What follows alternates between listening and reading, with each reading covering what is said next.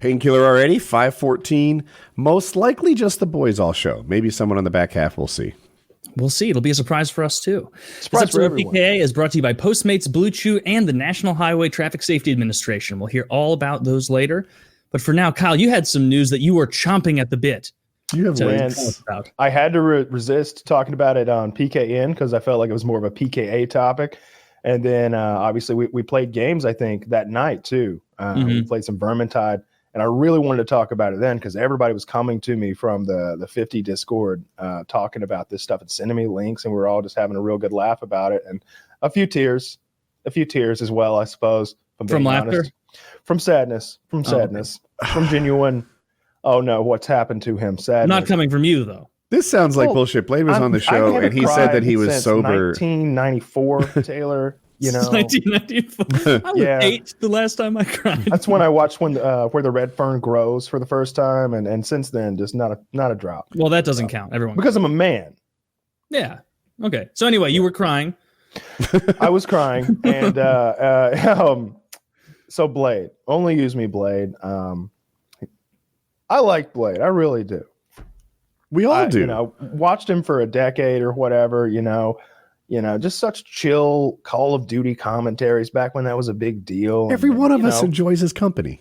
He was this cool little addition to the like COD community where there were the guys who were going for like montages, and then there were guys who had like daily commentaries where they'd blow shit out of the water, and then Woody and a few other guys had these really cool like educational sort of like almost like if you don't have a dad, this is the guy you should be watching kind of like stuff where he's injecting some knowledge into Call of Duty that's outside the realm of gaming. And then there was Blade there, like doing this chill commentary and playing the game in a way no one else really did. It was cool. And we all admired that. And Blade. And, we met him at a few conventions. Chill guy, seemed real cool. Let me hit his blunt one time. Not nice guy. Now, obviously, he was on the show several months back, and we were talking about how he was cleaning up his act, getting his alcoholism under control, his health under control. He'd had some issues with his legs. He was going to the hospital, wasn't he? Like he was talking in about and out of the hospital. Yeah. People were saying the man might lose a fucking leg. I think he was losing some teeth as well, and it was looking grim. And he was like, I'm cleaning my act up. The real truth is I don't have an alcohol problem. I've got a streaming problem, and the stream wants to see me drink. But we're going to change that. We're going to do something different. We're going to try to entertain them without poisoning me. Paraphrasing. Mm-hmm. That didn't work out. Didn't work out. So I've got some links here. First of all, here is a fairly current photo of Blade. Ooh, he got a haircut. He got. Wait, what's happening? I love that reaction. Like, oh, he got a haircut. Like he got a nice little haircut. No, someone shaved the motherfucker's head, I'm sure, while he was asleep, and they've written on his head something that's now illegible. There's an I and a P written up there. It looks like there's like a piece of paper, like you pick off a piece of gum wrapped around his front teeth there. We're going to get to that later. This is hardly fair, Kyle. He is much younger in the left photo. If you were to do this to me, I wouldn't look as good as I did 10 years ago either. You have all your teeth, though. I got that going for me, yeah. You have all your teeth, and your head hasn't been shaved by some hooligans on a bus. You saw Jackie cut my hair. Like, it wasn't too... I shouldn't be throwing stones. Wait a goddamn minute. You're on the Blade path. It's just not quite as steep a decline. You better watch out. Next thing you know, you're going to have a swastika on your head like he does in picture number 2 here. Apparently, he fell asleep and someone gave him the old Charles Manson swastika on his forehead. Man, the mouth closed versus mouth open. Huge improvement. Chasm of difference. Huge improvement. Keep it closed. Keep it closed. Yeah, he's really... Like, a dentist can probably save that. Right? Like, but it'll be so fucking like teeth are not one of those things you just let by the wayside. Like, it will just get worse and worse and worse. Okay, hold on a second. I'm looking more closely. Now, I saw a Blade tooth picture a few weeks ago. We started to talk about this in the pre-show, but I didn't think they were teeth. It looked like he had something stuck in between his teeth, or there was maybe gum on his teeth.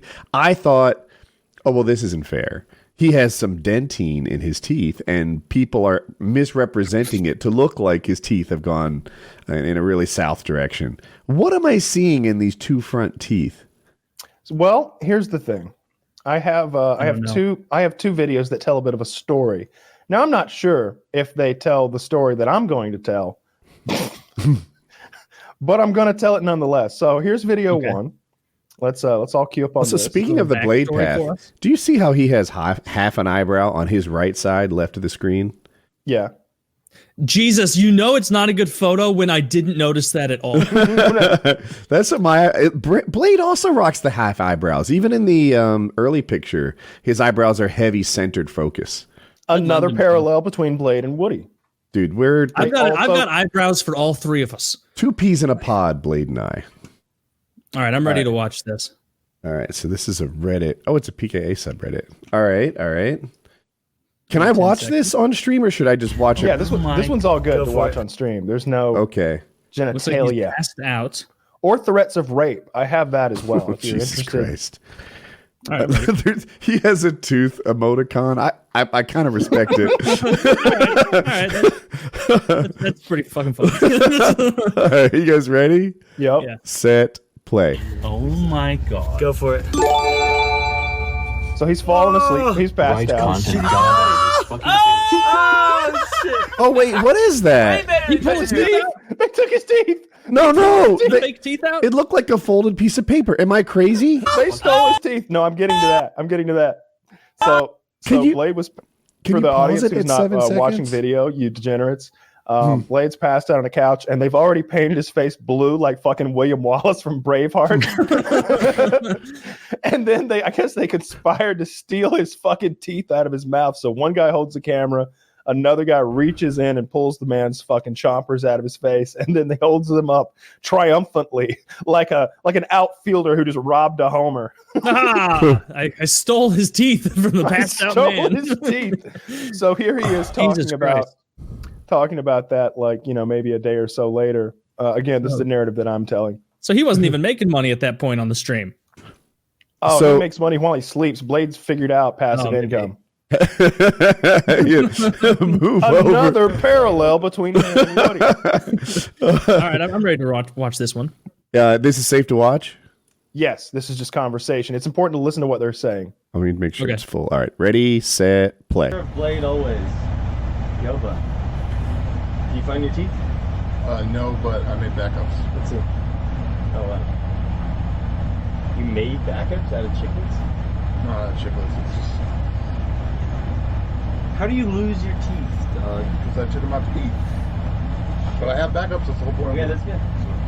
So How do you lose your teeth, dog? That's just like you lost your fucking teeth. So if you didn't pick up on that, guy number one, who actually seems like a nice person, he's the nicest person from that 30-second conversation that I think is anywhere near Blade. Hey, did you find your teeth, dog? And gives him a little fist bump. And he's like, no.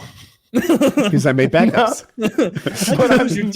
But I made backups. And he's like, what, like out of chiclets or something? And Blade just goes, no, not chiclets.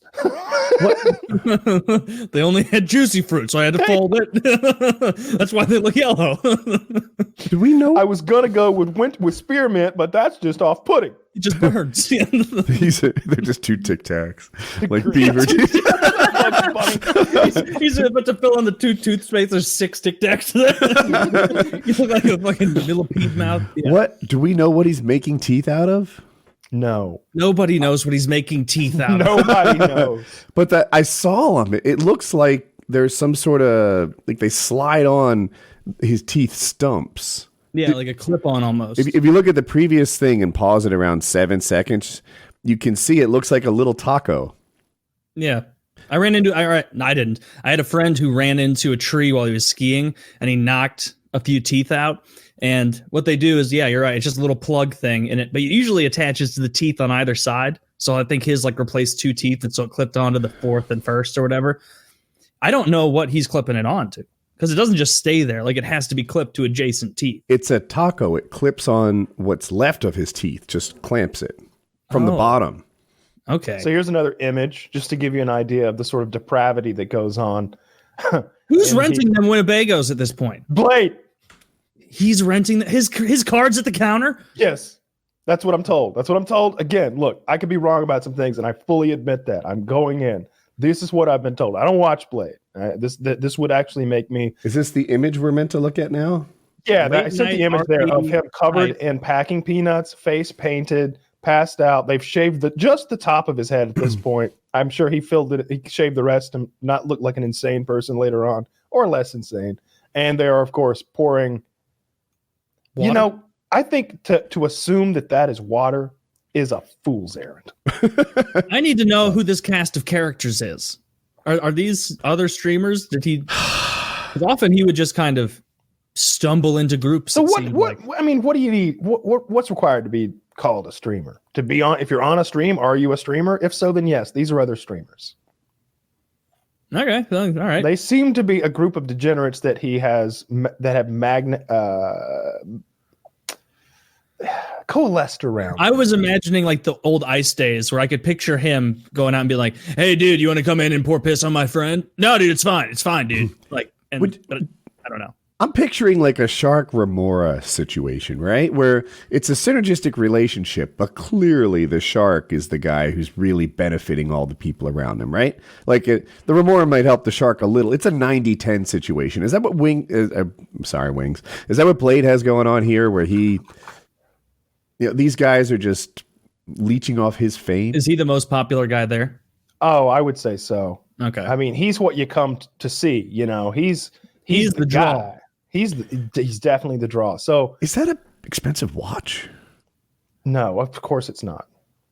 I don't know what you're looking at, but I'll just say no. It's not. It would have been stolen off his wrist at some point. The one with with the jug. The one with the jug. That's very true. Oh. One of those people would have stolen off his wrist. I can't even see like the borders of that. Did you like open it up? It just is a big gold watch. It looks like. I don't see his wrist. It's under his face. On Blade. Yeah. Yeah, on Blade. If that were expensive, they would have taken it. Fair. Yeah. Okay. That's a $40 watch. I would wager. Although you would think they would even take a $40 watch after seeing some of the other things they've done to him. So I'm waiting on one more link where he threatens the girl with rape, but I'm not getting it. So let's just go to the coup de grace. It happened again. It was one of those things where like, how like maybe an audience might ask the guy they're watching for like his greatest hits. Everybody's like, yeah, do the Macarena. Come on, do it. Do the Macarena. And whoever the fuck that Macarena guy is, he's got like 4 albums since then. And he's just like, I do not do the Macarena anymore. Yeah, we do not do. Sucks, Macarena. Fucking goes into it, starts doing the fucking Macarena and everything. And they go wild. All right. Well, I guess the stream, there was a very cute girl on Blade's stream. Maybe the cutest girl that's ever been on there. She looked African American or maybe mixed. She was this light-skinned black chick, really cute. That was what we all took away from the video. All of us that were watching it together in the 50 patron Discord. Why is there this super cute girl sitting next to Blade on a couch? And then somebody chimes in, "Oh, she's a meth addict." And I'm like, well, it's been kind to her. You're right. She was slim, right? She was not. It's not that she was all that. I mean, she looked slim, but like she also looked like an attractive girl. Like she had button boobs and like a really pretty face. And she's sitting next to Blade. And when the clip comes on, he's like, "All right," he's at a 10 out of 10. "All right, I'll do it. And okay, I'll do it." And he like looks over and he goes, "Have you ever been raped? Would you like to?"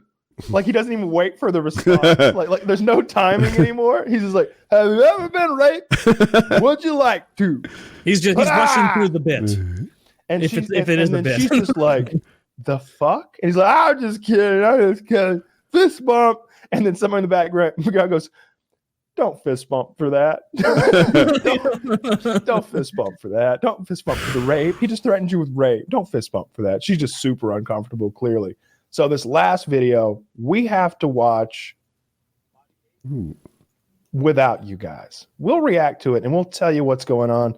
And I'm sure you could find the video if you looked a little. And maybe after Woody sees it for the first time, he'll be like, "Oh yeah, we could show this," but I don't think so.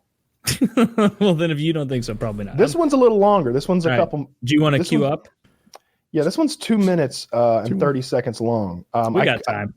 I know I could skip forward, save you 40 seconds, I think. So go 40 seconds in. Yeah, let's go 40 seconds. Okay, go ahead. I'm sorry. 40 seconds? Yeah, let's go 40 seconds in. We save a little bit of the nonsense, I think. And Okay. let's watch. And while you're watching this, take a look at the disrepair of the RV. It's stressfully dirty. Yeah, so I can actually show that to everyone. We've got some blinds here that are damaged. I don't know what this tube is, but I don't think it goes. Oh, is it maybe to the washer that's pulled out, the dishwasher? I don't fucking know what that tube is either, dude. I've never seen one of those. They got Blake from Workaholics in the stream. That's pretty cool. Yeah. He's a cool guy. Yeah. And yeah, it's expensive to rent an RV. Have you guys ever tried it? I was looking at one for a friend who's in Australia. He was talking about coming to the U.S. for 6 months and doing this tour of. Well, he's going to have to fly. He's sailboats. He wasn't going to RV to here. RVs at the water. Okay. Yeah.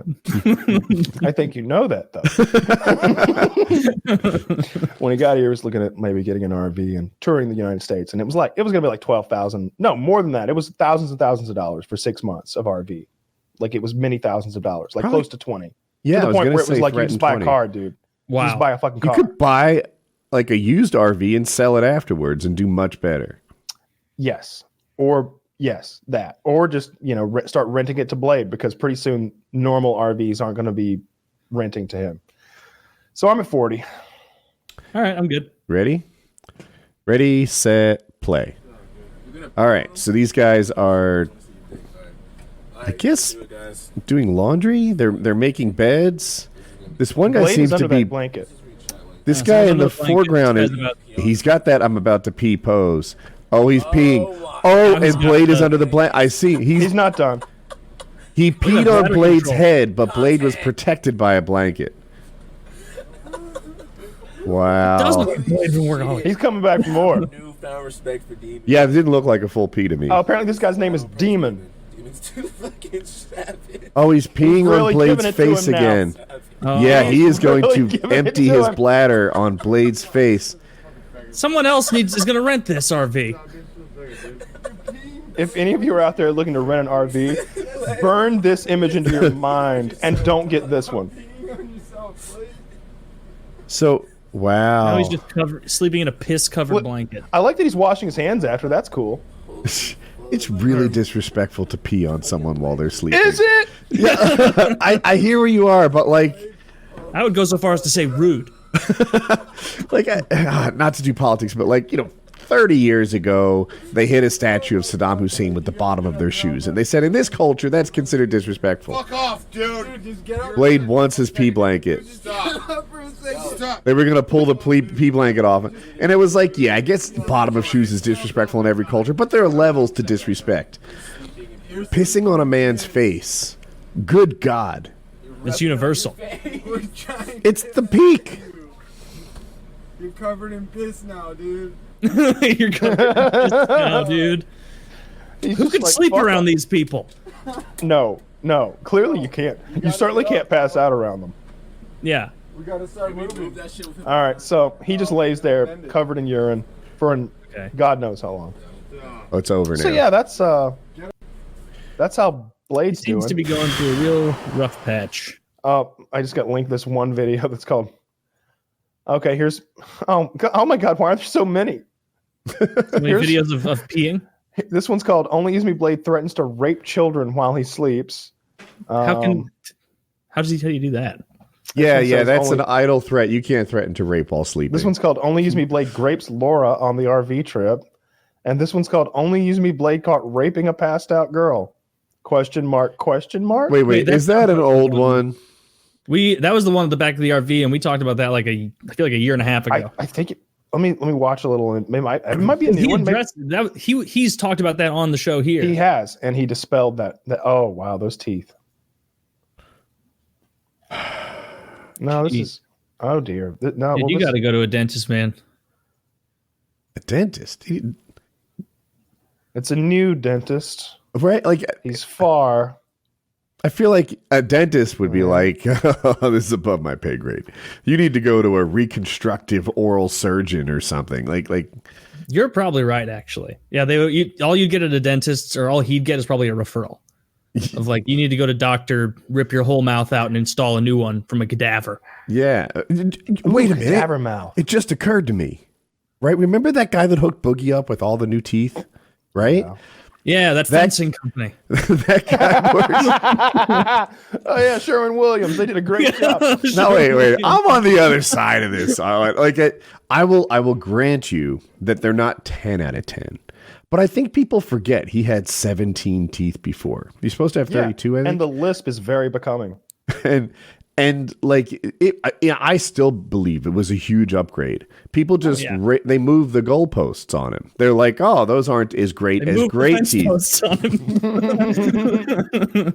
No, you're right. It's definitely an upgrade from 17 teeth.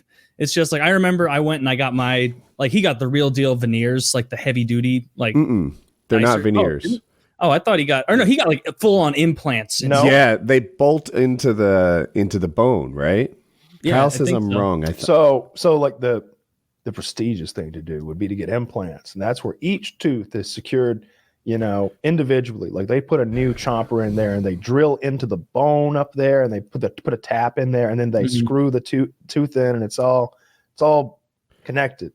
He got one big fucking chomper thing like put in, and it's secured in there. It's all one piece. It's one piece, but it is also bolted into the jawbone. It is that, yes. Yeah.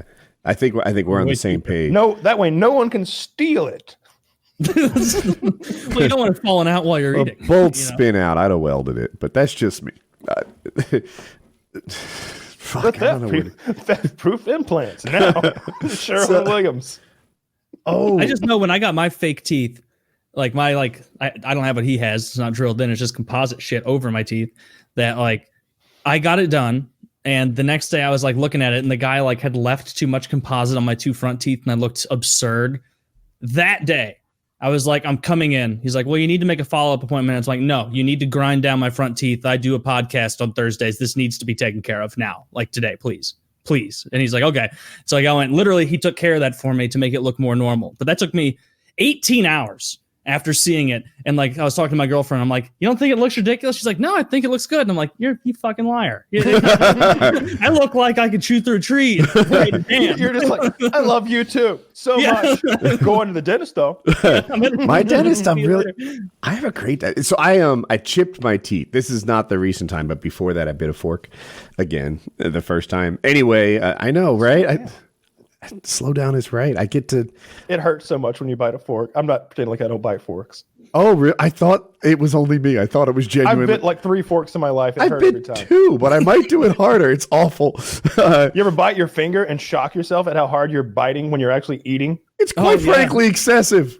Yeah, I do 2 things way stronger than I need to do: bite things and stand up. Ever hit your head and you're like, "Oh God, why do I stand like, up? Where was I trying to go? Did I think this was a launch sequence? My stand up was so much power. If I could channel this in the gym, I'd be squatting 450. God. It's like I'm one step below jumping, apparently, getting out of the chair. But yeah, my dentist takes such good care of me. He's like, like when I did have a chip, that day I was in. I called it night, or whatever. But like, I call at night, get the like little emergency service. I saw him by lunchtime the next day. He heard what you did to the last dentist. Maybe that's it. I have a reputation. And the last time I didn't really lose any tooth, but I had pain. I was like, I don't know how bad I hurt myself, because it hurts days later. And they're like, yeah, man, you need to press that emergency button. You hit it. And anyway, I just love my dentist. That's all I want to know. So we're looking at Blade's teeth here. And quite frankly, before I put this picture up, as bad as these teeth look, these are the good old days. These are the good old days. Yeah, how old is this? Because there has been... This is February 1997. It says February 11th in next to the view count. Yeah, February 11th, 1997. Oh my goodness. 1997. Is this 8 months ago? It might be. That might be around when he was on the show.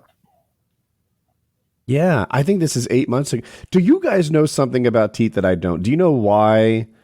Because to be honest, the bottom half of his teeth look okay to me. That's so much to It's the happen part in 8 by months. it's a part by the gum that has degraded. And look, again, I don't know. I'm not a dentist, clearly, but maybe it's because like up by the gums is where like the food gets stuck. Yeah, and that's plaque and like tartar and stuff. And it's, collecting like, maybe. it's like decayed like from the top down. I- Because it would make sense that the bottom of the tooth is the cleaner part. It looks like he's been chewing on ball bearings. Do you in this get movie. do you get things stuck in your teeth in the front teeth? Like sometimes I do in the molars, but You're eating like hot wings or something, you know, like Yeah, like hot something wings. like some sort of meat. God knows what you eat. Ribs? Yeah.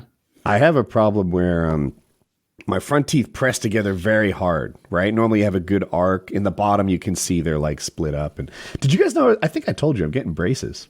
Yeah, we talked about that. Yeah, Invisalign, so it won't be like part of the show, but That's a shame. it would be funnier, but I don't need that kind of heat. I saw this girl on TikTok that she was like, everybody's always asking about my braces. They think they're so cute. Let me show you what I do. She doesn't have braces. She's super gluing fucking like cheap charm bracelets to her goddamn teeth. Why would you do this? It was so cringy. She like gets done and it looks like she's got braces. She has super glued like a little thin charm bracelet across both of her teeth, the top and bottom, and then she's connected the rubber bands too, so that when she opens her mouth, she's got these crisscross rubber bands at the corners of her mouth. And she's like, everybody says they're so cute. And I'm just like, everybody been lying to you for a coon's age. Yeah. It's absurd. It was I think it was on DIY on DIY. Reddit. Apparently they can make my teeth perfect in about 15 months. So you guys will be like, the pandemic's over. What's with the mask, Woody? And I'll be like, I don't know. I'm just wearing it. Yeah, really, you missed the ball on that one. You Yeah, I should have been. in like March 10th. You should have been going in there. Maybe almost done. Well, not really, but a good chunk in. Be further along. I hate dentist stuff. I fucking hate it. I hate going mind. in. I hate sitting still that long. Well, you've never had to sit still as long as I have for like tooth stuff, I would imagine. Like how long? Yeah. I think it was like 9:30 in the morning till like 3:34 in the afternoon That's absurd. to get all the. Was there an molding on my intermission? back. Say it again. Did you say 9 to 3? Yeah, it was like 6 hours. It was an enormous amount of time to be sitting there. I was They have a so TV? hungry by the end. Yeah, I had a TV, but I was like watching local news on mute. And Oh like, no, we watch trash TV. I couldn't focus on anything other than the fact that, like, you know, when something new is introduced into your mouth, you feel it immediately. Like even the tiniest little fleck of food, you're like, oh, that's fucking there. I know exactly where it is. I got to go get it. When someone is doubling the size of all your teeth, like I'm laying there for 6 straight hours, stressed as fuck, because I'm just like, I can barely move my tongue around in here. Because the way they start it is they just block a bunch of shit up there, and then they start like shaving it down and everything, and it got smaller over time, but it felt awful. Like I remember going to Chick-fil-A right afterward. So like, you can eat right now. And I was like having trouble chewing, like, cause my teeth now lined up correctly. And I was used to like cross mouth chewing the way I had my whole life. It was like a weird, probably like a cow does, like the way they like do their bottom and top jaw like this. Yes. Yeah. You I chewed ate cud. like, I chewed cud because my teeth lined up exactly on top of each other. And so there was there was nothing to do. Holy shit. I was so self-conscious about how I ate, like in high school and everything. You're chewing like a fucking ventriloquist puppet. Like a fucking ventriloquist puppet. I was chewing like a holiday nutcracker, basically. And I remember once I was sitting, like, you know how these things stick with you from like high school. I was sitting there like eating lunch at a table with my friends, and one of my buddies, still good friends with him to this day, looks at me, he's like, why the hell do you eat like that? And I was like, what do you mean? He's like, you're fucking chewing. Why do you chew like that? I was like, I don't know, man. And so like, still remember that. I remember going up to the next class like, damn, that rough. This is a massive blow. Like, I've been doing this in front of everyone forever. I look like a retard, apparently. I had it worse. So what is the TMJ? Something muscular joint in your jaw. Do you know this joint? No. Okay. So the joint right by your earlobe where your jaw goes up and down. And the acronym for it is TMJ. And I had this weird problem where if I took a bite out of something big, like a hoagie, Subway, like type sandwich, that it was incredibly painful. So what I would do is I'd take my 2 fingers to my lower jaw, and like dislocate it like a snake, at which point I could eat big things. And like as a lifeguard, my daily meal was like a turkey and cheese and mustard sandwich in like one of these Subway rolls, a hoagie. And I'd just be like, look a little left, look a little right, dislocate, eat the thing. And then, you know, like, and you have to like pop it back in? Just closing my mouth would put it back in. So I had to be careful to eat in such a way that I didn't, like, if I closed it all the way, well, fuck, now I have to pull it back out with my fingers again and like, like a snake. And it would make it would make a sound. You probably wouldn't hear it even if you were next to me, but of course it's like in my ear. Like I can hear it click back in place or thud back in place. So yeah, I just like low key did that. I went to an oral surgeon about it, and he basically said like, we can try and fix this with TMJ pain. There's a low success rate, and the way they fixed it involved Teflon. There was like a high suicide rate because it like leaches into people and makes them like Jesus pain. And I was like, yeah, let you know. So the one thing he suggested, he's like, let's look at the foods that cause you trouble. It was like steak, large sandwiches, mostly things you had that were like a little more challenging to eat. Yeah, he's like, why don't you switch to bread? See how that works. And so I made some lifestyle changes, you know, so I didn't have like hard to chew things, and it got better in a couple months. So you still can't eat a Subway sandwich, or I can now, yeah. But I'm like wary that if that were to become like a daily diet change, it could go back. Yeah, you don't do that anyway. It's mostly sugar. Yeah, right. It's not real bread. It's absurd to read that their bread isn't legally bread in some countries. Ireland, yeah. Well, I mean, it tastes like shit. It's pretty awful bread. Wait. Subway is what Kyle's talking about, right? I don't think it's you, bad bread. Taylor. Oh, I don't like your bread.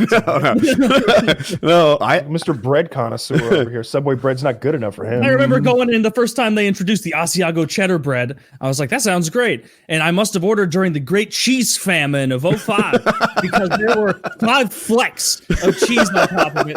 I had half a mind to burn that establishment down. You were just expecting the whole top of the sandwich to be a big Cheez-It.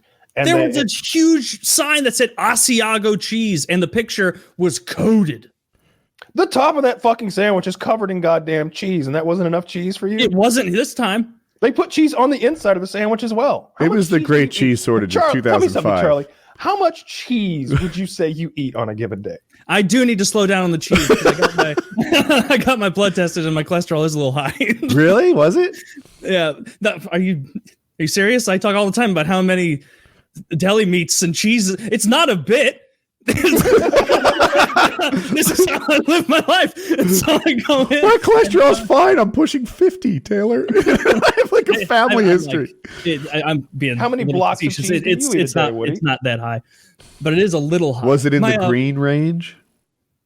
No, it was just out of the green range. Okay. So it was, you know, it said like as you go through the list of everything, it's like, you know, liver, kidneys, vitamins, and like the like fine, good. Triglycerides. And it was like cholesterol, little in the danger zone there. So we need to back off. So I need to make some different decisions about deli meats and cheeses. About eating red meat 5 times a week. Not the best. Not the best thing to do. It's weird. It's like I guess I can't eat whatever I want all the time anymore. People eat red meat in the vertical diet. I've been watching YouTube videos about it. I haven't made the plunge yet, but one of the challenges with diet is there's a little to it getting educated, you know, if you want to do it right, I guess. And some of these diets, it seems like if you do it 80% right, that's not it. No. You can't just like go 80. You have to like, like when you went on like make-believe keto. Yes, I guess what I was actually doing was just kind of eating a little more healthy. But like they're like tomatoes, that's sugar, that's not keto, that'll end ketosis. Ketosis, thank you.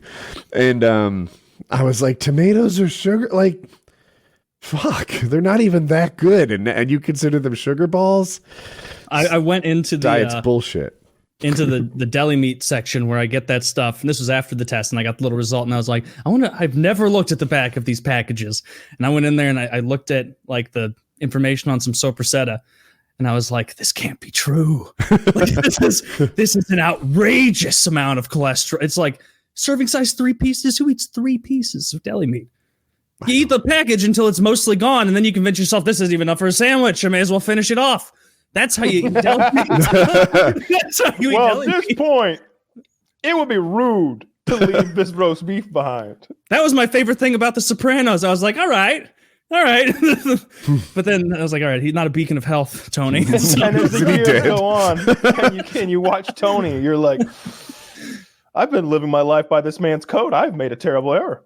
I really try to avoid food that comes in plastic. Right? If it comes in plastic, that includes Cheez-Its, that includes deli meats, that includes... If it came in plastic, it's probably bad. well, no, you go get the good stuff. Like you go to the actual deli and have them like slice stuff up for you.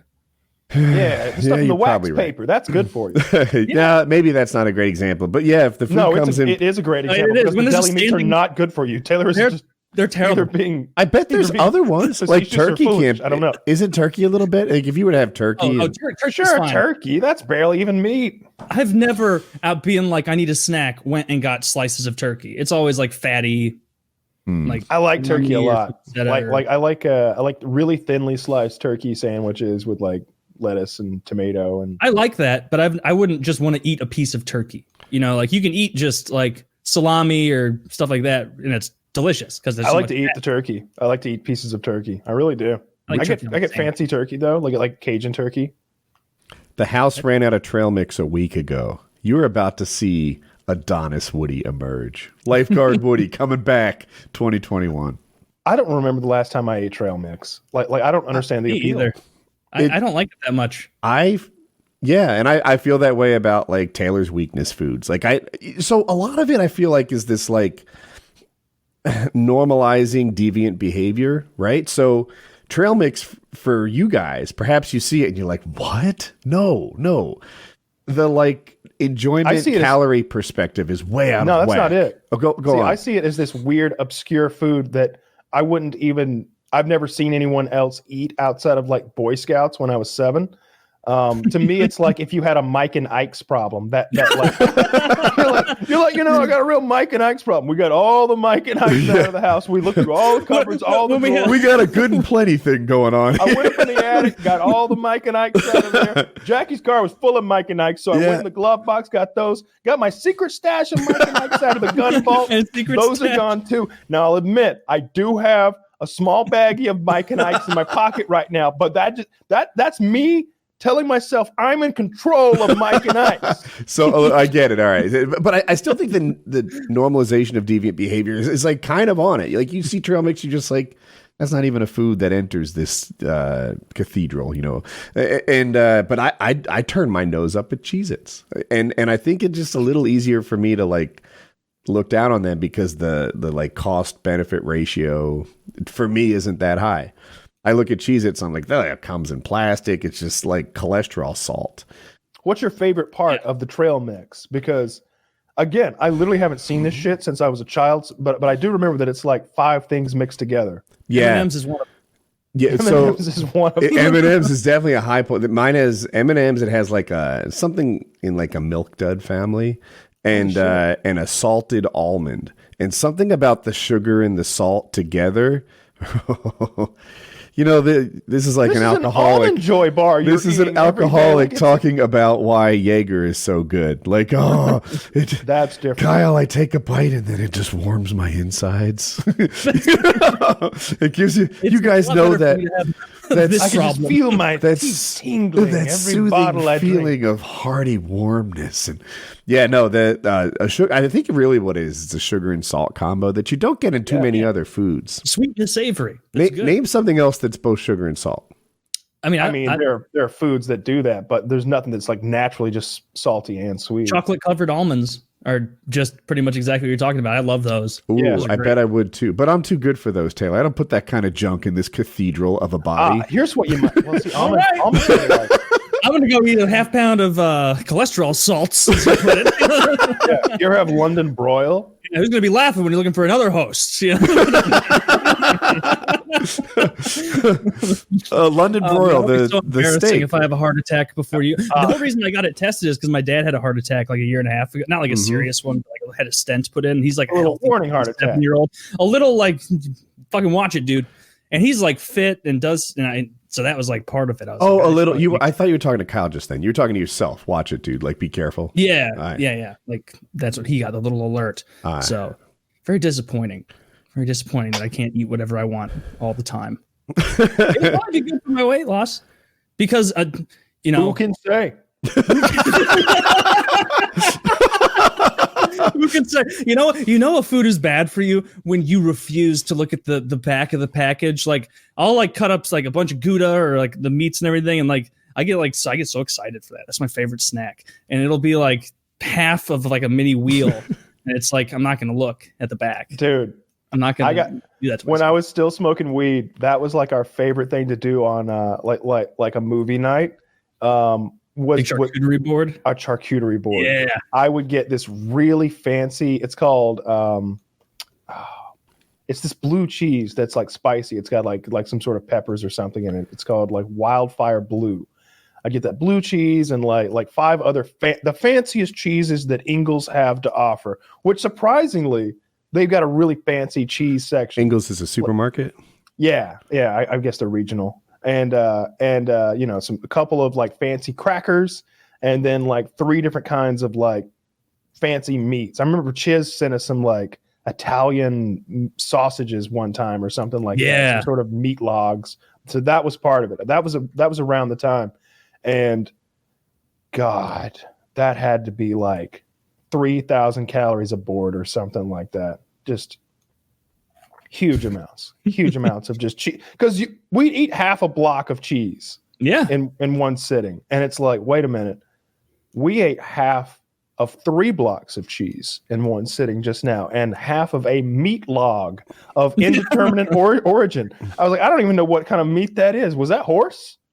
Oh, I'll be such a delusional bastard when I'm doing that, where I'm like, but look, no crackers. Look at Mr. Keto here. It's like, you're just eating fat.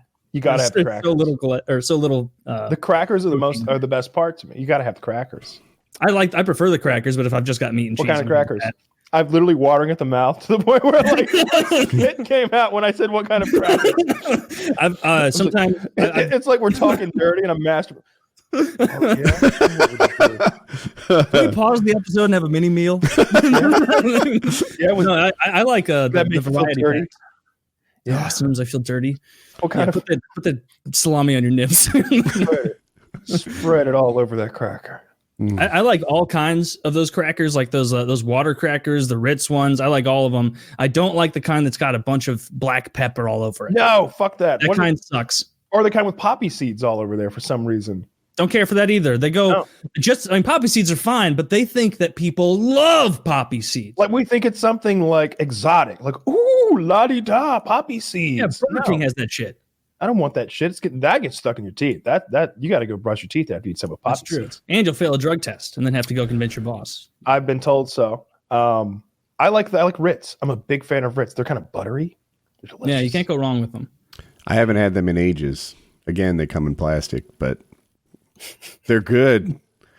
You would make a terrible astronaut. Yes. That's for a lot of reasons. This is all we have. I refuse to put that in my body. Guys, I'm really sorry. I get lost super easily. It doesn't matter. Wow, down to 9 pounds. That's I'm trying to right. get below the birth weight. I don't have a weight problem. I weigh like 80 pounds on Mars. Big fat fuck on Jupiter, though. I wonder what it would be like if you went to the surface of Jupiter, right? Because it's a gaseous planet. So at what point do you like Wouldn't you just float? fall in? You'd fall It's in, not but all at gas. some point, is there a solid core? Is there? Determined there is a solid core. I think I watched some sort of sciencey Neil deGrasse Tyson. Neil deGrasse. Would I be standing on a solid core eventually? I know I might die, but let's just work without that. Would I stand on the solid core, or would I find that the density of the gas is somehow enough to float like water? You'd get to an equilibrium in there way before it got to the density needed to turn that gas into a core. And so like you would get down a bit, and then I guess it would be dense enough to equal. So there's such a thing as mass? gas as dense as fluid as water, I guess, because water's about human density, right? You know. I guess it would depend on what kind of gas it is.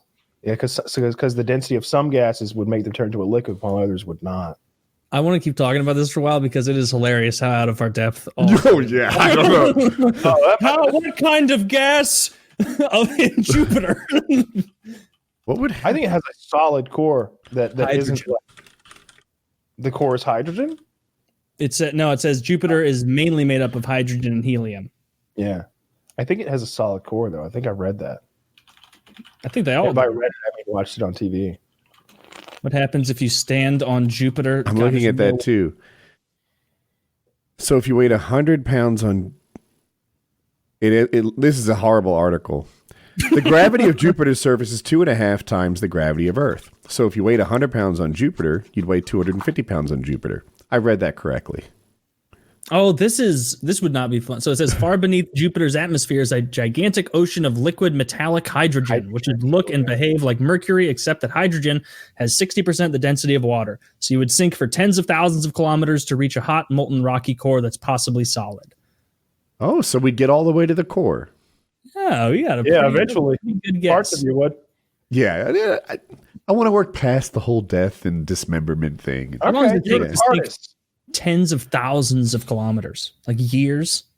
No, because you're not. You're That's going only a pretty couple miles. You're thinking in miles. Just fucking with you. No, it's pretty fun. They're not the It same. would take you forever. No, you're going quickly. You're falling. But you're not falling through like free air. You're falling through like increasingly dense, semi-liquid hydrogen metallic fields. I close the article, something like that. I mean, how long does it take to the bottom of an ocean, right? I don't know. Me either. Well, Oh, it I've says lost interest. Jupiter may have a solid core because it captured a comet or a temporary moon and sucked it in the middle. Cool. That's neat. So it Maybe did that's what we were talking about. And now it's stuck in the middle. Maybe that's where the aliens. That's are. where they want us to. Isn't that the best place for us if Earth doesn't work out? Europa, which is one of Jupiter's moons. I think it's Jupiter. Is it Saturn?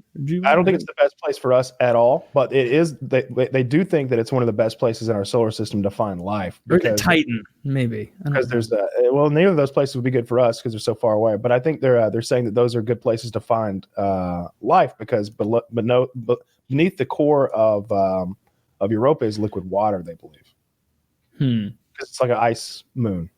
Yeah. I'm still outside my depth, but I've heard Neil Tyson deGrasse say that too. How close did I come on that name? Nah, you just juxtaposed them, but you got Neil deGrasse Tyson? All right. Someday. Nailed it. I'm getting close. Yeah. Well, so is pretty much our only hope Mars. We got to try and fix Mars. This is our our only hope. The this planet this that is planet we have closest here to that just habitable works. turns out to be Earth. It's Yeah. almost. What happens in like 1,000 years when it's like really fucked? It'll still be better than Mars. Like it. much better. If than we Mars. have the tech to rich turn Mars one. into an Earth, then we probably have the tech to turn a bad Earth into a good one. That's it. The problem would be like like an event that would just destroy the Earth, right? Like an asteroid impact. That's the real thing pushing people to Mars, or the idea of going to Mars would be to prevent that. Although, like, just living on the surface of Mars, you're dealing with an enormous amount of radiation. There's a like part- enough that it's not healthy. I have to wonder look if at a it now. spaceship would be better than Mars. Like, you know, so like a cruise ship. You know, like. I mean, you could live on a cruise ship comfortably for a long, long time. Could we not get this spaceship to grow food and either harvest or have some sort of giant energy source like nuclear that just lasts for a long Like time? the Halo from Halo. No, I don't think so. You know, I mean, do we even? Because like even like in Halo, you know, you see it the Halo. That seems pretty cool, but it's too big. We can't make that. make a little we one. can't make that. Make a little one. Spin it faster. You get good gravity. No, we can't make that. Well, why is it not a good idea to make a Halo? We don't have the materials to make it. Says you. Yeah. A little bit of stick-to-itiveness. Put Elon Musk on the Oh. case, and we'll Did figure it out. NASA make a gigantic announcement yesterday about the moon? NASA said they were going to make a gigantic Space announcement sucks. We're done with it. because they like when people pay attention to them. What Uh-huh. I guarantee what it is that they have more evidence that there's water on the moon, which we've known for a while. It doesn't seem very wet there. Mm-mm. I mean, I've seen it. It's kind of dry and dusty. It's not liquid water. Well, It's useless. yeah, you can't. What do we do with that solid water? Throw it away. Yeah, Get it out of here. I've looked. Look, I even have a telescope, and the moon is the thing I'm best at finding. And it's true. It's true. For me, it's the sun. Another sunny day. I always find it right away. Just got blood dripping from your socket. Actually, looking at the sun, it seems super interesting to me because I see these cool pictures, and I wonder if you can see the flares. But the amount of equipment that it takes to safely look at the sun is outrageous. I remember this just popped into my head after years. I remember this kid that I was really tight friends with in grade school. He was a little bit of an odd duck. I haven't talked to him in For me, it's the sun. That's 13, a good line, Kyle. 14 years or something. Probably almost 20. And I remember once we were out playing recess, like playing football, whatever we were doing. And for some reason, he just goes, Taylor, look at this. And he just goes, staring at the sun. He didn't challenge me to do it too. He didn't count. He just like, look at this, Taylor. And now that man's our 45th president. Yeah, me and Trump, we were tight. Like, why are you hanging out with this 9-year-old? You're 58. Oh, the last debates are tonight. Taylor, I know I owe you 100, or I will. I do this thing where I wait until it's like totally sure. An example is, I think I bet Kyle $5 that some Connor event wouldn't have 2 million buys. And the preliminary numbers came out, and it said there were like 2.1 million. But I was like, I'm going to wait until the official numbers, because I don't want to do a weird thing where I'm like, now you owe me 10. So when the real numbers came out, I lost that bet, and I paid. So I'm like, let's just wait till election day to make sure that like they don't do another debate and be like, actually, Taylor, now you owe me what I don't think they'll add one. I don't think they will either. But if there's me another $5 because Justin Gaethje's going to beat Khabib Nurmagomedov this weekend. I used to think that. But what changed my mind, I watched that Faraz Zahabi talk about it, and one of Gaethje's big tools that, in interviews anyway, he says is the key to his success is the leg kicks. What he wants to do is destroy Khabib's ability to get takedowns by kicking his legs. If you kick the guy's legs, suddenly they're half effective, and it's really hard to get those takedowns. But there's another school of thought that low kicks are just gifts for takedowns, and he's going to grab an ankle, push forward, and he'll fall on his butt. So we'll see. Yeah, I liked what he said on that. He was like, if I kick Khabib 5 times, he won't be the same anymore. Which is a great line. I saw Chael Sonnen talk about it, though. He's like, if he takes you down once, though, and then he won't be the same. When Khabib takes a guy down, he has a special knack for keeping him down. A lot of guys bounce up, but not against Khabib. And he's like, if he holds you down at the end of that first round, you won't be the same fighter. You'll be like, oh my goodness. But when I go down, I can't get back up. He just punches me in the face for the next 4 minutes, and it's terrible. So now I need to fight differently. I need to be so defensive. I can't kick any. Go ahead. I'll say this, like watching the interview. I don't know if you saw the On the Beach press conference with Dana in the center and Khabib, and like they were like, Khabib, what does this mean to you? How important is this? And he's like, I don't know. You know, my goals, I don't know, to be undefeated, I guess. You know, I have a lot of goals. I don't know. And they're like, Justin, what's this mean to you? It means everything to me. When I was a child in this poor town 2 hours from anything, our vacations were going to get school clothes. If I win this fight, my mother can retire. She's been working hard for 40 years. She was the one who drove me to the wrestling meets all over the country, giving all she had, giving all she's got. My father worked in the coal mines. And like, Khabib, how motivated are you? You know, pretty motivated. 9 of 10. And Justin's over there just seething with fucking passion. I don't know. I think Justin just wants it so much more. Whereas Khabib is like, yeah, here we go again, I guess. So my dad died. And still kind of bummed about that. I've had that same concern. I guess for you it's excitement. For me, it's concern. I saw Khabib. He's like, Fight Island. It's terrible. There's no energy here. There's no fans. You do weigh-ins and like it's all alone. There's no cheering. There's no nothing. And he just seems like he's hating this process. He's at kind of a low, and he hasn't even started to do the real weight cut yet. The real weight cut happens kind of today. He's like doing it tonight. Yeah.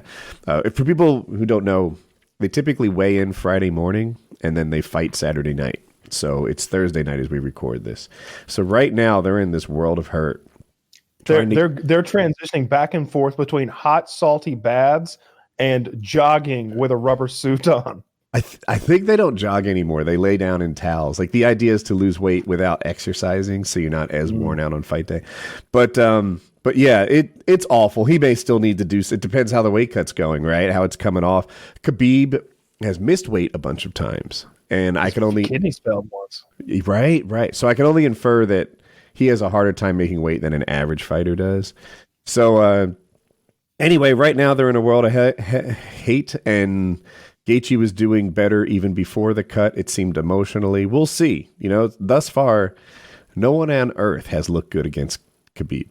So yeah, that's what at one point Dana said that he's like, how many rounds has this guy lost? And Justin's like, one, just the one. And it's like, yeah, he's lost one round ever. And yeah, I think it was round 2 to Connor. And he's one of the most dominant sports athletes on the planet. I really hope he gets knocked the fuck out, though. I would love that. I don't like him. Yeah, he's boring. He's got no sense of style. Like he's like it can be kind of cutesy with his like broken English sometimes, but most of the time it's just like, God, come on, entertain us, do a thing. Like all he does is he's great at what he does, and that's just not enough for me. I want somebody who like I was a huge Kobe fan, right? After the rape and everything, like he knew how. How to can put you on not a love show. this guy? Yeah. He went out with a bang. Like that's the guy who knows how to entertain people. Mm-hmm.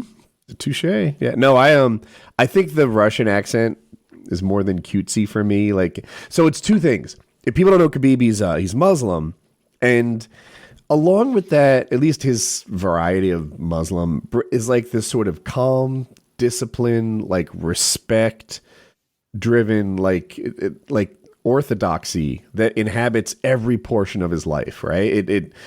It impacts his relationship with his father, who recently passed, his wife, his training mates, like how he interacts with basically everyone else on earth. Is this sort of like respect-driven honor code everywhere. And when he gets angry at a guy, he's really a truth teller. He's an incredible truth teller. When he talks about like Tony Ferguson, he's like, he's a real good fighter, but stupid man. And when I hear him say things like, he's so stupid, I don't cut weight twice, he's kicking metal bowls, and he's just a stupid person, I don't know. And I'm like, this is his unfiltered truth. He's not smack talking. He believes in his heart of hearts that Tony Ferguson would do very poorly on the SATs. And he might be right. He believes in his heart of hearts that this guy is tough or this guy's not tough. I think Tony Ferguson would do poorly at Sudoku. Fucking like, I don't know, name that color. Welcome to tonight's quiz show with MMA stars. Our first category, name that color. Our second category, what's my address? Which number's bigger? And third, where am I? Where am I? Entering our bonus round now of the biggest number. We've got 7. 45, 7 to 45, 5 minutes on the clock. Yeah, so ratings are awful. So something about the way Khabib, I want to say tells the truth, but we can maybe agree on tells his truth, right? Like he doesn't, when he says this guy's smart or this guy's stupid or this guy parties too much or what, like it's always this hard hitting, undeniable truth that. Yeah, I don't like a straightforward warrior monk that That's a good description. Yeah, that's kind of his thing. He's like a straightforward warrior monk with like no entertainment bone in his body. Like That's not what I'm looking for. I think he's the best there is at that weight class. It just the proof's in the pudding. He's done it. He's done it over and over and over and over. But I want to see him fail. I want to see him fall, and then maybe he'll be entertaining. Like maybe that would light a fire under his ass. Maybe he'd say a thing. He's turning. So Conor McGregor wants to fight again, right? And Conor's going to fight Poirier. These are both people that Khabib has beaten already. So he's not interested in fighting them again. But if he fights Conor, there's a huge payday. And he's like, I do not need more money. What do I have? 12 million, 18 million. That is enough. That is enough money. Why would I fight for that? For more? Yeah. I hate that about him too. I get it if I see that with like some CEO who's like spending their whole day in some boardroom or like just running meetings and appointments all day, and he's up early and to bed late, and he's just thinking about the acquisitions and mergers and all sorts of stuff, and it's just a real stressful life day in and day out to make another 15 million. That doesn't make a lot of sense to me unless you just love it and it's your passion. But I can't imagine anyone just loves that and is passionate about it. Maybe I'm just not imaginative enough. But with him, it's like he definitely loves fighting. I would hope. And it's like, hey man, you can do that thing you love, and we'll pay you 5 times more than you've made your whole career for one. And he's like, nah, why not? Why not? How about your great-great-grandchildren don't have to work now? They can all just be fucking warrior monks who don't fucking entertain anybody. Well, I'm psyched for it. I think the co-main is good too. Do you know what it is? I'm not sure. Is it Whitaker maybe? Ooh, I don't know. Versus Cannonier, perhaps. So yeah, if you're not a fight fan, this weekend is a good one to like tune into as like a casual. You know, if you don't know what the UFC's about or MMA, it is a good weekend to watch. It's a really big fight. It has global consequences. So that'll be cool. That'll be cool. And Woody will owe me $5. Conceivably. Conceivably. Almost one, or not almost, 1/20th of what he owes me. What do you have here? Oh, the guy who rapped about getting rich off unemployment, and then they were like, we should look into this. And he was getting rich off unemployment. I guess he bragged about getting $1.2 million in a scheme against COVID relief. I don't know exactly how he did it, but he bragged about making money off of unemployment benefits and was arrested for carrying out a scheme by fraudulently applying for over $1.2 million in jobless benefits using stolen identities. And then I guess he made a song about it. He used debit cards preloaded with unemployment benefits. The debit cards were issued in the name of third parties, including identity theft victims. The applications for these debit cards listed addresses to which Baines had access in Beverly Hills in Koreatown. So this guy's cool. And then he boasted about it. Cut and run. What is EDD? Does anyone know what EDD stands for? No. So the video is titled EDD. I don't know what that means. I bet someone in our audience does. But he got rich off EDD, and he gives a shout out to Donald Trump. He did it with his partner, Fat Wizza. And he boasts about his swagger for EDD. I don't know. Anyway, so this guy's cool. Filing EDD. I think that might just be maybe that's the program it is. I don't fucking know. Employment Development Department in California. What a fucking idiot. He might have gotten away with it if it wasn't for himself. Right? Like, get out of your own way. I guess it's also not good to scam, unemployment. It seems like that scam in particular has a lot of like tentacles around, like if there was a scam where you could get one business loan, would you be more inclined to get away with that than to commit fraud? So if he did it 1.2 million times or $1.2 million, does that mean he did it 1,000 times? Right? $1,200 a pop, 1,000 of them? No idea. If he did, I don't. Is this somehow related to the Trump buck thing? I don't know. It was different. The Donnie dollars. Yeah. I don't know which program he took, but he did say it was about the Trump COVID benefits. COVID Trump thing. Yeah, I don't know if it's that particular one, but unemployment benefits, I think he did it 1,000 times with fake IDs. Jesus Christ. That's a lot of fake IDs. That's why I'm saying, like, I don't know that he would have gotten away with it if John Smith II. John Smith III. Very large family, Mormons. and if I had $1 million, I wouldn't want it in like unemployment benefit debit cards, like a stack of 1,000 debit cards. Like, how do you put that in the bank? With your EBT card. The strip club, just Yeah. That's not cash, but it's wick. You know, you can't buy candy on it, but like a nice roast, perhaps. Yeah, that's pretty funny. Good for him for trying. You know, we all love to see the entrepreneurial spirit. So. No, that is pretty shitty of him. That's really douchey. That'll be pointed to by people who are like, see, we can't have stimuluses or relief packages. And it's like, shut up. We should have done another one fucking months ago. So you think they should do more relief packages? Absolutely.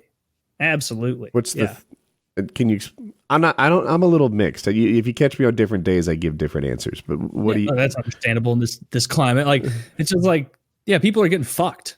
Like the average person out there, the middle class, they're really not doing well right now. And it's not their fault. And it's not no fault of theirs. Kind of, global pandemics tend to cause problems, and we're in a huge problem right now. Like, he should be kicking the ball down the line like every fucking president does every time there's a war or anytime they want spending, and just fucking sign off on it. Sign off. First of all, if he wanted to win the election, that's the thing to do. Make another huge stimulus. Make it 5 times the size of that first one. Fuck it. Like, we're in so much debt. What's a little more?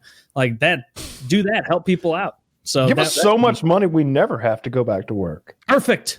Give us all 1.2 mil. Give like this. Everybody $3 million. Yeah. Well, it doesn't have to be like that, but yeah, he should definitely. What would happen? I mean, then there'd be incredible inflation, and 3 million wouldn't be good anymore.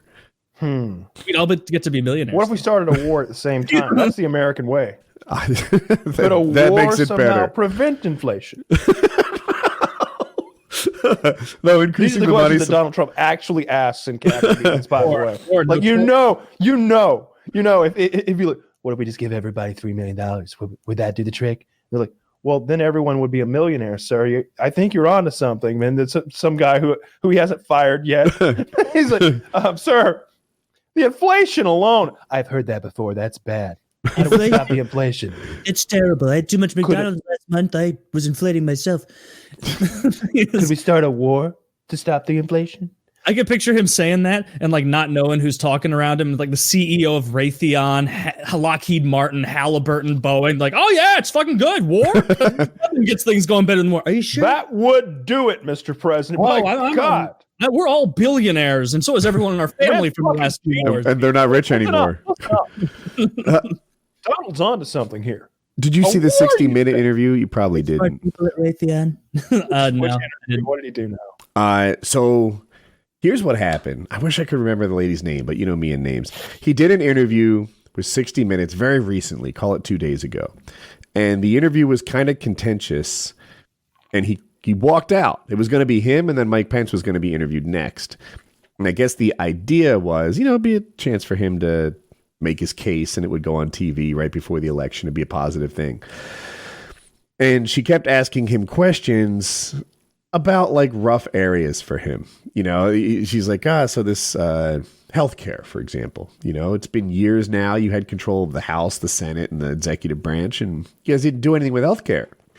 You said you had a plan in 2 weeks. It's been 6 weeks since then. You've been saying that and he's like, these questions are rough. Why aren't you asking Biden questions like this? Why aren't you asking me about Hunter's emails? Why aren't you, how come you're not being fair? And eventually he left. Well, anyway, I guess to sort of scoop 60 Minutes, they had filmed. It lasted for 38. Well, the video was 38 minutes, but there was like and shit. 5 or 6 minutes ahead of it of like, please don't ask any hard questions, kind of like, I don't know, negotiating. She's like, are you ready for hard questions? He's like, no, I want fair questions. And she's like, so if I send you hard questions your way. You gonna answer them? And he's like, I'd much rather you said not do that. So like that stuff's not part of the show. That was like before show type stuff. Yeah. So the show might have been like 32 minutes worth of questions and answers. And he left early. Well, anyway, to like scoop it, I guess, and not help 60 Minutes ratings, he instantly goes on Twitter and starts saying like they were very unfair, they were terrible, she was, her questions were too hard, stuff like that. And then he put it out on Facebook. Like they had a cell phone just pointed at the whole thing. That's hilarious. Yeah, so the 60 Minutes video comes out on Sunday. It's not out yet. What a dick. But- Just totally fucked. Nobody's going to watch that interview. I saw it already. Yeah. I mean, like on 60 Minutes. I know, yeah. Do that. Yes, yeah. So I guess it looked like I guessed it was a cell phone. You could tell the mic was in the camera because Trump's audio is like a 6 out of 10, but the interviewer's audio is like a 3 out of 10, because she's farther away from the camera. Is he holding? Is this a selfie video he's taking? It looked like it was. He addresses the camera case. Can you believe this bitch? They stop and talk to Pence for a while. He's like, these questions are too hard, don't you think? Or whatever it is he says to her. So did they interview Pence? No. When Trump left, he took Pence with him. Pence, get your shit. We're going home. We're leaving. And there was no Pence interview. It's like a battered housewife. Oh, okay, Donald. Yes. Oh, it definitely. You forgot the briefcase. Bring it. Yeah. I suppose you're right, Donald. At one point, he turned to Pence and he's like, these questions are too hard, or whatever it is he said to him. And Pence is like, they sure are, boss. It was like, Pence is like, these questions are real hard, boss. I don't understand. every McNugget that he sees Trump eat, he's like, closer. Closer. He's over there with a kale salad, like, yeah, enjoy your KFC. and your dude, if you Every talk morning, about fucking pumping iron, like it's fit as fuck. Pence looks like he's from presidential central casting to me. Like if in your mind's eye, what does a president look like? Well, is he ex-military Pence? Like he's got that. He looks it, but I don't think he is. He's square jawed. He's got that his hair is always like tight, high and tight, sort of like perfect. It's all silver, which like it's not as good as all brown. But if you're trying to do the president, it might be perfect, right? Like he looks presidential. You want to be in between. Yeah, anyway, Pence looks like a president to me. The white hair looks good on him. Better than the other. Everyone says stuff like that, like, yeah, the gray hair looks good on him. But then like you see his picture from 25 years earlier and you're like, well, I mean, that looked even better. If you photoshopped him with dark hair, it'd be so off-putting. You'd be like, ooh, what is that? Whoa. Yeah, it would look like his hair is so high and tight and thick. It's like black people hair already. Like it's just like there's no, I don't know. It's just on him. It's like it's painted on. Yeah, he's got thick hair for how old is he? Because I don't know. He's probably only like 60, maybe. He looks like he's 64, maybe tops. I was thinking he might be an old guy who looks young. Yeah, he's 61 and he definitely looks younger. Everything about him but his hair looks way younger than 61. His original hair doesn't look at all like I imagined it. Like is it worse? Almost. Yeah, it is a little. I pictured it being better, like the same but brown. But Did you just Google like young Mike Pence? I Pence with dark hair, but here's one of him with Reagan, where you can kind of see him. Reagan. Yeah. Yikes. Here you go. Here's one of him. Young Mike Pence. Okay, that's a good picture. What is all right? So he's always been blessed by the hair Washington gods. Post. Wow, It was Reagan. just a photo there. Yes, this is more like I pictured his hair to be. I'm looking at this picture of him with Reagan, and Reagan looks very confused, and Pence looks like he's about to say, "Sir, you have poop on you." So you're covered in what I hope is pudding. Why is he looking at Reagan's dick? but from the smell, I know it's not. Pence, for a guy who's passed all that anti-gay legislation, you sure are zooming in on Reagan's cock. Oh, we all love the electric fence Pence. He just didn't want. But your penis is out. He didn't want to get lost in those cloudy dementia eyes. So we had to avert. Are you my son? Into the abyss. Are you my son? Whatever, man. Can you take the Yeah. When you Google Pence with dark hair, you get the darn bug in his hair picture 6 times over. Oh, people are mean. It's going to be Dude, his potato. that bug was just like, this is the best hair I've ever seen. I bet it Did you smells see good.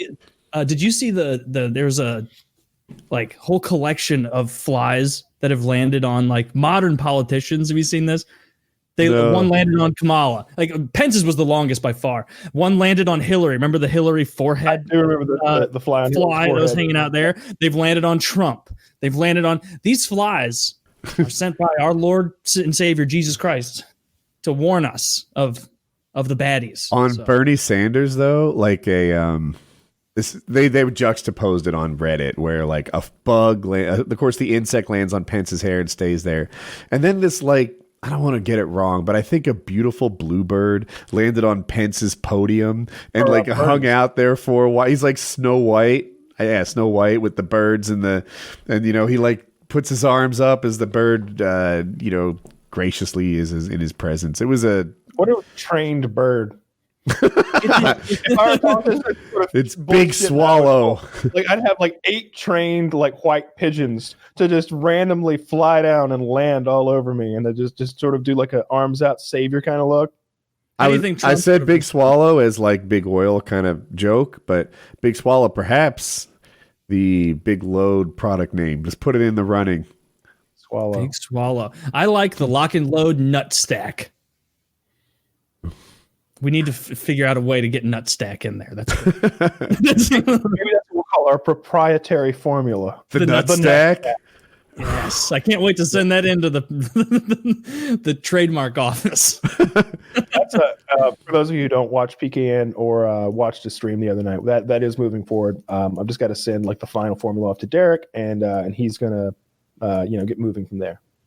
And if you want to be more up to date, Taylor Merca on Twitch or Woody's Gamertag on Twitch. We've been keeping those guys up to date on it, so they already knew that.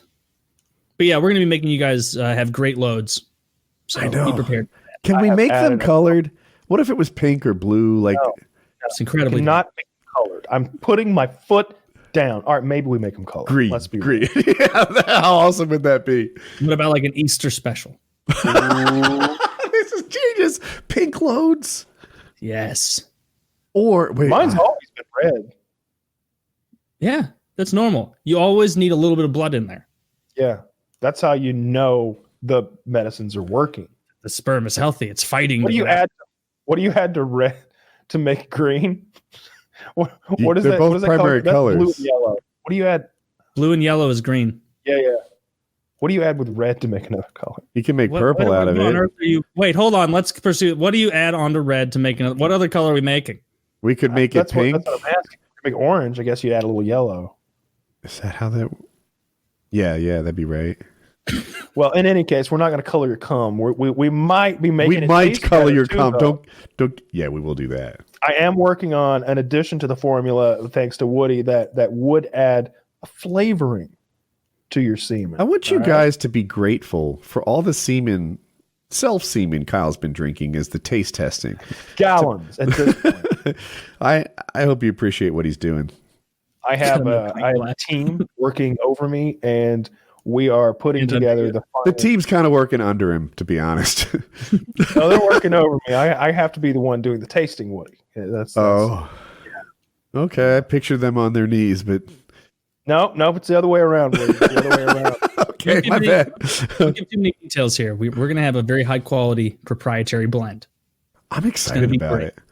It's going to be good. And I need to confirm something with you about the amount of sunflower lecithin. Because we're going to go big or go home with this. Oh my! Like I recommended you when. Oh yeah, we doubled up, Oh, perfect. and I also added this to great effect. do you want me to go grab my container of that and bring it in here because I've been taking it. I've won mine. You guys think this is not a tested product? this You're too. insane. What else you got?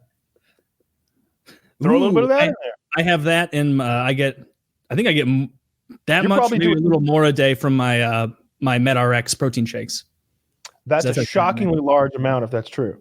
Then it must be Much less than that. You don't want to go overboard, though. Derek said if I went overboard, there was some warning. He was like, blah, blah, blah will happen, and it's not good. Let me see Dude, what if he said. he's warning you. He's like, actually, steroids, fucking dope on your heart, great for your liver. And it's like, I was doing some research on that, and it was funny because I would find articles and I was like, steroids, are they good for your heart? They're good for your liver? Like, it's apparently they're not that bad. And then I looked it all up, and like every single person that was like, oh, whatever that is, right? I don't know what that is. Scary. I need to Google that.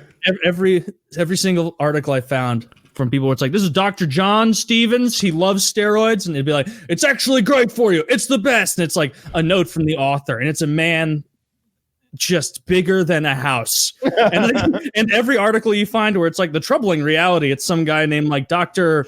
Rashmish Vindahar. And he's like, it is not good for you. And it's like, all right, that guy's not using. Let me ask you, between those two doctors, whose heart do you think is stronger? Stronger. If I were to stab both of them, whose blood would spurt the furthest? Yes, I want a heart that's like, just get the fucking pump on.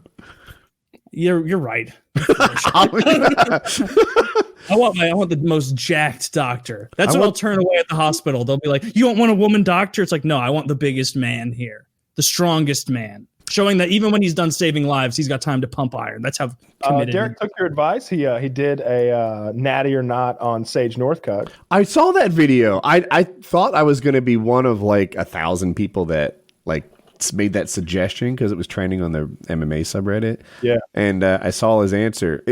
I really wanted to know. I guess it was a natty or not. So if people don't know, More Plates, More Dates.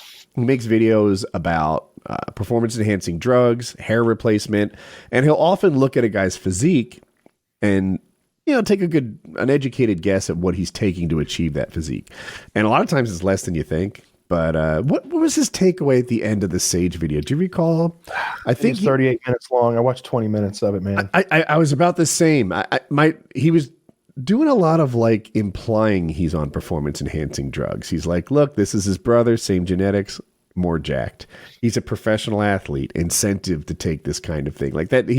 I think that he is cautious about saying a guy is like straight up on stuff unless he has a really high degree of certainty. But yeah, insane genetics. And those are like his popcorn videos anyway. I don't think he like loves making those. He's much more into pharmacology. Those are what pulled us in, though. I think that's how we discovered that's him. The point. Yeah. And especially like this guy's name is extra hard. He's Indian. He's a comedian. He got super jacked to be a god in a Marvel movie. Oh yeah. Okay, that guy. Do you know who I'm thinking of though? I've pictured him in my head. I don't know his name. I could probably pronounce it if I could see it, but I don't know him. I know him by sight alone. Yeah, that guy's on some shit. Yes. This is his name. I'll let you take the first stab at it. Oh, Kumail Nanjiani. Chat. These are his before and after pictures. So, I guess my Marvel lore is a little weak, but like, he's going to play someone like more powerful than Galacticus. They're like I would know it if I heard it. Anyway, he's playing can you say it again? Eternals or something? I think it is an Eternal. Yeah. And, so he's an actor. He is the product. He has to look like a superhero, and he has looked like, let me get you the picture that I'm talking to. He has looked like the guy on the left his whole life, and then at like 38 or something, he turned it around and looked like the guy on the right. One of the things that Derek uses to determine whether or not someone's natural is, I guess, like, let's say that the guy's Michael Phelps, then he gets fat, then he gets hot again. He feels like it's easier to return to hotness than it is to get it the first time at 40. And this guy's never looked like this in his whole life before, but he looks good now. Yeah, he does. Yeah. So he traps thinks, pop. Yeah, the traps. I never really cared about traps until the last couple years, and like they add a lot to your like frame. Yeah. I was always about like biceps and pecs and maybe deltoids, but traps are part of the picture. But traps, if you don't know anything, people listening, this muscle from your neck to your deltoid. This is a deltoid.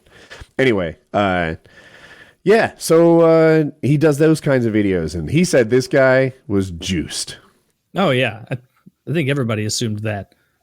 Just given that you saw him on Chicken and broccoli, bro. You're just jelly. Silicon Valley. Yeah, that's George Foreman, Body by George Foreman Grill.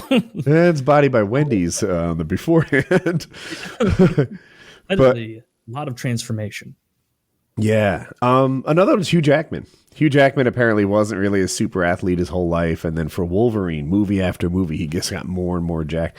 It's cool to see his progression through the Wolverine movies. His first Wolverine movies, people were talking about his body, and I was like, I don't really see it. Like, for a superhero, I didn't think he was special. Not even close. He had been working out for 6 weeks. Okay. By the end, though, whoa. Oh, by the last Wolverine movie, he's insanity mode. I think the one you actually want to look at is called The Wolverine. I think that's the one where he goes to Japan and has a fucking samurai sword fight with a robot or some shit at the end. He's got chest striations. He is so vascular. He's gonna pop. He looks amazing. I can't get this picture even bigger. But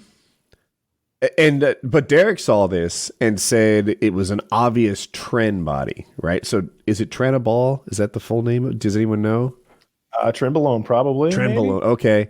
Yeah. So I guess Trenbolone has a particular impact on your vascularity and it impacts pecs more. I don't know. But to a trained eye, they look at this guy and Derek looks at him and says, not only is he on the juice, I can tell you which juice he's taken.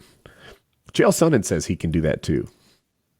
Looking at the body he has in X-Men or X-Men 1, or whatever the first one is outrageous compared to the way he looks in even it's one of the coolest before and afters ever.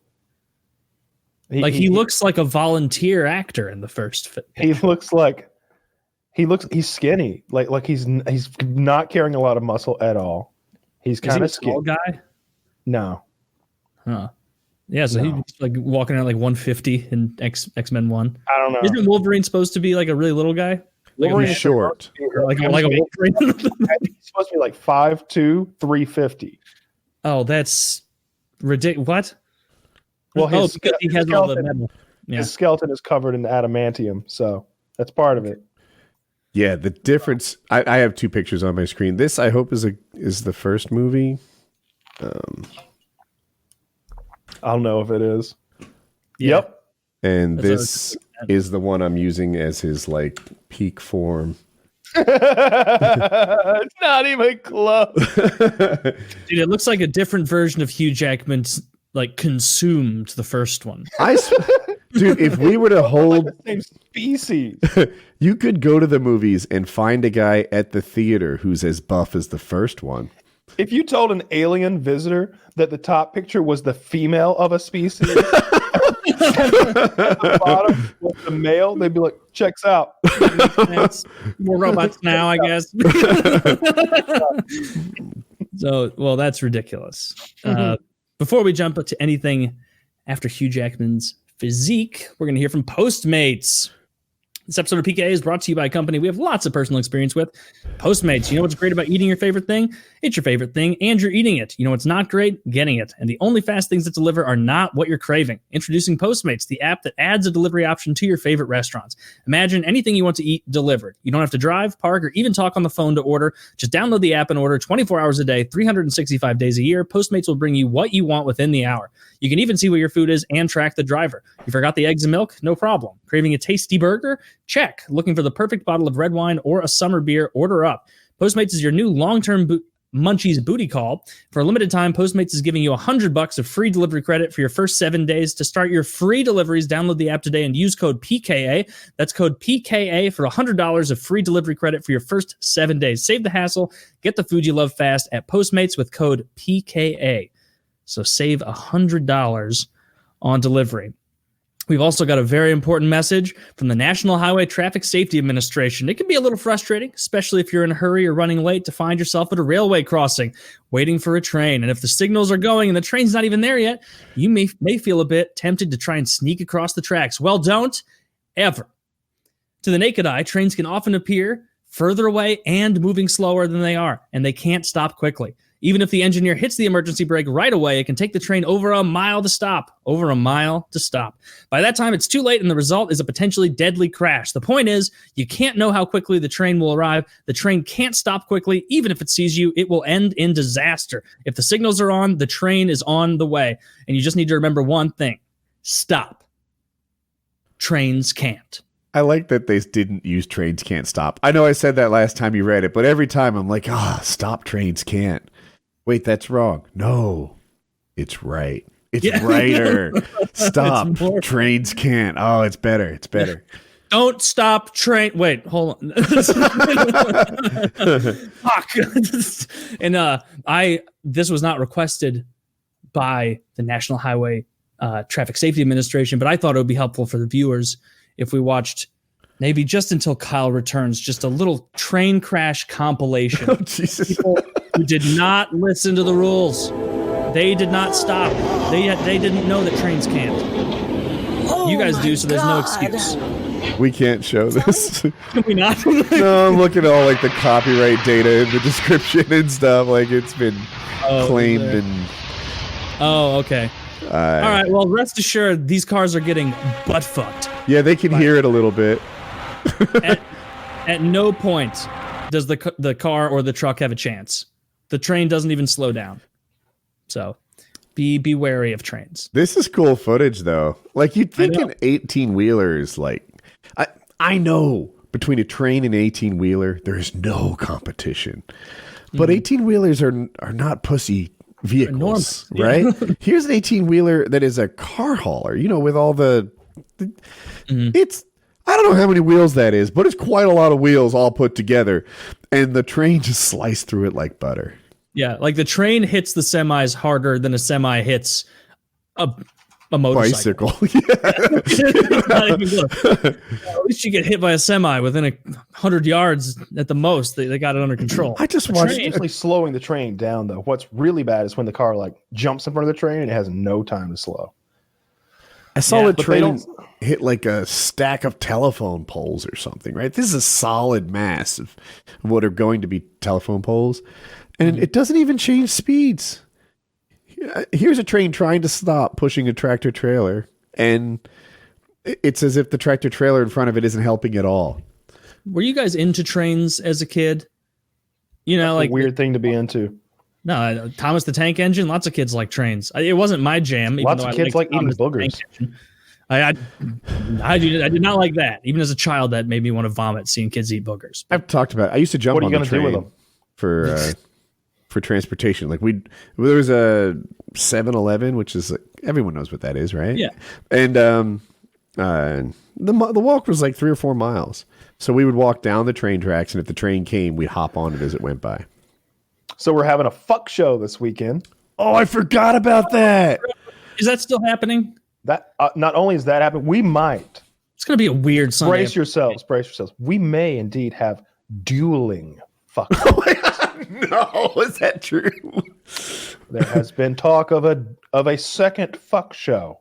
For those of you who don't know what you're talking about, there's a link down below to our Patreon. You become a $50 a month Patreon, not only to get access to all the other lesser values, but you get access to the $50 Patreon Discord where we all hang out and play games. Those are the guys we pull when we have like gaming nights and stuff. Those are the guys that I play games with every night.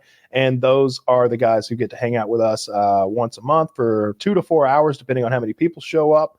And in a big video call, and we chat and shoot the shit, and usually we watch silly videos. We basically have like a miniature PKA that's just for them, just palling around and talking about what makes them interesting, because they're all really interesting people for the most part. And there's usually a ton of drug use. They're in there getting just fucking stoned and just drunk as shit. Someone usually passes out. It's very entertaining. Well, one of our $50 patrons has told Woody that he and his girlfriend are going to put on a fuck show for us, apparently. So I was doing a live stream on Twitch. I don't remember for sure his name. And he sent in a donation asking if it would be okay if he had sex during the $50 Patreon. And I felt like I was comfortable speaking for all of us and that it was okay, right?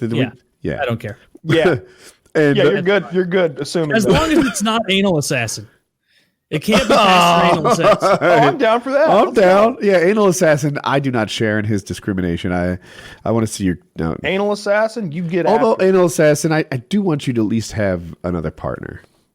Don't just. Well, yeah, I don't want to see you jerk it. Yeah. Thinking about him having gay sex in our patron hangout. That What dildo. kind of a bigot are you? Yeah, no, he can have gay sex on a Patreon. Look, hangout. here at PKA, we are non-discriminative when it comes to that sort of thing. Anyway, if you want to have some, if you want to show us a bit of buggery, then we're all down for it. All right. Look, the Lord is watching. He's going to judge you. Of course, you're going to burn in a lake of fire. But we here at PKA will not judge you. It's not our place. We'll watch and we'll enjoy.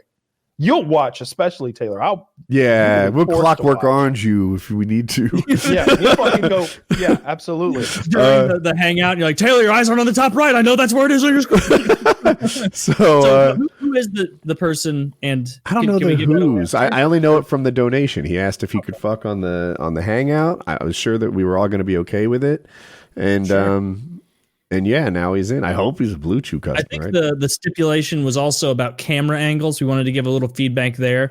Like a nice camera angle would be good. I don't want like nutsack and male ass like Dennis talks about in Sunny. Yeah. So as long as that angle isn't in the mix, I'd like a little of that angle. Yeah, I don't Like a discriminate cutaway? like Taylor. kind Once of like a again, dude scare.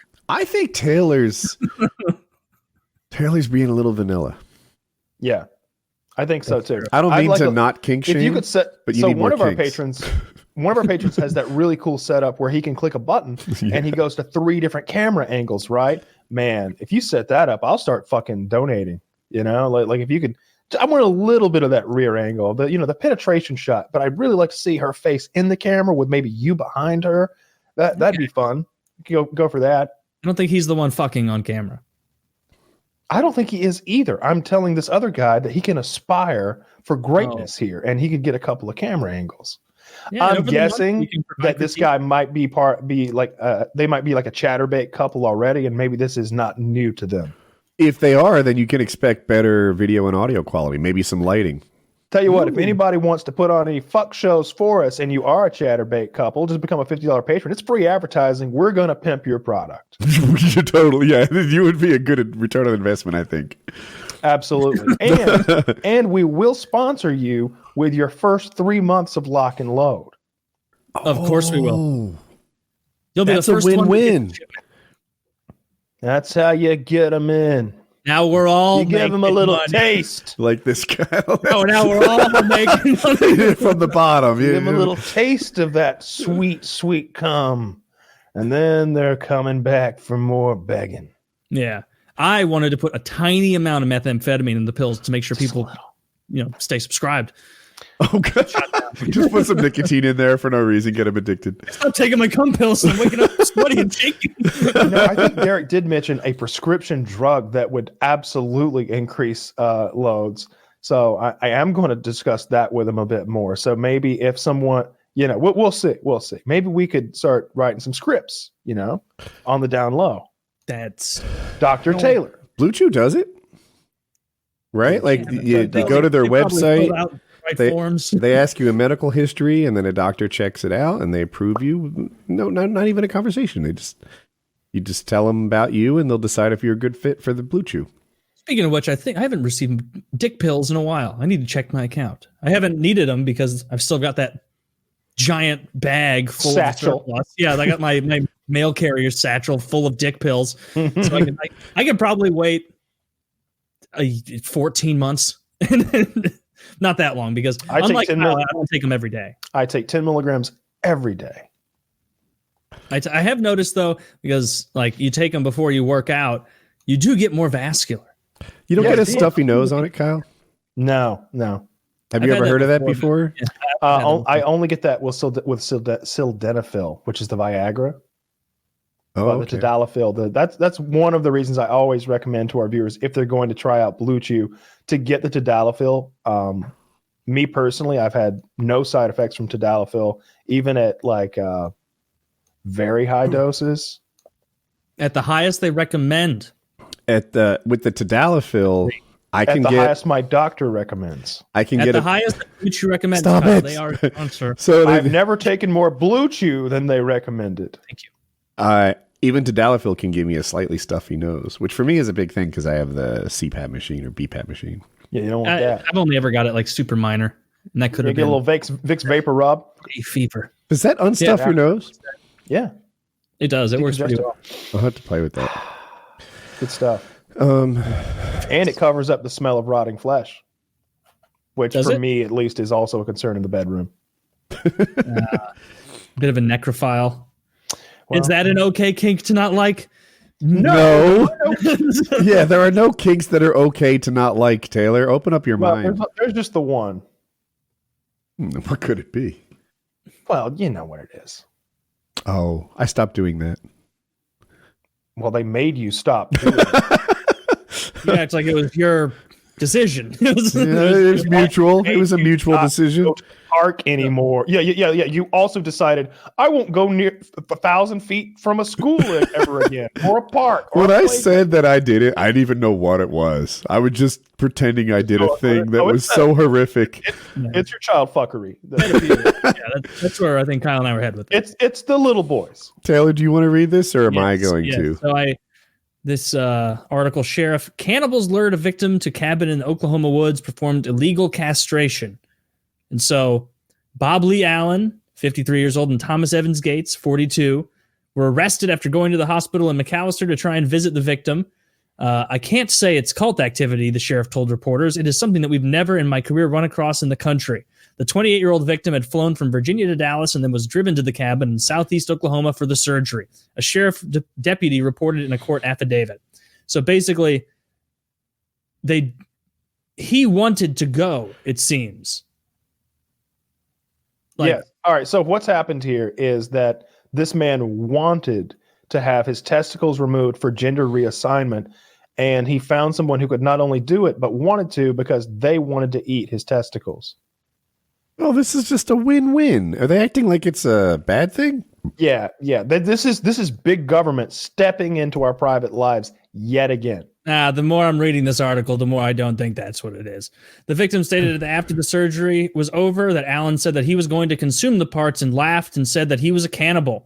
The victim also said that Allen then talked about the time he worked on someone that he described to be crazy and that he left him open overnight to die. The victim further stated that Allen had 6 more clients on the way to have the same operation, and Allen informed him that he had a freezer with body parts and showed him all the pictures on his phone. Wait, okay, a couple questions. One, why do they keep putting surgery in quotes? Because it's a man in a cabin in Oklahoma with a knife. You and the Oklahoman are being surgist. Surgist? I will be surgist. I don't want some random guy with a knife taking care of me. Random. He has plastic bags and a freezer. These Got a are bag full of dicks.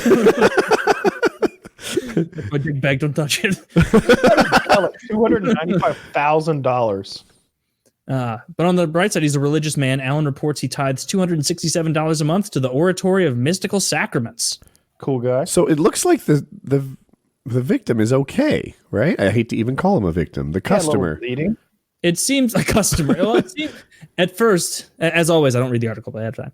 But It's a good policy. it's a good policy. So you get surprised when you have new ways to go with it. They're fresh. And so he just showed up in the woods. He was like just the most recent patient. He was the Monday. So Do you see that they call themselves the eunuch maker in the EMQ yeah, crew? the eunuch I said maker. it wrong. The eunuch maker crew. I like their branding. It's better than Lefties. There's nothing wrong with this. This is, I mean, there really isn't. I got no problem with this. Like if I should be able to let you perform surgery on me if I want you to perform surgery on me. Yeah, but if you're willing to go to a random, Where do we draw the line? Maybe next time you get a splinter and Jackie helps you get it out, she's all locked up now. You're right. Slippery This slope. is just like that. It's a slippery slope, Taylor. First, you can't pull a splinter, and then you can't have An Oklahoman cabin dweller cut off your balls. Yeah, thank you. That is what it is happening. Okay. I suppose. I'm for not locking up mothers who pull splinters out of their children's hands. What about you? There should not be bootleg woodland surgeons roaming around offering these services. Says who? Yeah, I don't understand why you're on the side of big government in this. Someone has to be. We can all agree. We could all agree we could open ourselves up a little practice. Oh yes, lock in. Ooh. Dude, if this guy can do it, dude, I can cut off a dick way better than this guy, I bet. I have so many knives. Like, it seems like he's not. I only got the one. Dude, I probably got 4 knives without getting out of this chair. Hey. I could do it. I've got one dull knife, but a lot of stick-to-itiveness. There's not a bit of quit. I've got gumption. No quit in him. He'll hack and saw and tear away. Yeah. Can I add these toenail clippers to my list of knives? Because I could do something Those eventually. look fancy. Listen what you got there. Yeah, if you can take it on an airplane, it's not a knife. Well, I can't see him like that. Turn him broadside. Yeah. What's the best way? Ooh, look at that stippling. Man, I don't want to slip and cut the tip of my finger off. Thank God this is here. We'll see, like whenever I usually trim my nails when I get out of the shower because they're softened by the hot water, right? And but then I've got like my hands are a little slippery, so if I don't have some good stippling on the clippers, then they're just slipping out of my hands like a bar of soap. I bit my nails for too long, and my solution has been to have. I like them short, so I have nail clippers everywhere. I've got a pair in my car, at my desk, next to the bed, like. So you ever get a manicure? No, never. Seems like it'd take a long time and not a lot of payoff. I'd like to get one. I'd like to get a Your massage. cuticles push back? I do that myself, but just get them nice and trimmed up and uniform. I haven't had a massage in years, probably since like the Disney cruise. Like it's been. I could go for like a sports massage. That'd sound nice. I've never had a sports massage. I have. Sounds nice. It was awesome. Yeah, Actually, get rid of soreness. Yeah. Did it hurt? When we were doing that stupid cardio contest, I had a masseuse come in and like the massage bed and everything, and give me one in the living room. It's great. Nice. Like for an hour. Just It was like an hour. Yeah. What did you wear? Were you naked? I wore like just basketball shorts because Okay. she was a lady, and Aren't you supposed to get naked? Isn't that etiquette? I always wear boxers, but I feel like people who get more massages don't wear anything, and they have a towel that they just like. I can wear whatever I want to. I know she's got a husband, and I just felt like I might get an erection anyway because she's pretty hot. So I wore my basketball shorts with some underwear. I also I didn't want to rub my ass or anything that was under those. So You didn't have any ass pain, no ass soreness from. no ass soreness really. Okay. Well, then I guess you were fine with the shorts. I was fine. As long as you can blast the hammies and the quads. And she could probably pulled it out, massage man. the So ass through the shorts if it came to that. Like she probably could. I don't know. She really she needed to get in there deep. yeah, sometimes it's like even women, it's like you are too strong for this job. You have clearly been doing finger workouts and you have finger gains that are I'm already sore. That's why we're here. And Yeah, I've told the story before, but we were at this strip club in Kentucky, and there was this masseuse who worked there, and she didn't work for the strip club; they just let her work there, and she was really pretty, but she was fully clothed, like wearing she was fully clothed, and for like $10 for 5 minutes or something, she'd rub your shoulders, and I was like, all right, I'm down, I've got a huge stack of ones in front of me anyway, and she was Russian, and she was like, how hard do you want? And I'm like, I don't know, pretty hard. She's like 1 through 10. And I'm like, I look at her and she's like 5'6", like 120 pounds. And I'm like, a 10. And she goes, and I'm like, a 3. Why wouldn't you lead off with a 5 or something? So you I didn't know that she was fucking Andre the Giant on the inside. She was so strong. you have big forearms. Her hands were so much stronger than my hands. Oh, is that emasculating? No, I felt good. yeah, I had a massage on the Disney cruise, and to look at this woman, you wouldn't think that she was super strong. She was Asian and would have benefited from weighing like 15 pounds less, right? Not fat, but it just you wouldn't look at her and think like, oh, she's got tons of strength. But good golly, she had way too much strength. I was just tone it down a touch. She used to work at the dog processing plant back in the old country. She was the one that whacked him in the head. It's the massage. She strangled him to death. Every dog. It is cheapest way to go, and she get practice for masseuse. Might be like on her fucking resume, dog strangler. No, you don't understand. They're very bad dog. They leave home. Sometimes they beg at table. Very strict rules for dog strangulation in Just picture Eastern a Europe. dog strangler. What a horrible. I have a Like garrote or whatever it's called. garrote wire. Yeah. Yeah. a Today I Fucked Up from Reddit. Do you guys want to hear this? Yes. What are your thoughts before on if this is real or not?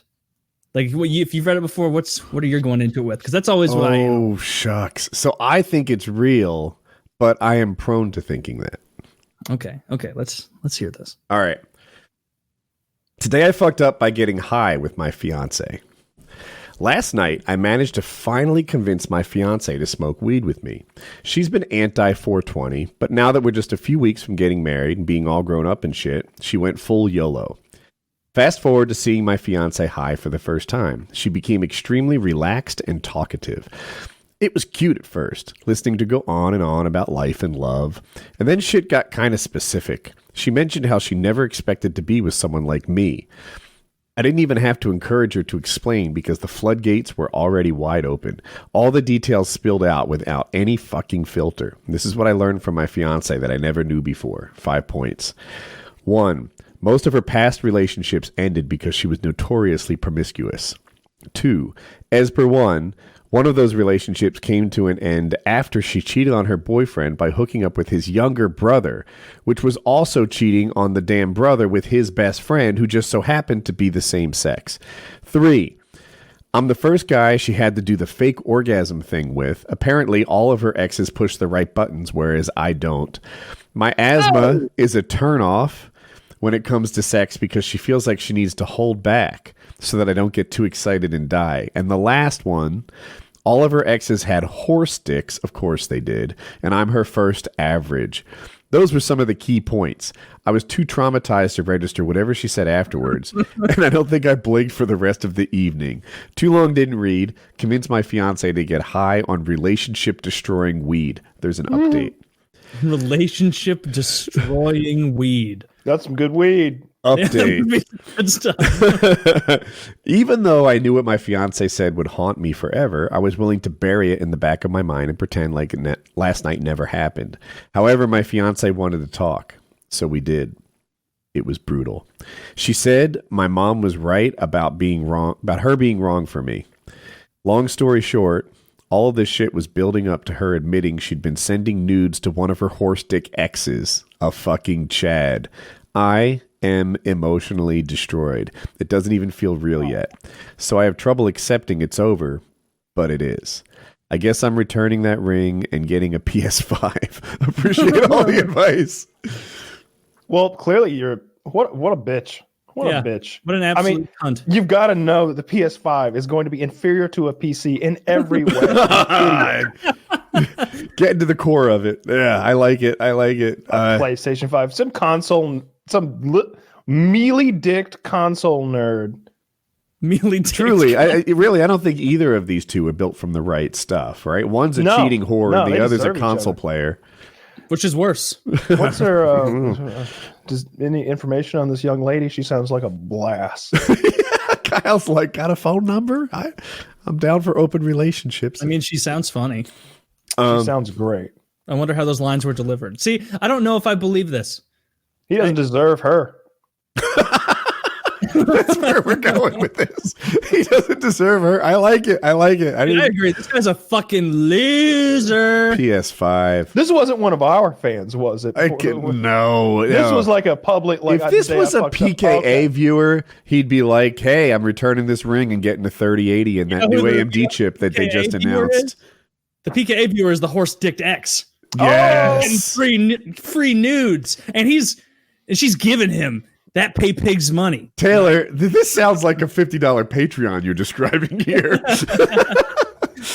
Yeah, pretty much. But yeah, I'm the opposite of you, Woody. I always have my dial. She's actually going to be in our fuck show this weekend. I hope. This lady? That'd be funny. A small world if it was. But I don't think so. So we'll. Yeah, I mean, the first time you smoke pot, who gets that talkative? Really? That's what they said. I think I've Everybody's told this story before. I've only smoked pot twice in my life. Both times were out of country in the Dominican Republic. And I think it was really low quality weed. I don't know much about weed. The first time they said I got really talkative, but I maintain that I just am really talkative. And the guy that I was arguing with was intentionally like pushing all my buttons. I remember it was this conversation about Wild West. You know, you count the 10 and you shoot the pistol. Is it a showdown? What the hell do they call that? A duel. Sure, duel. Anyway, he was like, your reaction time is faster than the time that you decide to do it. So the guy who waits for the other guy actually has the advantage. That was his standpoint. And I'm like, no, but the starting times are not the same. Like, you're reacting to that all that time it took me to decide to pull it doesn't even count in the equation because you're second place in this decision-making process. This is a very high discussion. You're right. Yes.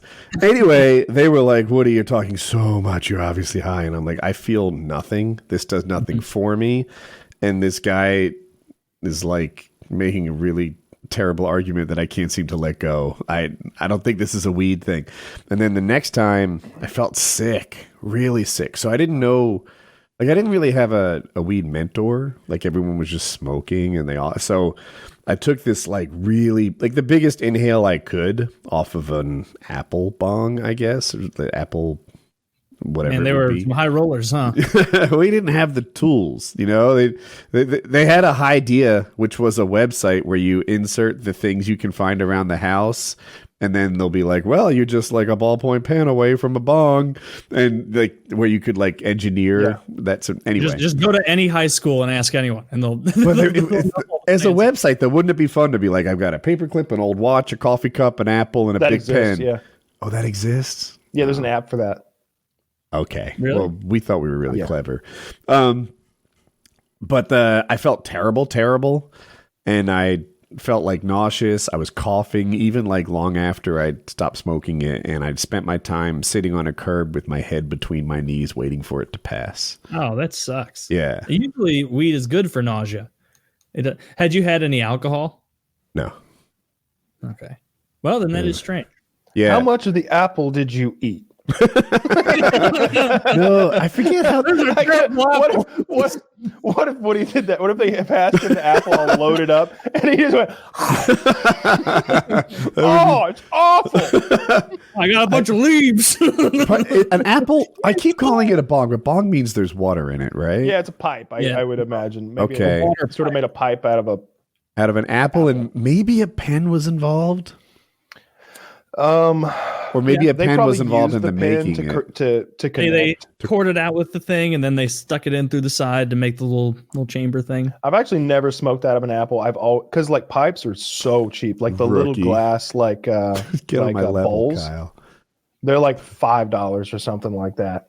We were A friend out of mine country, tried to like smoke out of a banana once, and it was disgusting. First of all, like he was like, "Yo, I'm gonna smoke out of a banana." It's like, all right, whatever, man. And he's like, you light it on top of where the weed is in the banana with like a hole, so like the banana fruit is still in there, just a cord, and then there's the peel is still on it.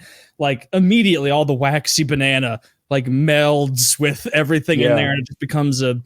Yeah, he didn't do that. Pipes can be gross too, though. My drug dealer's bong was the grossest thing I've ever seen. I just remember being like, "You ever clean that thing?" And he just be like, "Oh yeah, all the time." And I'm just, God damn! He had like a big one, like maybe I did too, but it was like 3 foot tall bong, and like the entire inside of it was like black and gross. Who was it I made clean their bong? I'm trying to think. I'm gonna guess White Boy. No, we were smoking out of my stuff then. Like we always smoked out of like my bowls when me and White Boy would smoke. I had a funny justification for smoking pot. It was like, I forget how old Hope was, but it's like Hope is like 12 now. You know, she's going to be pressured to try this. I should know what I'm talking about. Like this is just good parenting right here. Like, Hope, I need you to ask whoever the coolest guy at school is. Again, I was in the Dominican Republic, but it was like I feel like I'm parenting from a position of ignorance, and I need to know what's up. I still don't know really what's up, but that was the thought process. No wonder you had a bad experience. Maybe shitty ditchweed. If we ever make it out to a Colorado trip, Kyle will point out exactly the amount of the gummy bear to enjoy. Which is Fuck that. stupid. Smoke.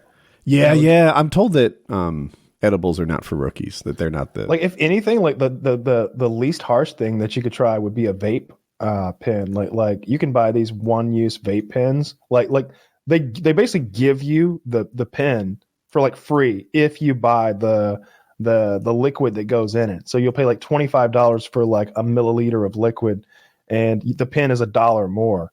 And you sort of use it's like an eye drop bottle. It's like comes in something like this Visine, and you sort of doop doop doop doop fill the thing up, and it's not harsh at all. It's vapor. And You wouldn't even need that. Like they were just like jewels, like the little, those are the thing. they have those where you can buy them, and it's just like a one hit thing. Like you just hit it, and it has it in there. You don't need to reload. You just throw it away when you're done. I bought a couple of those that I got through when I was in Colorado last time. Those are great. It's like Those a are just Keurig made pot. Yeah. And they're really good for like on the go smoking. We took one of those to putt, and it worked out really well. Did I tell you guys when I was in Colorado, we went on that hike with my cousin and this mushroom head guide? No. So basically we went, we were in Colorado and we were like, all right, we're going to, I think it was Colorado Springs. They had this big long hike that my cousin was excited about because he lives up there. And he's like, I don't know it that well. I know people rave about it. But I got a buddy who he and his dog do it all the time. And so we get there. My cousin, he's a little hippie-ish, a few years older than me, still like living like a wild child. And we get to this place, and I know immediately who his friend is because it is the most hippie looking person with like the shaggiest dog. He's got a weed pipe on a necklace around his in a necklace of a weed pipe. His shirt has a bunch of psychedelic mushrooms on it, and he starts taking us through the woods. And like he's stopping. I think he was high on mushrooms. He said he wasn't, but he was stopping and looking at every mushroom for a decent amount of time and explaining how he was a mycology major and like studying mushrooms and how much he wants to grow mushrooms, and how actually he was very Joe Rogan-esque on mushrooms, or it was like, actually it's the best thing ever and it's so powerful. I'm on mushrooms right now. You wouldn't believe, like that kind of thing. He was the slowest fucking guide because he would just make his way around the woods looking under logs and things for mushrooms. It ended up working out okay because he, I think we ended up leaving him because he was spending too much time on mushrooms. Where I go paragliding in Florida, it's behind a boat, they tow you up. There's cow farms there. Apparently some of the guys run around the cow farms and get like edible mushrooms. They grow in the cow patties. Do you guys know anything about this? Yeah. Yes. I've heard that it grows in cow patties and you can get psychedelic mushrooms that way. Yeah, I guess there are some pilots that have the extra. Like I'm always since I was a little kid, I was told don't eat mushrooms, never eat mushrooms. Yeah, it takes a high level expertise. You can't just look at a picture of a mushroom and know what you're getting. Like I don't know, it takes a high level of expertise to know which ones are safe. And but apparently these guys possess that level of expertise, and they go out and they find mushrooms in the cow poo, which sounds like it sucks. Another fun fact about the cows, and I really should get video of it. There's like separate but equal cow pens. As you drive down the road, all the white ones are to the right and all the black ones are to the left. And there are no mixing of these cows. As it should be. I'm like, just an autistic farmer. and the black cows are kind of overcrowded, and the white cows have all this elbow room. We got too many black cows over there. We need to breed the white cows faster, or get rid of some of the black cows. They have to be even. They have to be just like a Rain Man farmer. I don't know. I don't know what happens if the black cow. I assume it's a breeding thing, but yeah, I'm sure. But like, what if you get black cows and white cows breed, or the like? Maybe the burger. You still get cows, right? Cow. Oh, and chocolate milk comes from That's there. how that works. And chocolate milk. There are literally people who believe that chocolate milk comes from brown cows. Yeah, they're children. Dummies. No, they are not all children. Who's the oldest person you've talked to that thought that chocolate? 25. Okay, who's the oldest man you've talked to? Like 25. All right, Okay. not named Jeremy. It's funny though. All right, who's the oldest man you've talked to? Oh, 7. We figured that out quick. So I saw something about Tesla. Ooh, That they beat there's a earnings? design flaw. Oh, is it That's- about the let me The just rear let you- bumper can fall off when driving in puddles of water. On the Model 3. I don't believe that. It's right here in this. You don't believe the news? This guy clearly just had an accident and blamed water. It says, in rare instances, certain components on Model 3 vehicles built at the Fremont factory before May 21st, 2019 might be damaged when driving through standing water on a road or highway with poor drainage. In these instances, the rear fascia might detach from the vehicle and harness and or body fasteners / mounts might also be damaged. As you think about it, though, if I'm looking at this bumper, especially the right picture that gives you like a vibe, if it were to hook and catch water, that would be a tremendous amount pulling backwards on the fender, on the bumper. Okay. Like they say standing water. And Everybody knows you're not supposed to drive your electric car in the rain anyway. Sure, that's how you commit suicide. I'm too dumb to talk about this, but Tesla believes that you don't need LiDAR, and that it's too expensive to implement. I don't know much about what's that? What's LiDAR? So I guess LiDAR is like a lie detector that works from a long distance. Ah, let me see what it stands for. is that the thing that keeps Light you in detection and ranging. And I guess LiDAR gives a better view of like 3D images and distance than cameras do. So what Tesla does is they have multiple cameras all over their car, and it's meant to kind of stitch together images and infer from them and the difference between them data that you could get from LiDAR. Elon Musk says that LiDAR is too expensive and that it's not the right way to go.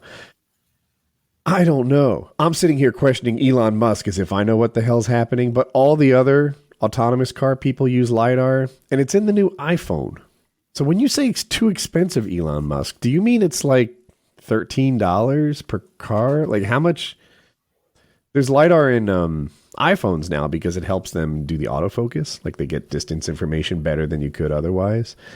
And yeah, I wonder how it'll go. Oh, by the way, Tesla said that, or Elon Musk said this year we'll have, remember Boogie was going to get his car because of this reason, autonomous taxis. That your car will make money for you. It'll just ride around and pick up passengers.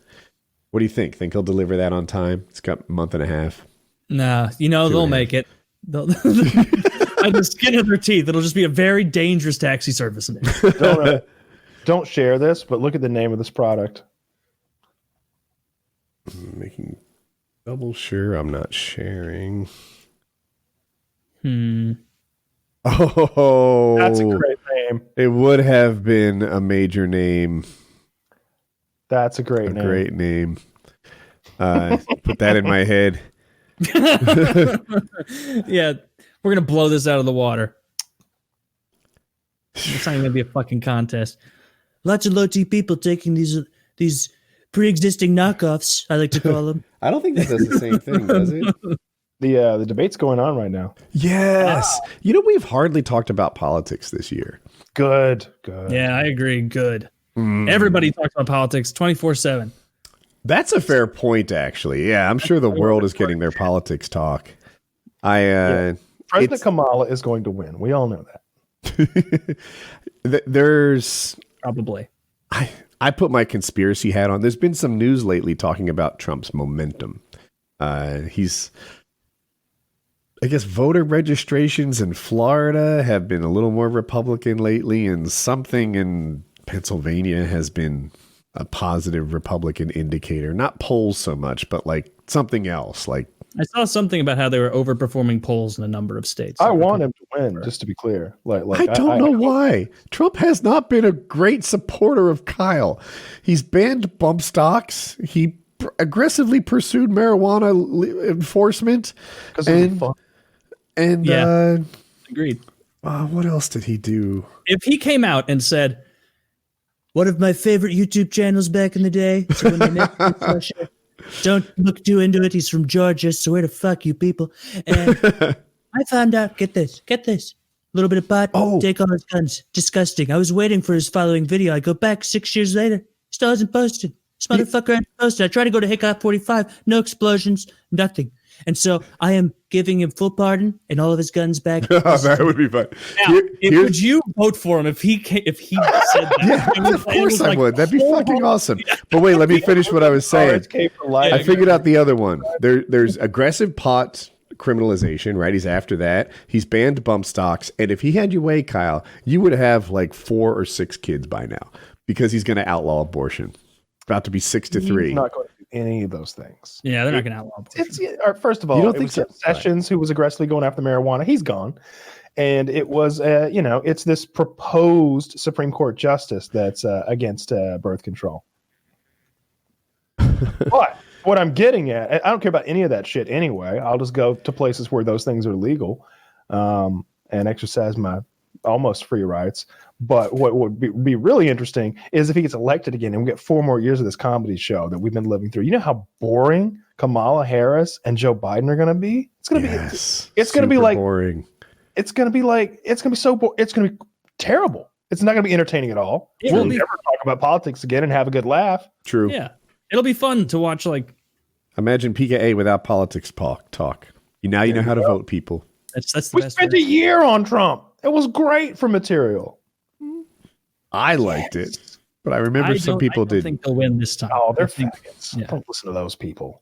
Don't listen to those. I hope he wins again. It'll be fucking hilarious. And I think Biden will be boring. Politicians are all liars. Like Biden saying he's going to legalize, he's decriminalize marijuana, whatever he's claiming. He won't do it. No, he's not going to do that. All those fuckers take money from the same pharmaceutical companies who definitely have a vested interest in not legalizing that. Pot's fucking cheap as hell, and it does what like half a dozen pharmaceuticals do. Yeah, super expensive anti-nausea medications for like chemo patients could be replaced by marijuana. They don't want that. I wonder if it. Yeah, you hit one there that I push back on because in my lifetime, anti-nausea got so good. Like But I'm saying price-wise, like you can get a real cost is expensive no prescription. object when I'm about to throw up. No, it depends. For Like you. Yeah. It's like for- $800 for this 2cc injection, or you want an ounce of weed because that's $100, and it'll last all month. And it's fun. So I And make it's a lot of fun. bad decisions, so I have And more it makes you a surgeries better than most. driver, a better dog owner, a better husband. a better parent. You'll If you're enjoy looking showers at more and young- music, I'm told. Makes you a better parent. Oh fuck! I got a kid. Are you an airline pilot getting kind of bored with those long transcontinental flights? Hey, toke up, my friend. This is going to make them a Roastable. blast. How many people are on the plane anyway? What's the worst that could happen? What, 24 now? Not many people on planes. Yeah, right. The planes are nowadays, yeah, actually. Yeah. I haven't been to an airport in a while. I don't even know what it would be like. How I went crowded- the other day. Atlanta has improved their airport. It's looking nice. They put one of those gigantic fucking awnings over the area where you unload from your car. Like it's enormous. It's not. Don't think like something 10 feet off the ground. It's like 60 feet off the ground. This big fucking architectural. It's like a improvement they've circus added. tent. What else is cool about the new awning? It keeps the rain off of you. What color is it? Sort of opaque. I don't mean to brag, but in Raleigh we have a concrete parking structure. I mean, I'm sure your We didn't have one. I'm sure your before. tent is cool. They're calling it the Bulldog tent. Don't you make fun of our tent? Our parking structure is like 12 stories tall, and Kyle's like, we got like an awning now. But don't It's the biggest think airport short in the awning. world. It's a tall awning. It's really great. Japanese tourist. Oh, this is the biggest awning I ever seen. Oh, that's a very, very big awning. Oh, you mean there's more to rented than the awning? Oh, this is a great vacation spot. It's really fancy. I was impressed. You know what's funny? I was trying to think of something. It's like, what does St. Louis have? No, danger. You've got that arch. Yeah, the arch. Wait, is this it? Because this is cooler than I The new pictured. awning. Probably. Yeah, that's it. Viewers, this is a way better awning than I was saying it was. That's not bad right there. I don't know why they used. It seemed like they were just a few dollars away from a more permanent covering, like a roof. Just enclosing the whole area. Well, Yeah. they have a metal structure, but they used a fabric roof. That they're going to replace every few months or year? I don't know. This was new to me because when I went to the airport the other day, and I was kind of blown away because that didn't exist a year ago. So that's glass on the ceiling. Isn't that going to get really hot? No, it's not glass. I think it's plastic. It's an awning. It's an enormous magnifying glass. Yeah, you killed a Frenchman last week, but There's one really dark black spot that the do not park lithium-ion cars under this awning. it just vaporized him on the spot. Penetrates the batteries. Yeah, well, I mean, man, that's fucking cool, dude. All right. Nice awning, let's Kyle. see this. World's biggest awning. Oh, I'm going for world's best awning. You look up world's biggest tire fire. I bet that's close to you. World's biggest tire fire. Actually, there is a tire fire in St. Louis somewhere. It smells bad when you drive by. Let me find it. Dude, what kind of horseshit is this? I Googled world's best awning, and I got this picture. All right. Well, I think we got that one beaten in Atlanta here. Yeah, I do too. I mean, they do have the Christmas lights, which are kind of nice. It is kind of nice what they've got. It's kind of homey. I like it, but world's best awning? No, that's not even the neighborhood's best awning. Underground fire outside St. Louis has burned since 2010. And it says it's nearing a nuclear waste dump. It's only 1,200 feet from the nuclear waste. Oh, that's not good at all. That's a stone's throw. This is the plot of Silent Hill 2. Is it? Taylor's tire fire. You know Silent Hill? That's the one where they have the underground coal fire that never ends, right? Yeah. Right? Yeah. Yeah, which is also I watched the movies.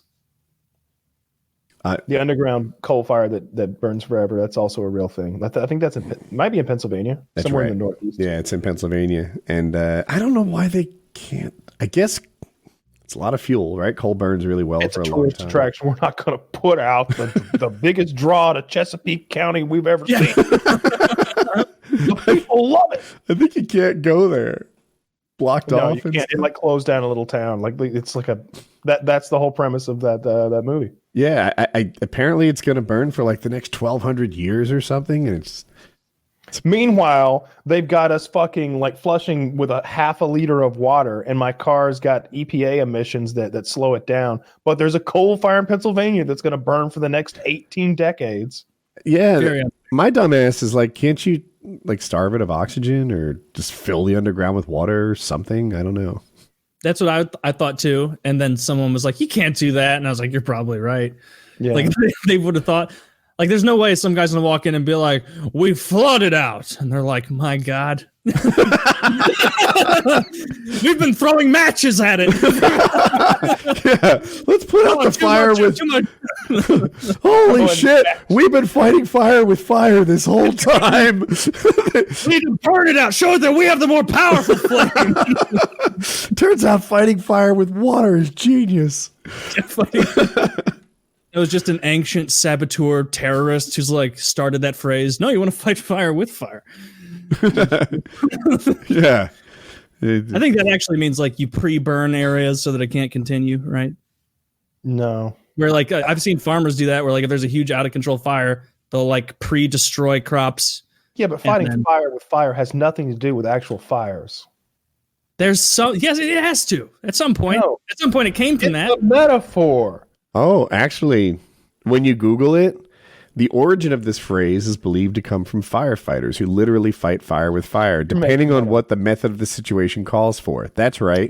Water is not always the best way to combat a raging inferno. Sometimes other types are. KnowYourPhrase.com says it. Oh, okay. They know phrases. Touche. Yeah.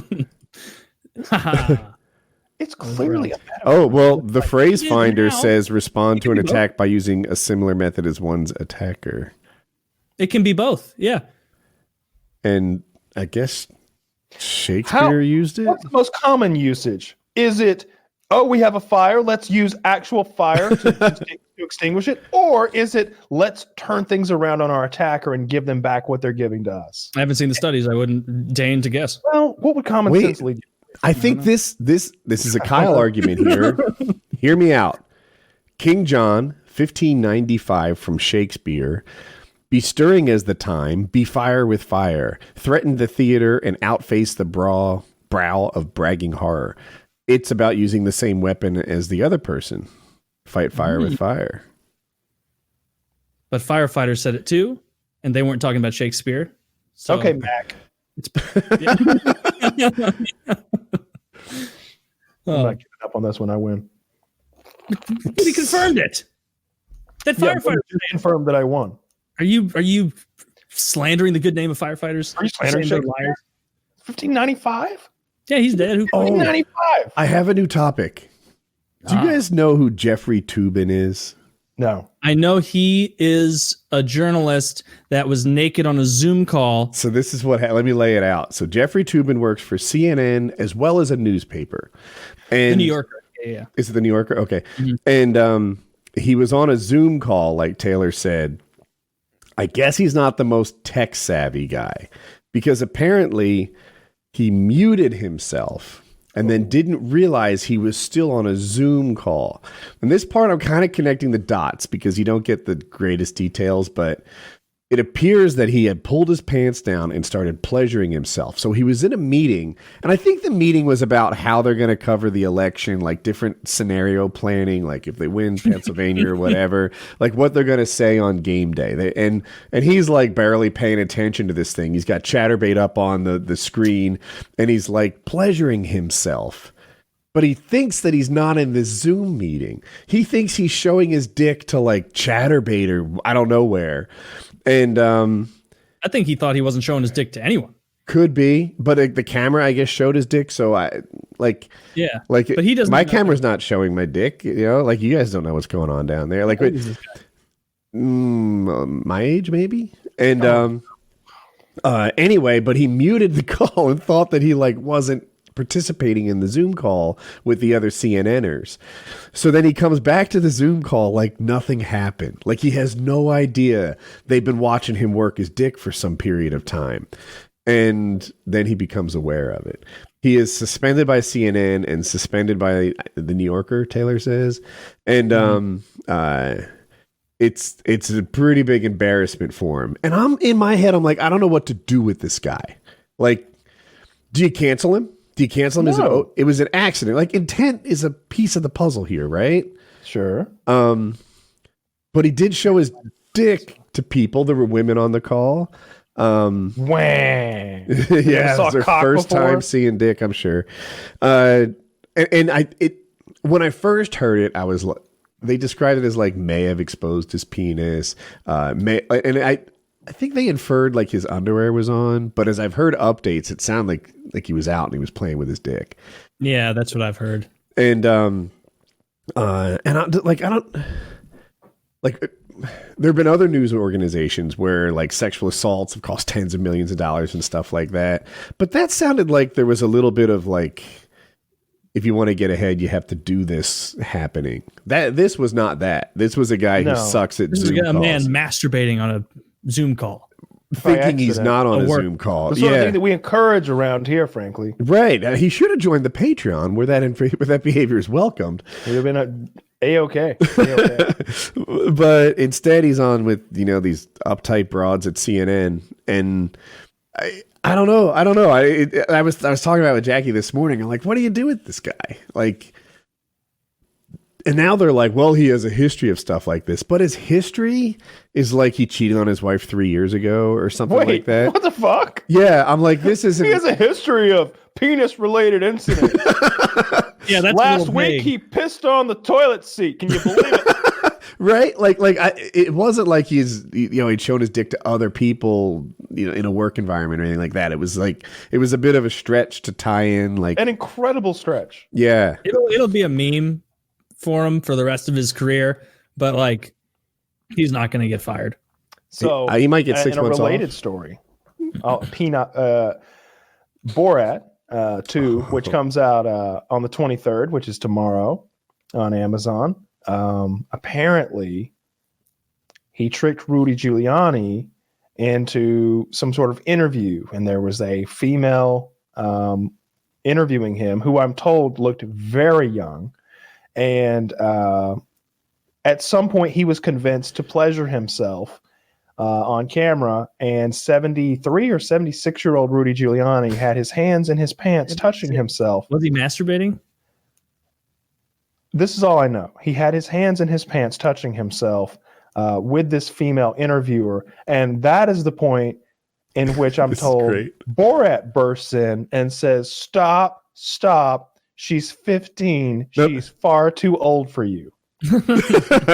So that's hilarious. There's a little more to it. The actress that played the 15-year-old was 24. Of course. So I think that you might forgive Giuliani for thinking she was in her mid-20s, right? Like, you know, he probably wasn't thinking it was a 15-year-old girl, right? And of course not. That's irrelevant. Well, it's relevant to me, whether it's a 15-year-old or a 24-year-old that he's like. Yeah. I knew it wasn't a child. I knew that. I know that's a joke. Well, the problem is that he's like touching himself in interviews. So his excuse for it, I know, is he had just taken off like a lapel mic. And if anyone's ever worn them, they kind of like button in your back and the wire goes up the front like to here-ish and it's hidden. Yeah. And his shirt came untucked while he took the mic off. So he had to tuck his shirt back in. Now, he doesn't have a good explanation for why he was laying on the bed of a hotel room to do this operation, right?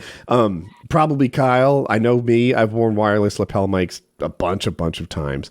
And I never like, all right, honey, quick, I got to lay down in bed and tuck my shirt back in. Like that there's a little missing piece. I have people for that.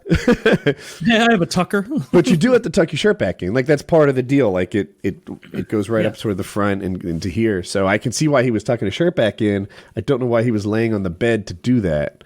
Won't everybody see the full scene tomorrow if they watch the movie? I hope so. Or last night. I think he was on, or maybe tonight. I think maybe Sacha Cohen goes on Stephen Colbert's show tonight and they might show that clip. But of course it's going to be edited. I saw the still also. But I think that I actually know he's going on Stephen Colbert's show. I just don't know if it's tonight. And well, the whole movie's out tomorrow, Friday the 23rd, I believe. I just don't know how he's going to get enough material with how fucking famous Borat's character is. Even the voice is so famous.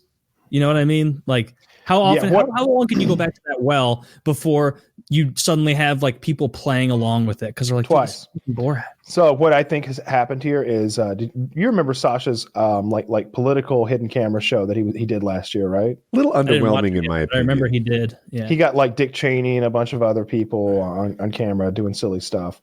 I think that this was supposed to be season 2 and it just didn't work out. So they've just edited an entire season's worth of his TV show into a movie. That might be why. Maybe they couldn't get enough bites on the line. Well, part of the movie is that Borat is so famous that he has to go into disguise. So what you're getting is Sacha as Borat in disguise. That doesn't matter though. Like people, you're not following. It's him as Borat in a disguise, but he's still talking as Borat. No. So it's not even a Borat movie.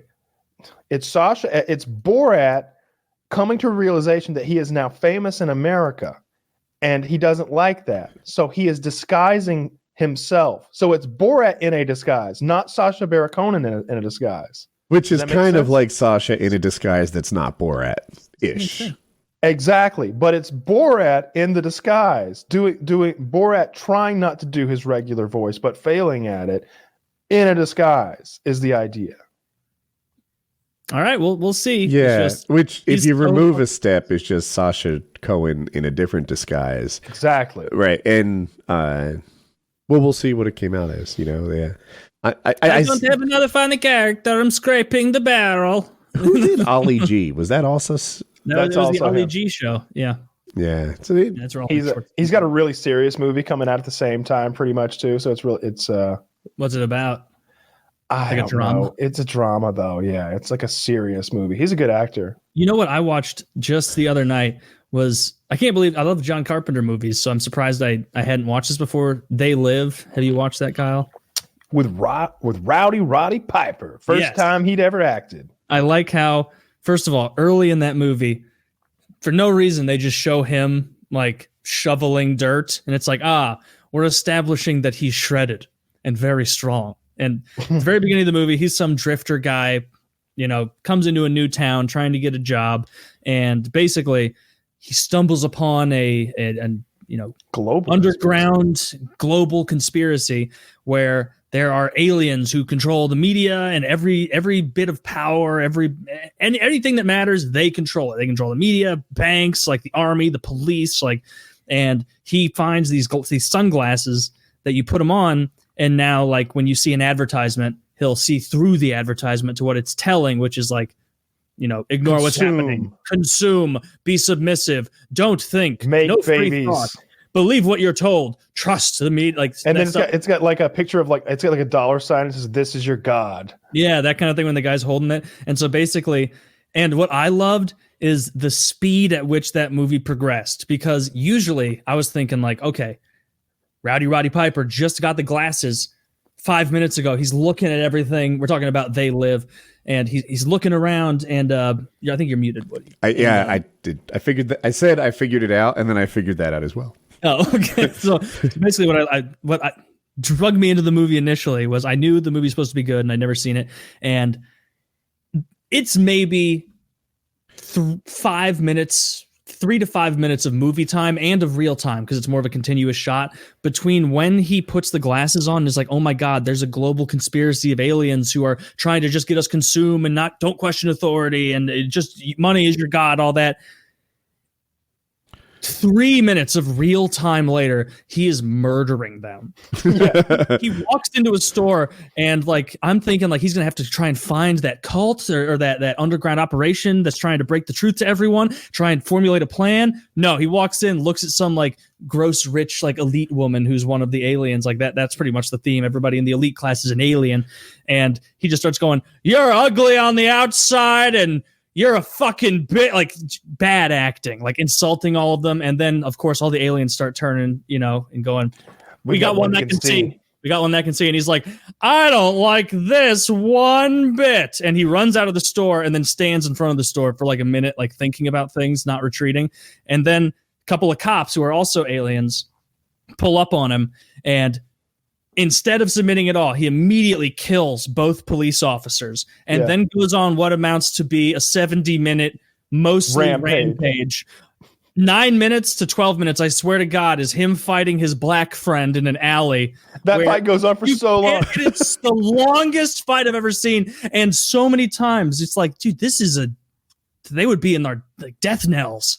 Like, this is a devastating fight. They're breaking bottles on each other, hitting each other with 2x4s. Why are they fighting?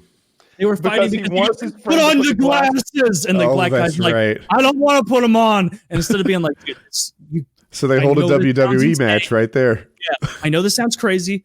Just put these on. First of all, the color scheme changes, and you're going to see some weird stuff. He goes, you're going to put them on, and starts beating the shit out of them to force them to put it on, and they beat the shit out of each other. It kept me invested. I love the bank scene. I really liked that movie. He walks into the bank and he looks around. They have this like panning shot of what's going on. Every bank teller is a fucking alien. Most of the people in line are fucking aliens. The security guard's an alien, and he's got keep in mind, he's got a 12-gauge shotgun in his hands. He just killed a couple cops, and he's just like, I have come here to kick ass and chew bubble gum, and I'm all out of bubble gum. That's a great line. The security guard goes to draw his pistol, and he just like immediately just boom, just kills him right away, and just starts working on the crowd. That's what Duke Nukem is based off of. They don't know that he what he knows for some of the scenes, right? He walks into a new scene, they don't know. And he's like, you're ugly, you're ugly, you're all right, you're ugly, and you're ugly. And the 4 aliens are like, well, I can see what's happening here. We got one who can see. Yeah. And it's like, the only part that didn't make sense, and I guess if they did this, the whole movie wouldn't have worked, is obviously as he comes across a cop who's just a person, and he's like, beat your feet. And he sends the guy on his way. But if the aliens actually held all the levers of power, you don't infiltrate the boots on the ground people. You control them from above. Why would the aliens be a baseline cop? You should just use the humans to do all your dirty shit. You're the rich bankers. You're the rich, what was the newscaster guy? That's the only part that didn't make a ton of sense. But it is a good movie. You're right, Kyle. That was the only part that didn't make a ton of sense. Yeah, it was. It really was. If Everything you exist else- in this world and you accept so I'm saying you exist in this world, you accept all these plot contrivances. That is one that does not make sense. He said that's the only part that didn't make sense. The real thing is the only part that doesn't make sense. I mean, you have to obviously accept that there are aliens invading, the planet. here. I have the same problem with that I did with Red Dawn. I watched Red Dawn as a Oh. kid, and I came away. This is young, 13-year-old Woody thinking, yeah, I'd probably be a Wolverine and take on the Russians. I imagine that's how that would go down. And my father's like, no, that's not how it would go down. The second you became any kind of problem, they'd send in a helicopter and kill all of you at once. It'd be no trouble. And That is what they do at the end. Do you remember the D squad of Russian soldiers they were sending after him in that movie? Just the absolute Three Stooges of Russians going after, like falling down hills on their own. Yeah. I liked Red Dawn though. That was good. Red Dawn's fun, yeah, both of them. But the same thing with They Live. Like the second Roddy Piper presents some sort of problem, they'll just bring 2 people with guns, or maybe even 5, and he'll lose that gunfight, and like they'll squash him. It won't be a problem. I think they were just unprepared for a human who could see. It never happened before. It had never come up before. Well, they all a good said movie. we've got one that It's- can see with the glasses. It seemed like they had, Yeah. They just never Perhaps. had a concerted group of them try to destroy the signal. I don't want to spoil this movie from 1988. Yeah, I like John Carpenter's movies, and was that him? that's one of my favorites for sure. They Live The is Thing my, is his best one. The Thing is my Thing- favorite horror movie of What's all the time. really expensive one? Was it called John Carpenter? Really expensive movie came out like 10 years ago. Went to Oh. Mars, maybe. I know what you're talking about. Fuck. Ghost of Mars. Is that it? that wouldn't have been real expensive. I don't think he's ever made an expensive movie, to be frank. I might be conflating with someone who made who is Avatar. Yeah, I was gonna say it came out at the same time as Avatar, and the movie was successful, but because it was being compared to Avatar, they all acted like it was a total loser. Oh, are you talking about that Disney movie? Possibly. The one with you're talking about John Carter. Yes, I'm talking about John Carter. Okay, that's Kyle, sometimes we take both windy Johns. roads. Both Johns. See, Okay. see. Also, Pocahontas, John Smith in that. Several of our founding fathers were named John. It's all connected. John Carter, yeah, and it came out in 2012. But did that come out roughly the same time as this Avatar? I'm not sure when Avatar came out, to be honest. But yeah, John Carter was the name of a really 2009. big flop that Disney made about, I don't know, he was fucking like a human on Mars or something, and they were fucking monsters, and it was supposed to be this big trilogy, and it just flopped. I thought it was. Maybe I'm the only one that liked it. Yeah, you were. It did lose money. The production budget was $263 million. One of the most expensive films ever made. That's $250 million. Wow. And it grossed $284 million at the box office. But I think that sometimes you can say cost $263 to make, sold $284, and think that's a profit, but it's not. Because the theater gets some big chunk of that. It was a $200 million write down. That's a big loss. Yeah, it didn't go well. Losing $200 million is a big deal even for Disney.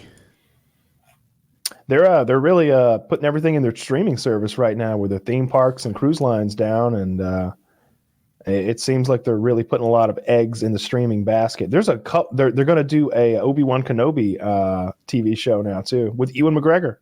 Are you excited Really? about that? I actually am. Yeah, it's what Star Wars fans have been asking for a very, very long time. Is an Ewan McGregor Obi Wan Kenobi anything? Is I might Ewan give it a watch. McGregor's star Don't not shining like it used to? Or am I crazy? He was just in that Stephen King thing, Doctor Sleep or whatever, the sequel to The Shining. Yeah, I watched that. It was good. That's pretty good. Yeah, Maybe pretty brutal when they're murdering those children. Yeah. I like Ewan McGregor as an actor. Did you guys see like The Haunting of the Bly Manor or something like that. Do you know the show? No, we talked about that. I saw the two black chicks on the front, and I was just, I can't do that. They keep suggesting that's like the haunted house picture on Netflix. They keep suggesting it to me, but I watched I want to watch The a Haunting scary of Bly movie. I Manor. want a scary series. So I think that I like what TV shows have done over my lifetime. If you look at old shows, we'll say Friends and fucking, it's a more current one. What's the one that's like minstrel show for nerds? Big Bang Theory. Big Bang Theory. Thank you. The gonna Big say Bang Rock Theory, Rock. Friends, the shows in that class with the laugh tracks and the plots that barely extend 20 minutes. That's kind of old school to me. And now TV shows are being Breaking Bad and Game of Thrones, for even though it was fucked up at the end, where it's like better than movies. It used to be movies developed plots and did things seriously and took on bigger topics, and TV shows were lame and stupid. The Haunting of Bly Manor. Now, I hate to compare it to Breaking Bad or anything like that, but it's a scary, horror-ish ghost thing that is 9 hours of content. Are you liking it? I finished it and I liked it. I didn't love it. You know, I'm not like, it's not this can't miss thing. How scared were you? Like more spooky or like truly terrifying? I wasn't really scared. Like there was some moments and, So more a mystery maybe, where it's like, we got to discover the secret of. I'm thinking ahead so I don't spoil too much. Just ruin it. I guess I'll say this. No character is safe in this show. How many of the black women die? I don't want to say. I'll tell you privately if you want. I haven't If even. we can whittle that on down to 0 black women, I'll give it a watch. And I don't know why you're so against the black women. One's fine looking and the other's hot. But that's the most unrealistic thing about the show. That two attractive black women know each other and are in the same room. Never seen that before. I've seen more ghosts than I've seen rooms with two attractive black women in them. Kyle. So How many? Oh, you're saying you've never seen a ghost? Ah, I see. But I like it because it's a plot that If we were takes. doing a scavenger hunt, and I had to pick between find a real ghost or find a normal sized room with two attractive black women in it, I'd be like, I'll take the ghost. Come on, I'll find something. Jesus Christ. I feel like I'd go to a college campus. Oh, you'd go to a traditionally black college campus. It'd be filled with like black women who were 22 years old. They'd be hot. I would crush it in that scavenger hunt. Anyway, it's a long story that they have to tell, and they take 8 or 9 hours to tell it. And I just watched it, and I'm like, I think TV shows are cool this way. I like that they can take on big stories. I agree with you. I'm looking forward. I don't know what Better Call Saul's schedule is, but I'm looking forward to more of that. The Expanse. I'm looking forward to more of that. I think that's just right around the corner. They're going to do a weekly upload on that now instead of just the big, everything at once kind of thing. Expanse lost me. I tried to catch up. I forget if I stopped on season 3 or 4. I think season 4 I was watching, and Season 4 they're on the planet. I didn't get through it. I was just like, I care so little about this. It is noise that's irritating me, as I'd rather be doing something else. Yikes. I didn't love it. I didn't like them on the planet. I want them back out in space doing their space pirate shit. But I'm definitely down for another season. I'm into it. It's one of the better shows that exist. I like it. I think The Boys is the best ongoing property in TV right now. Better Call Saul, I think, is my favorite. I think it's the best as far as quality and consistency. It's always good. It's always high effort. I know you don't like some of their camera shots. I feel like Vince Gilligan is really stroking himself off sometimes behind that camera. But we're gonna spend the like next 17 minutes watching this show through the reflection on a polished door handle. I'm like, are you fucking kidding me? I love how some people see chrome and they see a car. Vince Gilligan sees it and he thinks possibility. I think I've got a whole season of that show to watch before this new one. I don't think I watched any of this most recent one. Last season was great. There was a fucking psychopath in it. It wasn't Jimmy. Every season has one of those. Jimmy's a sociopath. If we're real, he's very driven. But that Mexican guy, there's a scene where he like comes into their apartment and he's like trying to figure out if Jimmy and what's her name? I don't know no, it's not Chico. It's like some other guy who's like maybe one of Chico's cousins. I don't remember the plot anymore. It's been a year. Do I have the name wrong? Or Tuco, Chico, Boo Boo. I don't know, but it's good. It's a great show. I'll help you with names. Thank you. Chico's the guy who, from season 1, who he goes in there and like throws the bomb from Breaking Bad. Yeah. He's the one who's really fucked up in that. He's actually just insane. Like he's not stable. He doesn't even seem to care if he makes money or not. Yeah, this other guy is much more calculating, and that's a scarier kind of evil. I liked Gus for that reason. He was my favorite bad guy throughout the entire part of Breaking. I mean, he is the main bad guy in Breaking Bad. Fair enough. Yeah, but it was cool to see him in Star Wars. Oh, I didn't know he was in that. You didn't watch The Mandalorian? I watched 2 episodes and lost interest. Did you even make it to the Bill Burr episode? No. Well, shit. It wasn't even one of the better ones. I'm just not a Star Wars guy. I think the Bill Burr episode stood on its own. And what I'm really appreciating in TV, kind of what I was talking about before, is when like we're telling a 10-hour story. This isn't some fucking Simpsons episode where you could drop one from the series and you don't miss anything. Yeah. And the Bill Burr one was that. You know what? I did get up. I got up to the Bill Burr one and I stopped after that. That's right. So I got a couple Good episodes. part. Yeah, that's okay. I'll jump on the Obi Wan show and I'll watch 2 episodes of that. The last 2 episodes of The Mandalorian are excellent. Who's the hot MMA fighter, female MMA? I didn't recognize her in that at first. Very, very attractive young lady, and she does the fight choreography really well, obviously, because she's a mixed martial arts fighter. Yep. And then, I mean, I won't belabor this because I've said it 10 times, but she moves like an athlete. She's an actual fighter. Sometimes when I see really pretty girls punch, I get super irritated by that. And it's not just punching. It can be jumping off a table, and it's like, oh, you don't do that athletically. You do it like a model. And it's not a sexist thing for me either, because when I see Liam Neeson climb a fence, yes, I'm like, dude, I can kick your ass. Yeah, a lot of aging action stars. Yeah. I mean, how much kung fu you know either. You look brittle. Before everyone turned on Steven Seagal, I did, because he was just moving dumb. Like, he runs like a girl. He runs like a girl, and he would fight in like really dumb ways. I think I saw him beat up a bunch of people with a credit card once, and I was like, "This is just that was so a lame." Sharp credit card. That was a trick credit card. That was a razor blade. All right, that I'm okay with. He had a razor blade, and his opening move was to slash 3 guys' throats. That just works. It's just true. What are you? And he is 6'4", so he's got the reach to make a move like that work.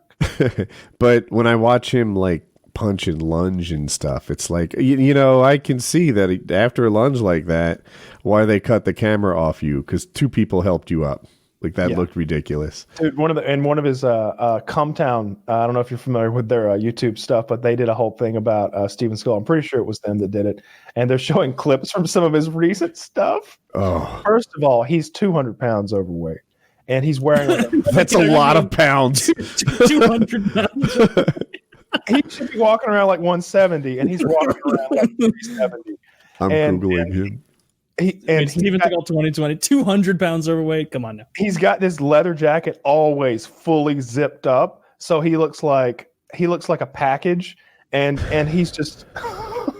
There's one part where he's sitting on the bed with a girl, and there's about to be a love scene, and someone had mercy on the girl because they just cut away and the jacket never comes off throughout the whole love scene. Another time he's in this like military movie where he's like with these like special recon top tier Navy SEAL dicks in a desert city, and one of them gets shot. He's down, but there's still gunfire coming in. So Seagal's got to get this guy out of the street. So he like grabs that guy by his collar. And it's so obvious that a wire is dragging the person, and Steven Seagal is just sort of limp wrist, like it's a bag of groceries, just walking along, like walking. It looks like he's walking a dog, like this whole but he's dragging a full-grown man. Yeah, I mean, he's maybe not 200 pounds overweight, but he is well over 100 pounds overweight. His hairline looks so fake. it's painted on at this point. Like look how dark his goatee and his hair are, like in some of his new stuff. In this picture in particular, I don't know if you can get in close. I hope the viewers can see it well enough. But do you see how this front patch of his hair is just like curly and not part of the rest of it? Yeah, it's not real. It's painted on, I guess. I was actually watching a YouTube video on hair transplant surgery today. I was curious. And it was this chick who got it. I guess what she did for years and years and years, she likes ponytails. So not only did she put her hair in a ponytail, but she put it in like a tight ponytail. And I didn't realize it, but that makes you bald like here, as it like pretty much pulls the hair out. There's a term for it, like stress-induced alopecia or something induced alopecia. And it did a couple things for her. Like one, she just liked her open face, and it like did a facelift kind of thing to her face when She always looks surprised. like it. I guess it just like youthfulized it. I'm making up words, and it made her eyes more almond shaped. So you can picture this is a ponytail that is like a facelift that it's so tight, and she went bald on the side. So I learned what hair transplant surgery is like. And they take it. I didn't know how it worked.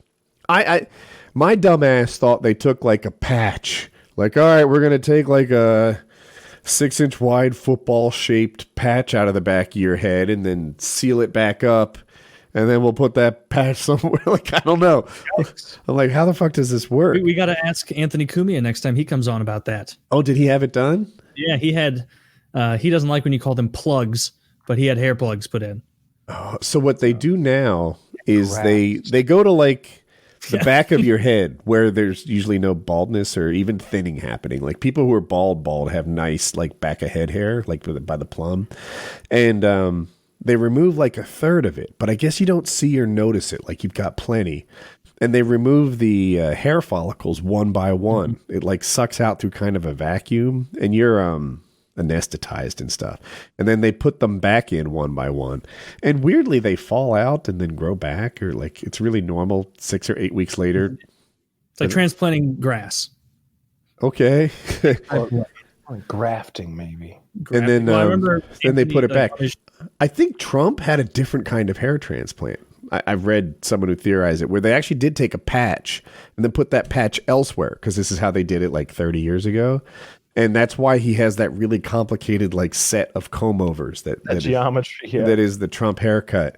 I was thinking he's just like really desperately holding on to what he has left, and that's the reason for like the weird thatchwork wicker basket look, where it's like you have to make sure every angle is covered by I'm something. only as good as my sources, but like it's not normal balding, right? Like, because he has pretty good hair here, but then he has to like. Now. It's not bad. Then he has to comb it in a bunch of different ways to cover the spots. Better than Biden's. Really? I just clicked over to the live debate just to like get like a literally like current view of what's going on. Biden happened to be leaning forward, and so did Trump, and you can see Biden's entire scalp. Can you link the debate? I'm not watching. Sure. Yeah, we're not going to watch it or anything. When you Google Trump hair, you don't get flattering photos, so it's not fair. Oh, of course not. Right? Yeah. So I'm not trying to stack the deck. Some of these photos are funny, obviously fake. That CNN guy who showed his dick, it looks like they've already like purged a lot of the pictures I was looking at off Google Images. I was trying to find one. I saw one of a fat guy who I thought was him standing up with his dick out, but I guess I can't find it. Damn it. Oh well. Yeah, they're NBC is fact checking the debate as it goes. I would definitely agree. Yeah, Biden's hair is very thin. He's looking down now. It's thin on the top, but I guess it depends what you prioritize. To me, when I see the part side of Trump's hair, it looks pretty good, right? So in my case, it'd be turning in this direction. Like I feel it looks good. From straight on and the other side, there's like weirdness that you don't see on other hair. Like it's like, what the fuck is going on with your hair from some directions, and from other directions, it looks pretty solid to me. Biden looks normal, but normal isn't great. Have we ever had a bald president? Like a full-on, they shaved it, like not olden days where they kept the Costanza look. Have we ever had a full-on bald president? I'm Can I Googling tell it. you what Trump just said? I've turned the debate off. I'm not going to watch it while we do the show, but I heard what he said. They were talking about how illegal immigrants come in and they do that catch and release thing where they say, all right, you're illegal and we know it. Your court date is on this date. Show up for your court date. You got a pinky promise. Yeah. Pinky promise. And Trump was saying, none of them show up. They don't show up. We've got to send ICE out to go try to find them again. And Biden's like, they show up. They show up. They do. They do. And Trump's like, I hate to say this, but only the ones with really low IQ show up. and then the moderator's like, okay, we're going to move along now. Like, is he wrong? Only the dumbest person would be like, I was told to report here for punishment for the law I broke. So I'm going to, no, I have to be, I have no time for breakfast. I don't want to be late. Who are you again? Oh, I'm this guy. You'll find me under this pay. Well, we'll look and we'll try to punish you today. It's going to be a hard time finding you. I'd like to be sent promptly back to Honduras, please. Today, if possible. Yeah, that's pretty funny. I'm looking. Lowest IQ show up. I don't think guys. Wait, this is So 6 to 11% don't show every year. How did they know? Well, they know. I don't know. I Googled it. This is the first source I found. You're saying 95% of people who are told you've broke the law return here for punishment. There's between 94 to 89% is this estimate that show up. I Googled it because I'm fact checking. I know people love this, but your link. This you was got it. That one was the Washington Post. Oh, Eisenhower had hair on the top. Oh yeah, I was looking for bald presidents. I didn't get like a real cue ball. I'm looking for another source, one that maybe. See, Vox says 99% show up. Yeah, I'm looking for one that like. Here, PolitiFact. Let's see what they say. There's no way I would show up. If you were guilty, I guess not. But they're all guilty. Well, yeah. You're guilty of breaking into a country. Here, I know people. I feel like I'm going to get hazed for the return of fact checking. According to Justice Department data from the last 5 years, 60 to 75% show up of non-detained migrants. Yeah. I wonder if that's like includes like a lot of people who have been here for a long time and already have roots down in communities. Like because I'm thinking specifically of the ones who are like, aha, we caught you coming right across the border. Yeah, this is conflicting because this one says in September the Justice Department. Which one? As the first one you linked to me. As of April 2019, out of approximately 7,700 total removal orders for docket cases, over 6,700 were in absentia. Absentia? Is that how you say it? That's 87%. Seems like there's people arguing throughout this article, and I am losing interest rapidly. I hear you. So I'm not losing interest. I'm afraid I'm losing my audience, though. Like that's my concern. Yeah. Nobody's out there like, keep on digging. Yeah, no. If we're not on the show, I read about this for the next 2 hours. But on the show, you got something about piss? Yeah, something. Yeah, right. Which one of you is going to drink your own piss? Oh, that's what I'm here for. Tell me more about the couples that are going to fuck on the weekend. Yeah, this is more our speed. This judge was sitting in judgment of an issue regarding a penis pump, and it was found that he was using said pump under the desk as he was giving judgment. Now you're well done, Taylor. Thank you. Yeah, I got us back on track. We'll read the title. Penis pump judge faces stiff sentence. Retired U.S. judge himself, which I don't believe already. On charges, he used a penis pump on himself in the courtroom while sitting in judgment of others. Oh my God. Indulging in pantomime masturbation. That's ballsy. The witness in the trial has been former court reporter Lisa Foster, and giving testimony, she wiped away tears as she described tracing an unfamiliar shh in the courtroom to her boss. I was really shocked. I was kind of scared because it was so bizarre. Foster further testified that during a 2002 trial, she heard the pump during emotional testimony of a murdered toddler's grandmother. She continued, the grandfather was getting real teary-eyed, and the judge was up there pumping on that pump. It was Oh man, he got away with it for a while. It's got to be a joke. The next paragraph begins.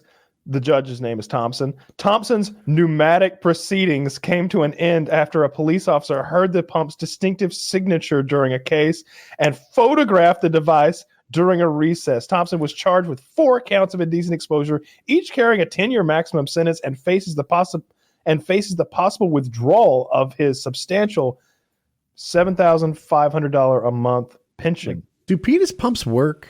Is that a thing that makes your dick? No.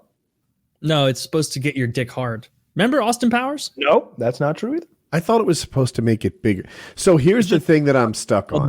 It's supposed to make it bigger. It doesn't make it bigger. No, it's supposed Have you to ever tried it? Yeah, I've tried one before. Okay, because here's my thought. I have 2 pieces of proof that say it might work. I have seen something like a penis pump used on a labia, and it made it all swollen. I have also taken a cup as a child over my mouth and sucked on it, and then when I take it off, my lips were like super big. I did that also. right. So if it works on my lips and it works on chicks downstairs lips, I'm open to the idea that it might work on a dick. It's inflatable. No. Dude, I did that with anything you risk breaking blood vessels in your penis and it not working as well in the future. You cannot stretch your penis. You cannot inflate your penis. Now, what you're thinking of, Taylor, perhaps maybe what you're thinking is there is an implant that you can get right in your gooch where you've basically got the nipple off of a football and you can insert a thing and you have a little pump. So that's just and that's for erections. There's an implant in your penis that you inflate to get erect. I know what you're saying, and I'm not saying obviously a penis is going to make your penis bigger, but it is a pump that will suck blood into your penis. But then it'll immediately leave. Wait. I want to read this. So this is healthline.com. It's an actual legitimate health website. It's not like a sex thing. I've read about all kinds of things on healthline.com. What's the short answer? Yes, penis pumps do work for people, at least for what they're intended for, which may not jibe with how a product's advertised or your expectations. There's more. What can a penis pump do? Let's start with what it can't do, which is give you a bigger penis, contrary to what some internet articles and retailers might promise. What they can do is increase blood flow to your penis to help you achieve or maintain an erection so that you can have penetrative sex. Sure, you may gain a teeny bit of extra length from a pump, but that's a temporary gain. For someone with erectile dysfunction, penis pumps are less expensive and generally safer than other options. And it can be used alongside things like Blue Chew. Speaking of this, you want a larger penis, there is a surgery for that. We'll talk about that. And we'll talk about that. You can lead us through that after this, but we just learned penis pumps, very dangerous. You're going to break capillaries, blood vessels. Kyle, you seem to know what you're talking about. That's for the birds, my friends. What you need is Blue Chew. This episode of PKA is brought to you by Blue Chew. Let's talk about something we could all use more of right now. Sex. Great sex. Guys, now you can increase your performance and get that extra confidence in bed. Listen up. BlueChew.com. That's blue like the color blue. Blue Chew brings you the first chewable with the same FDA-approved active ingredients as Viagra and Cialis. You can take them anytime, day or night, even on a full stomach, so you can be ready whenever an opportunity arises. Blue Chew is made in the USA. It's prescribed online by licensed physicians, so you don't have to go to the doctor or wait in line. It's even cheaper than a pharmacy. And they prepare and ship it right to you in a discreet package. No awkwardness, and you don't need to leave the house. If you can benefit from more confidence where it counts, Blue Chew is the fast and easy way to enhance your performance. Right now, we've got a special deal for our listeners. Visit BlueChew.com and get your first shipment free when you use our special promo code PKA. Just pay the $5 of shipping.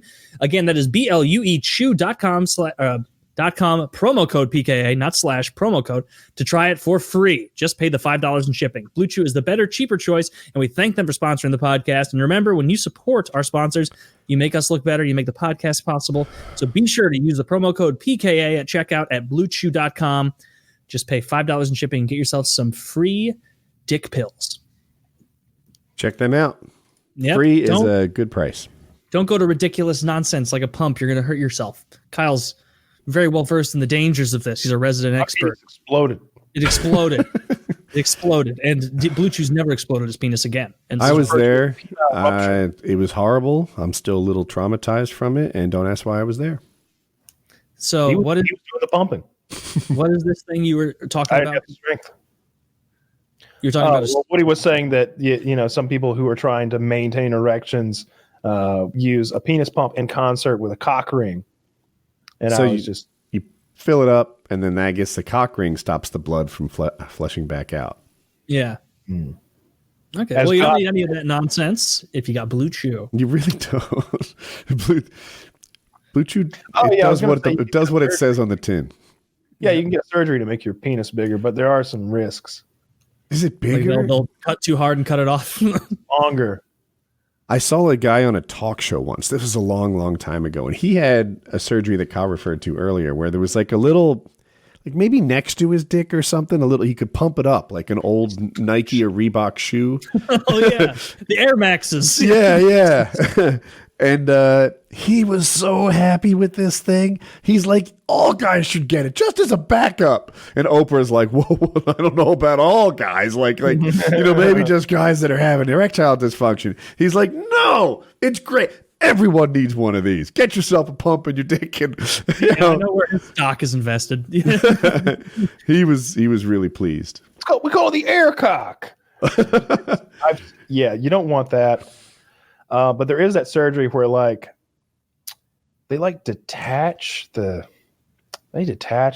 thing like around your gooch area, and they give you more shaft. But then I guess something about like now that it's detached down there from the muscle, that your penis is more floppy and it's hard to keep a stiff erection. Like it's just one to. You can't do that move where it comes down out there. and you put it back in, no hands. Oh, What's the benefit of this surgery? It seems like, penis. but you deal with floppy bad erections, and your The erection's bad. It's you don't have a stable base anymore because it's been detached. so woman on top would be terrifying.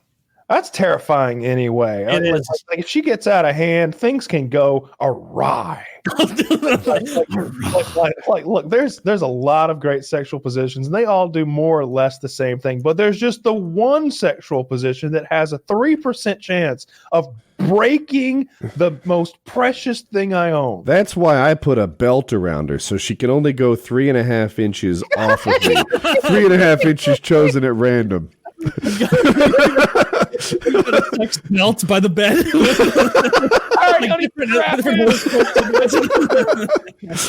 We don't want to lift it off 4 inches, or it could be catastrophic. This is your captain speaking. Be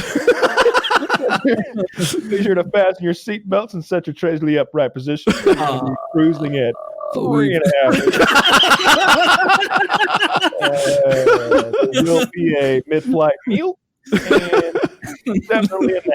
Yes. Cruising at about 3.5 inches.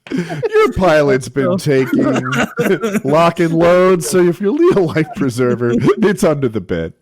That's what the belt's really for, to keep her from firing off like one of those cheap rockets that hit the You stomp on the thing and shoot jacket. There's a Foam rocket. 2-liter bottle involved shooting. Yeah. God. I want to have some fun with the artwork on the bottle, but I also want a product that might actually sell. Yes. We can do both of those There's a things. yin yang there. You got to find the perfect balance between Yes. being just serving my own selfish comedic purposes and actually selling a few thousand bottles. Yeah. Well, and it's got to be on a subscription model. So I think people it can needs to be, always. and I think what we're looking at is either what you said, like little packets of pills, It's the or easiest thing. or like a loot box type thing where like you get a box with like 3 bottles of pills, maybe. I don't know which substances can be combined. Like I said, that's going to be a Derek thing.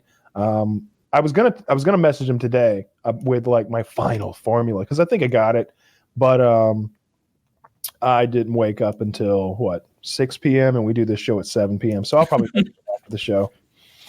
Man, I feel like your sleep schedule, you'll be on point for a while, and then just out of nowhere. Has it been? up No, in the he's air? just been inverted. Kyle's getting up early at 6 every day, like a disciplined Marine, just PM instead. Yeah, that literally is it. I get up at 6 p.m. I go to bed at about 9 a.m. I sleep from 9 till 6, and then I'm up the whole rest of the time. No naps or anything. I got a lot going on. I'm doing some stuff and playing a lot of Vermintide, getting real good. Nice. We have the squad a little fractured right now. There's a lot of anger, a lot of vitriol last night at the end of we failed a few times. Whose fault was it? They know whose fault it was. So was it clear whose fault it was? And now, are those people not putting in the time? Are they not gifted gamers? You just make a mistake. We play the same map again and again and again. Everybody knows how to play the map at this point. And if you trigger a fucking patrol and they come and slaughter us, then you lost the game for us. This is I switch characters. I'm playing the double dagger elf now. It's pretty crazy. Do you think she's better than the full auto elf? She fills a different role. Now I'm the guy who kills monsters and the elites, which I didn't feel like anybody else was doing. So somebody needed to do that. Smitty did that pretty well in our sessions. Of course, we weren't playing Legend, but yeah, it's a little bit harder on Legend. That magic sword isn't quite as magical. Yeah, I'm leveling up my dwarf. I haven't opened a single I know people love Vermintide talk, but I haven't opened a single commendation chest. So when I get to it said max level, which used to be 30 if I recall. It seems like it's 35 now. 35 now. You need to open up enough chests so that you have some stuff to play with. That's not true, I think, because leveling up now is about a game and a half, and I need to go 14 more levels. So it's like I can play 20 more games and then level. But it's a low cost. Like you could just open up like 2 crates, 3 chests. I mean, my lowest item is worth like 250 points. Like it's not like it's junk. Oh, yeah, that's not bad. Oh, the other thing you really need to do is upgrade everything to amber. Like you need to be using amber stuff because you get the 2 properties and the trait. My weapons are both amber, but the other stuff is. Oh, and one's my weapons are both amber. One thing, my necklace is red, so amber. Yeah, that's real nice. Am I a peasant? So the only difference between red and amber is that the traits are all maxed. Instead of being you like, because what I do is I just re-roll 30, 40, 50 times if I have to until I get the traits. It only costs 1. Have you leveled up more than one character, Kyle? No, I've just got the elf at like level 60 or something now, and I've got like a level 10 dwarf. Oh, well then you already know. I've got the zealot at like level 43 or 42, and I've got a dwarf at 23, and that's it. When you listeners probably don't know, but the weapons don't seem to carry over. So if you level up an elf and you go to a dwarf, then your weapons suck. But the other things, like the necklaces and amulets or whatever, they work. So you can get like high-level stuff from your other dude onto your new dude. Yeah. Are you going to try grinding out a victory or 2 after the show tonight? Of course. Maybe I'll join you. I was thinking that too. Is anybody else playing the zealot in your group? I mean, we can find someone who doesn't play the zealot. That's what we can just do. Like there's like 4 or 5 guys that play the game at a high level. He's the most fun. I'm glad you like your zealot. I'm liking my dwarf, and it doesn't seem like there's a big line for the dwarf either.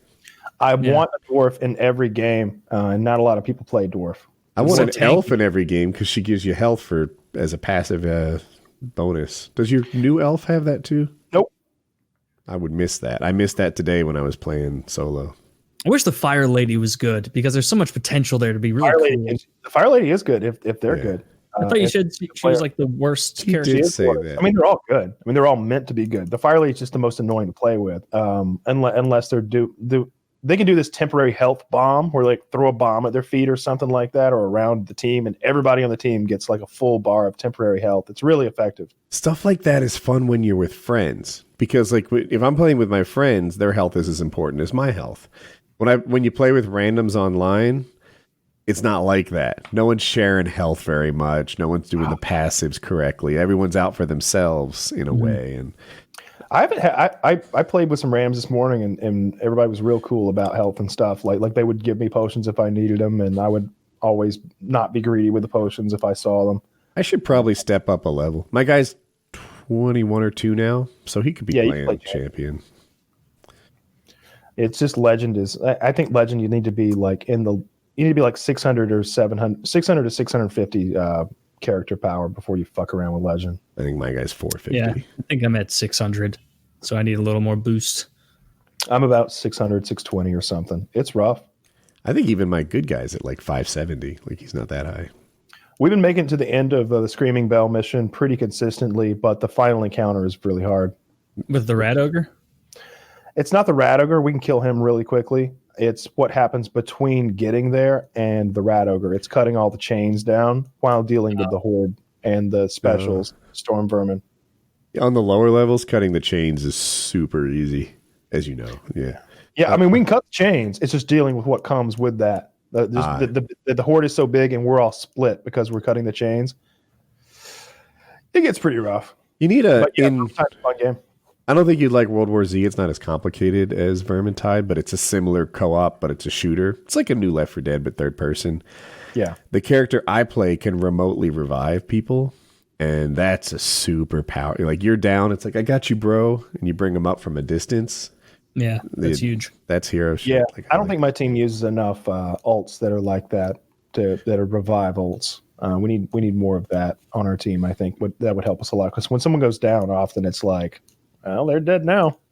Yeah. The reviving is huge. And the kinds of things that cause people to go down are huge, right? Like when you play the game, at first anyway, it seems like the Skaven are a big problem. Like all these like, oh my God, there's like 37 rats on the screen. This is an issue.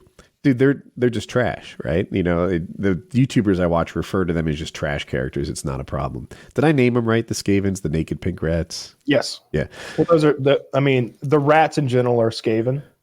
Okay. So anyway, those are Skaven slaves, the little pink fellas. the lower characters, they're never the ones that knock your team out. Even if there's 100 of them on the screen, they're rarely the problem. But one assassin knocks a guy down and you have to stop what you're doing to pick that guy up and to kill the assassin and whatever. Like that's big. Your ranged elf, like you kill the most characters, but I feel like your biggest contribution is taking out all those specials before they even caused a problem. Like I don't know if you play with good players now, but a lot of people wouldn't appreciate how big a deal that is. But no. Those specials were the biggest problem. My dwarf has no range weapons, so they're really hard to deal with.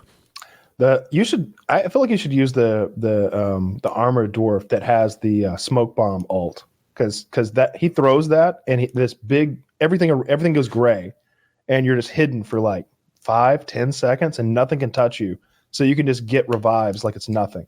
There's a World War Z character. My World War Z character does that. There's a fixer, and he throws this blue smoke, and then all the zombies are not aggressive in it. Yeah, and like you said, it's the revive ult. You know, and I like having the shield and the axe. Just shield bash, and you can block machine gun fire. You can block warp fire. Anything that's projectile, you can block.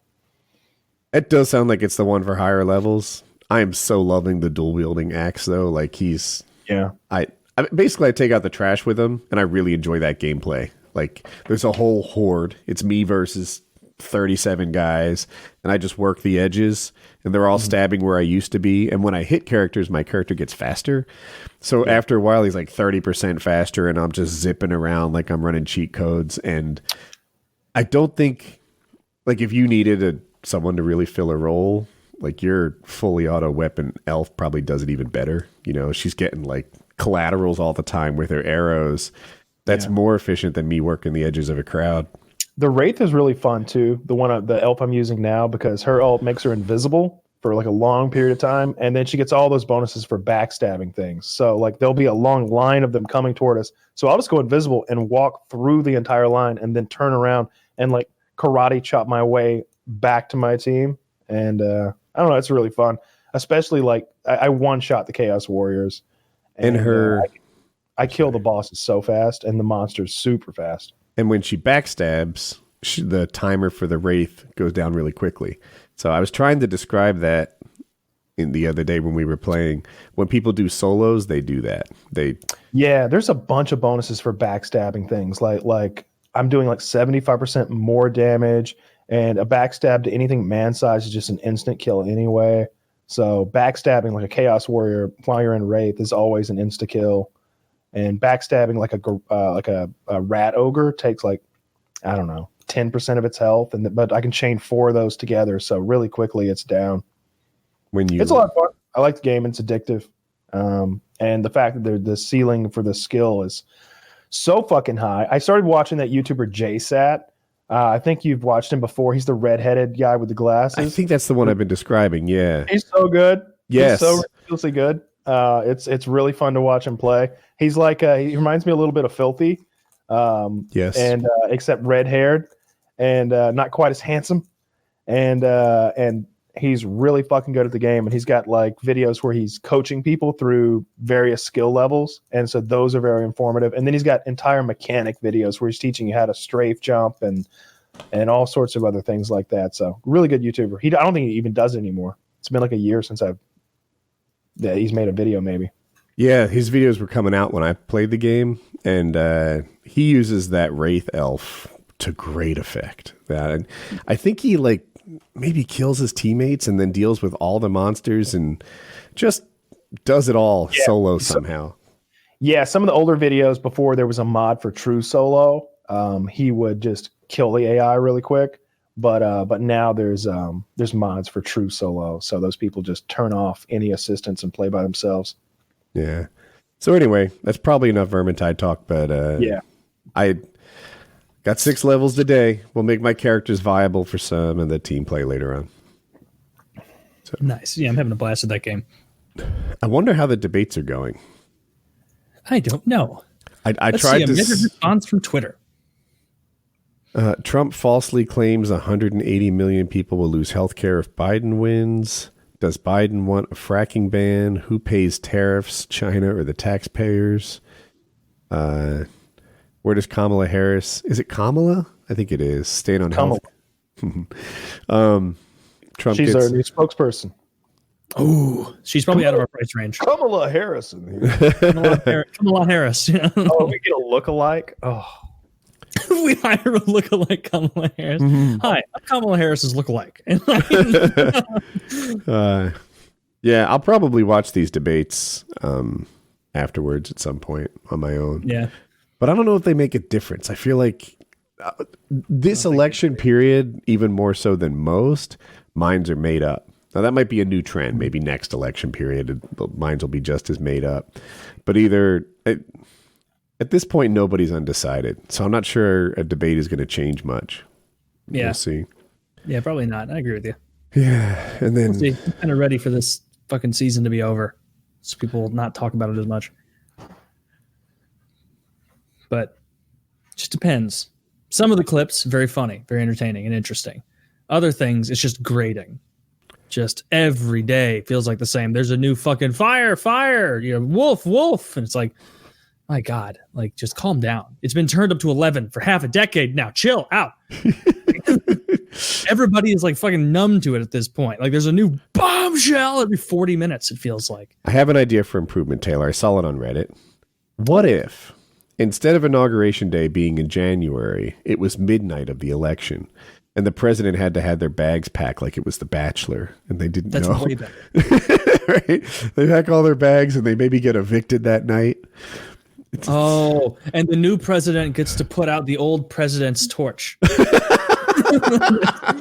We're combining shows, but this is an improvement. I like it. I don't understand. I won the election. Why do I need to eat a bowl of roaches? You have to do it. That's the final thing. You got to eat the hissing cockroaches, Trump. There's a little Big Brother involved too. Like, why are there cameras in the bedroom? Jesus Christ! You know? I love the Big Brother part. It's a lot of fun. I feel like I'm on TV constantly.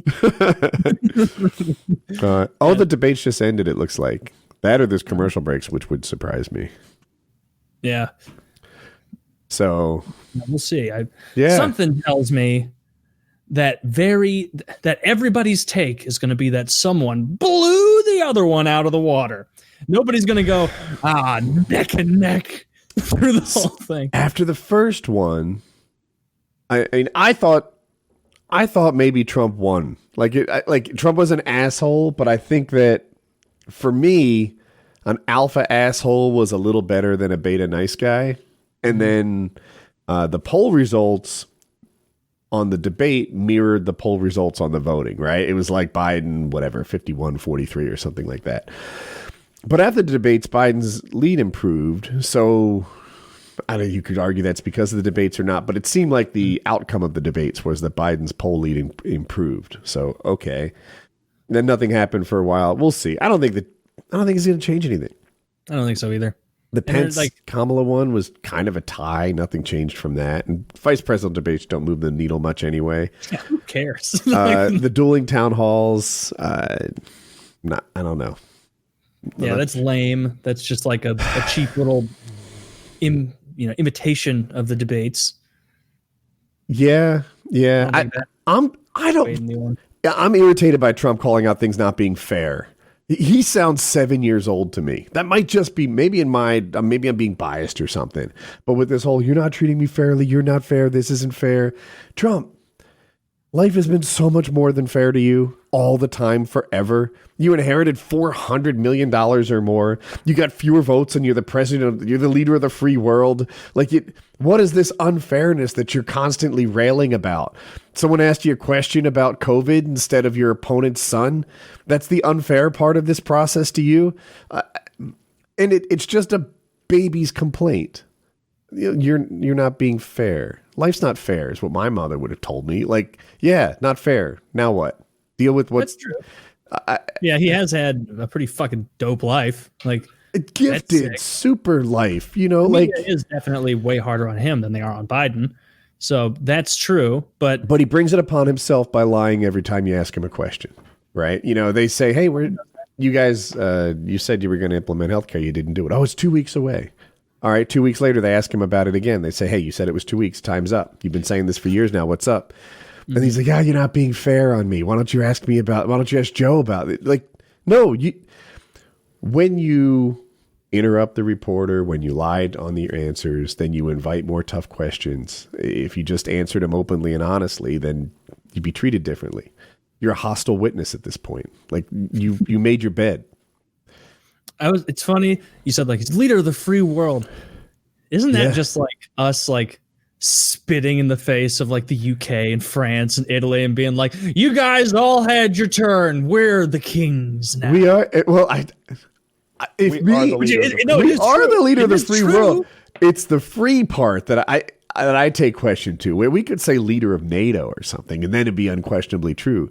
Russians, you're not free. China, no, you guys aren't free. I bet they feel pretty free. I think. I don't know. Yeah. I'm not them. That's why they send us those messages knitted into the clothing that we buy from them that say, help. I don't think they do that. And if it did, it'd probably take off as a fashion thing. Come on. You haven't seen those I've never bought a shirt with a scribbling of help me. People have. Lots of people have. It's a recurring thing where they send notes that are help me, I'm a slave. What brands? Mostly Adidas. I would have guessed why Nike. I only all day I dream about slavery. That's what made me switch to Adidas sportswear. Also, it's cheaper. You ever look at what a fucking Nike t-shirt costs? Oh man, it's because there's no overhead because slaves are so cheap. Literally, a Nike t-shirt is $45. Is it really? T-shirt. Yeah. I've never. You get a polo. You get a Ralph Lauren polo for $45. What's that brand that just says Supreme on a cheap looking t-shirt and it's $100? I think it's Supreme. It's called Supreme. I'm not sure. Yeah, that's outrageous. It might be Supreme. I don't know if that was a rapper and that was his line or something. I saw a Supreme face mask and I was like, that does look dope. It looks better than all the other face masks somehow. I saw a guy wearing a Louis Vuitton face mask the other day, and it was I know everything about your spending habits. Dude, face mask style is a thing, right? If yours is super loose around all the holes, then it doesn't work. You're that's not whatever. If it's too small, that looks really bad. That's fat guy in a little coat. Some of us can't help it. If it's too big, that looks a little bad too, right? Double XL hoodies don't make you look skinny. They just make you look a different, they look bad too. A proper fit on a face mask I don't think mine fits that great, but I just use the surgical kind with the little cloth elastic things. I kind of like that one. Says something. It says I'm not trying. And that's the one they tell you to use. That's that even on the chart. It says I'm not trying. It says I'm not trying. Surgical mask? But in a way that's like, I'm not playing your game, right? Like, I wear jeans. I don't even know who makes them, right? But they look. You know what I'm talking about? A surgical mask. Like, Yes. literally in the lineup, it's better than the bandanas. It's better than even the K. You're rating them by performance, not fashion, you dodo head. This is a none fashion. of them work.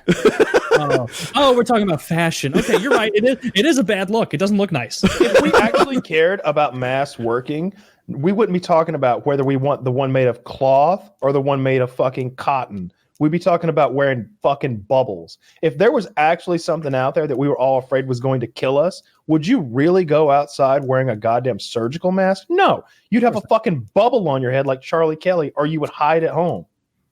Yeah. On If your there was head? gas out I'd there, do it poison right. gas, I'd put a bubble all around me like Ice Poseidon. I'd do it. That's you'd be a bubble boy. We're all just like, I can't remember. We're all just pretending for the sake of pretending. At this point, you don't want to be socially shamed. That's the main reason people put on their masks. Like, oh, I don't want to be one of those people. I wear it for a in couple of California, reasons. they're- One, I hope it does work. They say it works. All the experts say it works. So I hope that they're onto something. They say it helps. Right. Helps. That's a better phrasing. I've grown to kind of like it a little. You know, like it. I'm in some weird place, buying a Monster Energy drink on a road trip, and I don't know. I'm hiding behind my mask.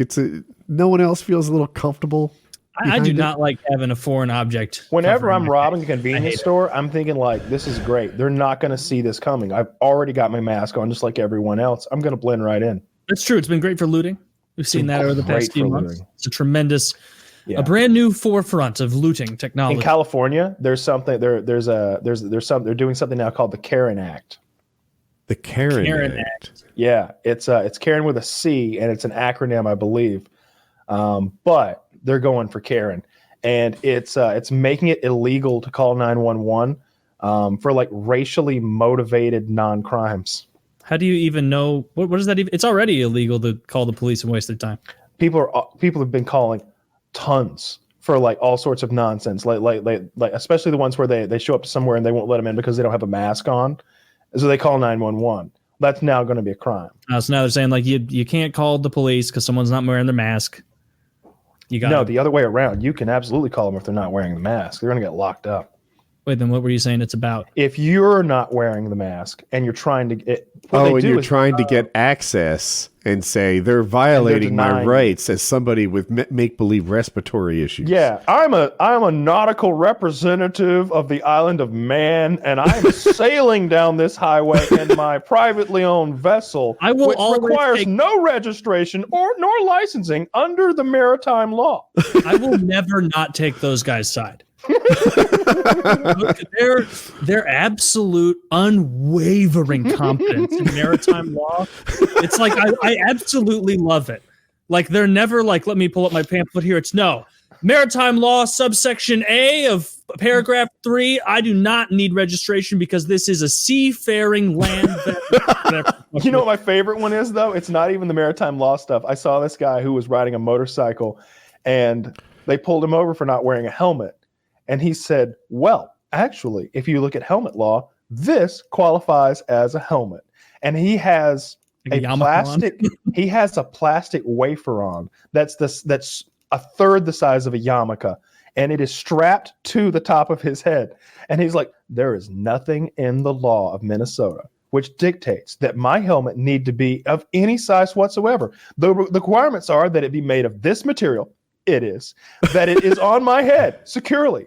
It is. And and the cop is just like, what the fuck are you doing? Like, See, that guy had a great day. That guy was driving around aimlessly for hours, just hoping on a prayer to get pulled over. So Loops around the police station. oh, it's time to lock and load. Hey, bitch, I'm wearing my communion wafer. You can't stop me. Yeah, that's great. Those guys, the sovereign citizens, they're called, I believe. You can look up Yes. sovereign citizen police stops on YouTube that are pretty good. It might be boring to some people, but do you know the YouTube channel Audit the Auditor? No. Have I talked about this yet? There are people who call themselves auditors, and basically they put themselves into situations where they would interact with the police, maybe open carrying, Maybe filming a government building. DUI checkpoints. I've seen that one. DUI checkpoint, sure. Now they're auditors, and they'll go to like a DUI checkpoint and cooperate as little as possible, which turns out to be very little. Like you give your license, you don't ask questions, you don't even roll down your window, you don't take any you just go. And then like there are other things like, the cop's like, you're being suspicious. Because you're suspicious, I want to know your name. You have to give me ID. And he's like, what is it about me that's suspicious? And it's like, well, you're wearing a dark hoodie in this neighborhood or whatever. And he's like, nope, that doesn't count. That does not make a person suspicious. And these auditors, usually they get like a B on knowing the law. But the cops often do worse. And Audit the Auditor is an actual attorney. He's a lawyer. That's what he does for a living. And then he goes and he watches these auditor videos, reputs them on his channel, and tells you when people get things right and wrong. Like this policeman, was unprofessional. Usually the police are the dicks in his videos. No. Yeah. I think that there's not all of them, of course, but there's a common personality trait in police that they kind of need to alpha and win every situation. And sometimes that can result in making up rules or, I don't know, getting shit wrong, detaining people that don't deserve to be detained. And you get the outcome. And some of these auditors are making 6 digits, like false arrests, illegal detainment, stuff like that. And they kind of like the whole situation started because you were filming outside on the sidewalk in public into a federal building through the windows at someone in their office doing their job, right? So like if that's me, I'm being a dick in this situation. They called the police on me because I'm filming them through the window in a federal building. But it turns out there's like no expectation of privacy if you can see in there through this from the sidewalk. Yeah. And which has gotten me out of many a peeping Tom conviction. Oh. Close those blinds or I'm a-looking. Yeah. You cover your windows or I'll see your drawers. That's what I bought that lens for. Looks like I'm out there like fucking Galileo. When I'm not staring at the sun, I'm looking in your blinds. It's full moon. He's a little monotone. He's not like a storyteller. He's just a fact dissector. But Audit the Auditor, I've watched enough of. And I put myself in there. Right? I put myself in the video, like in make-believe. And like, how would I do? Not well. Not well. If a cop says I'm doing something suspicious and then I have to show my ID, I'm like, shit, am I wrong? Am I wrong? Is it suspicious to walk through a neighborhood with one pant leg rolled up when we all know that's a sign that a drug dealer is available for business in 1994, which is a thing? My friend was a cop. That's how me and Taylor always got our drugs. We'd look for one pants leg up Larry, and we'd know. Hey, I noticed you got both pant legs. Oh, you're wearing shorts. I'm sorry. That means you're a prostitute, right? I think that's true. I don't know. Why are you all hitting me? I was told it was true. I'm always good at my sources, but so then it's like, shit.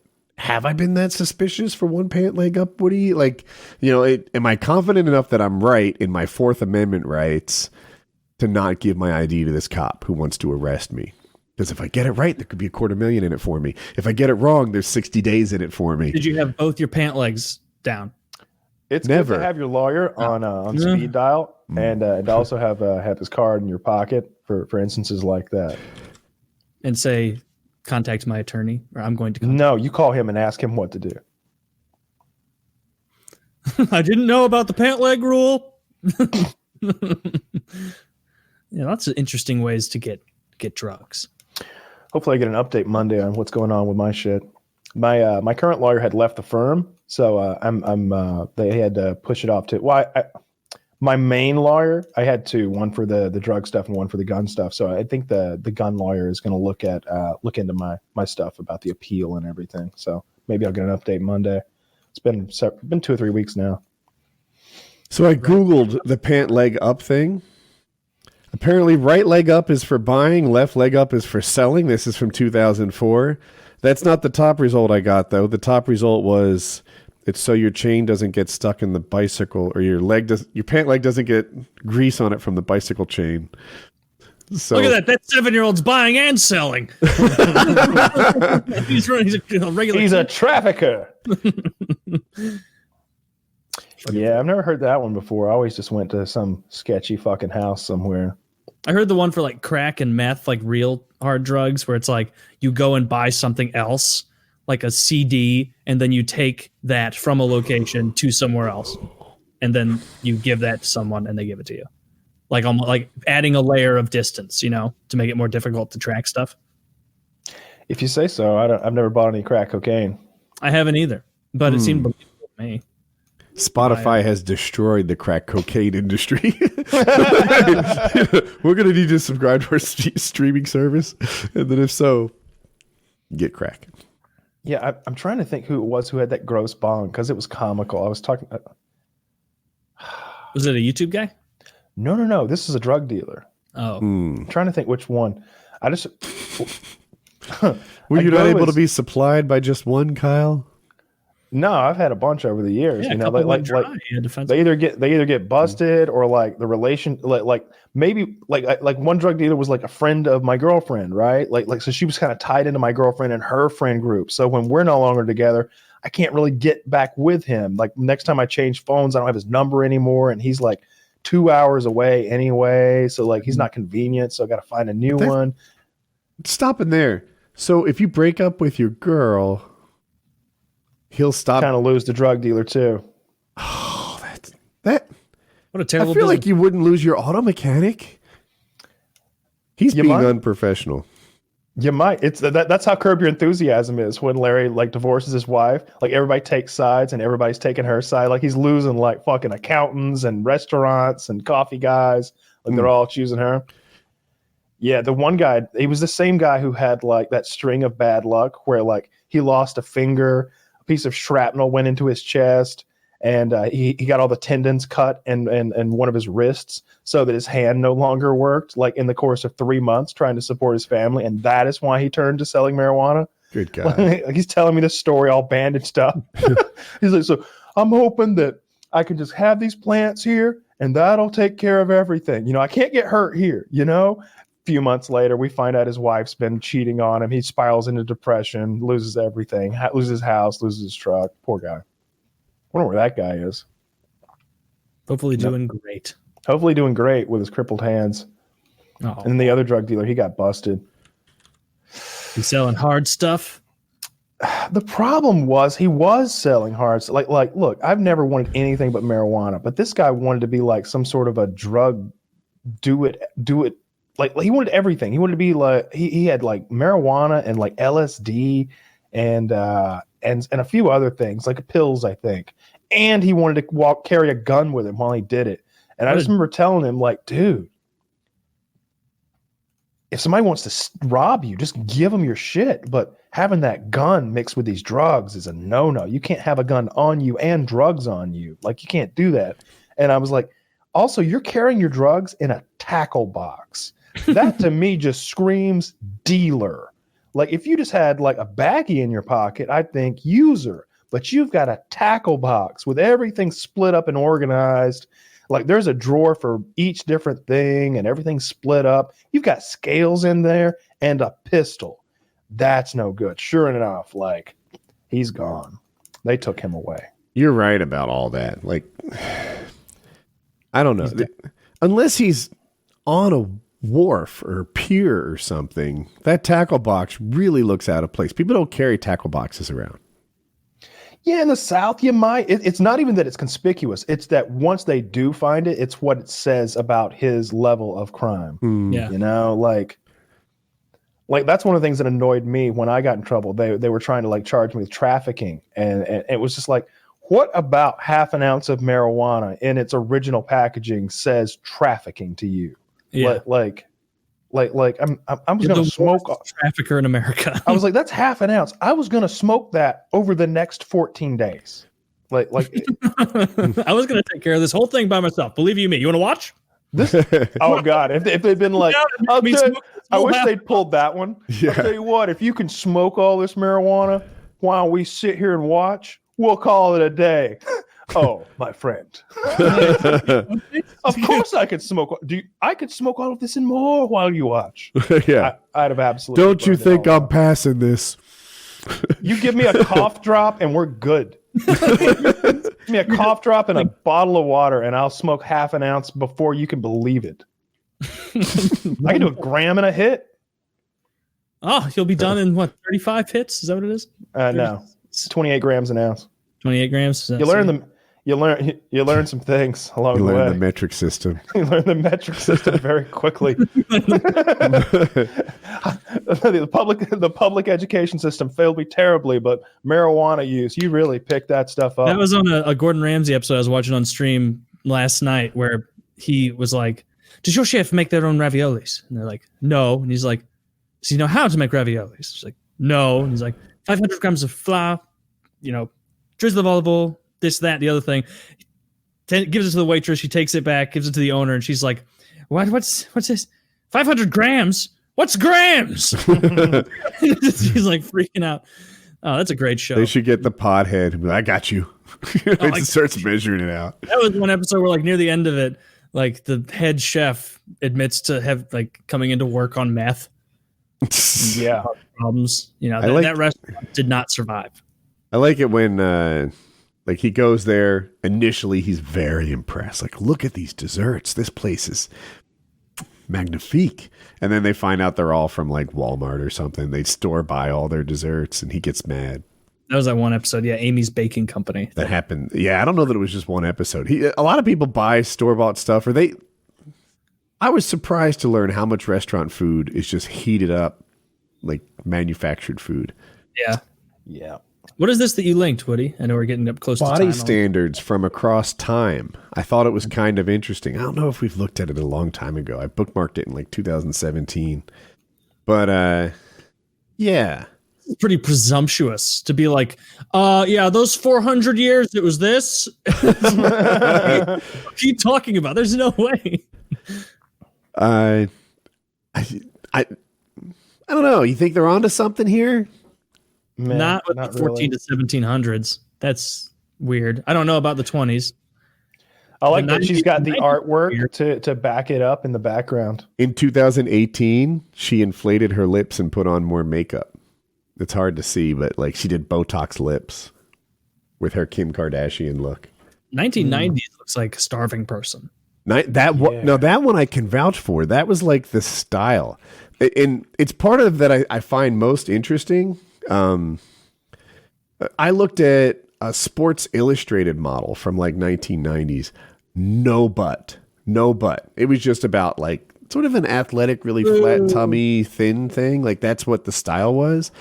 And now, if you want to be hot, like if you want to be banging, you have to have a banging ass. I don't know that 2018 is on target. That maybe that's excessive. Look at 1950s though. Yeah. That might be. Yeah. To me, that's a little bit fat. They're going for Marilyn Monroe there. But that is not fat. You don't think? 50s? Not at all, dude. All right. I don't know. I who would. Woody has standards. Right. Who's Natalie Portman, right? I think she has a really like a nearly perfect body, and she's a little like a 13-year-old boy. Very wayfish. Let me look. Like she looks like she's on day 3 of a disaster. Like nice and pale. 72 hours of food, starting to get. Let's do Jessica Alba then. She's a good example. Where would you put her in here? Like big butt, medium boobs. Like she's somewhere around like our current standard, or like the 90s to 2000. Nah, she doesn't really fit into any of these. She's a little. No, I don't know. She might be very much like 90s to 2000. No, she's not nearly that skinny. She's got big butt and pretty big boobs. Like they're kind of medium. Jessica Alba's really hot. She's maintained it too. I'm gonna try and find a. I really want to see her butt. Go. There's a bunch of. You'll find some beach pictures where she's in Sort of a cheeky bathing suit bottom. You can see her butt. Yes. All these pictures are, even if you search Jessica Alba prime butt, they show her front. Boo. Here is a pretty good Jessica Alba picture. I assume that's her. But that, to me, will show everybody. Hang on, I'm going to help you with these pictures. Yeah. I'll take some help. But this picture, chat, like I'm on Twitch, to me is very much comparable to like this one. I'm helping. Hang on. A bigger butt pic you're looking for? Of course. Good. Ooh, this one's pretty. Yeah, I know of that one's existence, but all right, it's sexy as fuck, but it doesn't really show. Mine might be from the same day. Is that the same bathing suit? Okay, I'm on board. Right? That to me is like just about perfect female form. And if I'm trying to pick like which one of these women it is, I was going to say 20s, but I think the 90s to 2000 girl is a little bit bigger. Yeah. Yeah, 20s and 90s, very little butt action. We can throw away the 1400 to 1700 because that's outrageous. Very Rubenesque. So 90s is too small. 50s is looking good. Let's look. Yeah. But I think if I were to land on perfect, 90s to 2000 would be my answer. And that's not far from the Jessica Alba pick, maybe a little thinner. Jessica Alba's better than any of these Photoshops. True. 2018 looks fake. Like 100% fake. They're all a little fake because it's all edited, but it's a little, there's something uncanny valley about that ass in 2018. You know what I mean? Yeah. Well, I think it's modeled after Kim Kardashian, who's also fake. So, interesting, Kyle. Indubitably. See, I will not be sharing. Oh yeah, she looks really thin in that picture. Yeah. Too thin. Yeah, I don't know. I think it's interesting. However, like people say, oh, body styles change over time. We learned that in school. I think they told us that to make us feel better about whatever body we had. And, oh yeah, in the 1400s, they liked fat chicks. There's really nothing wrong. So just build a time machine, you dumb bitch.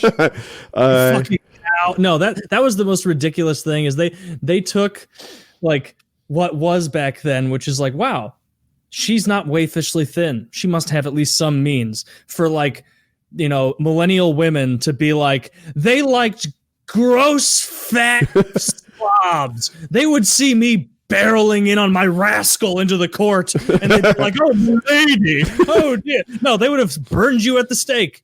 Oh, it's the Duchess of York. Look at her rolling along.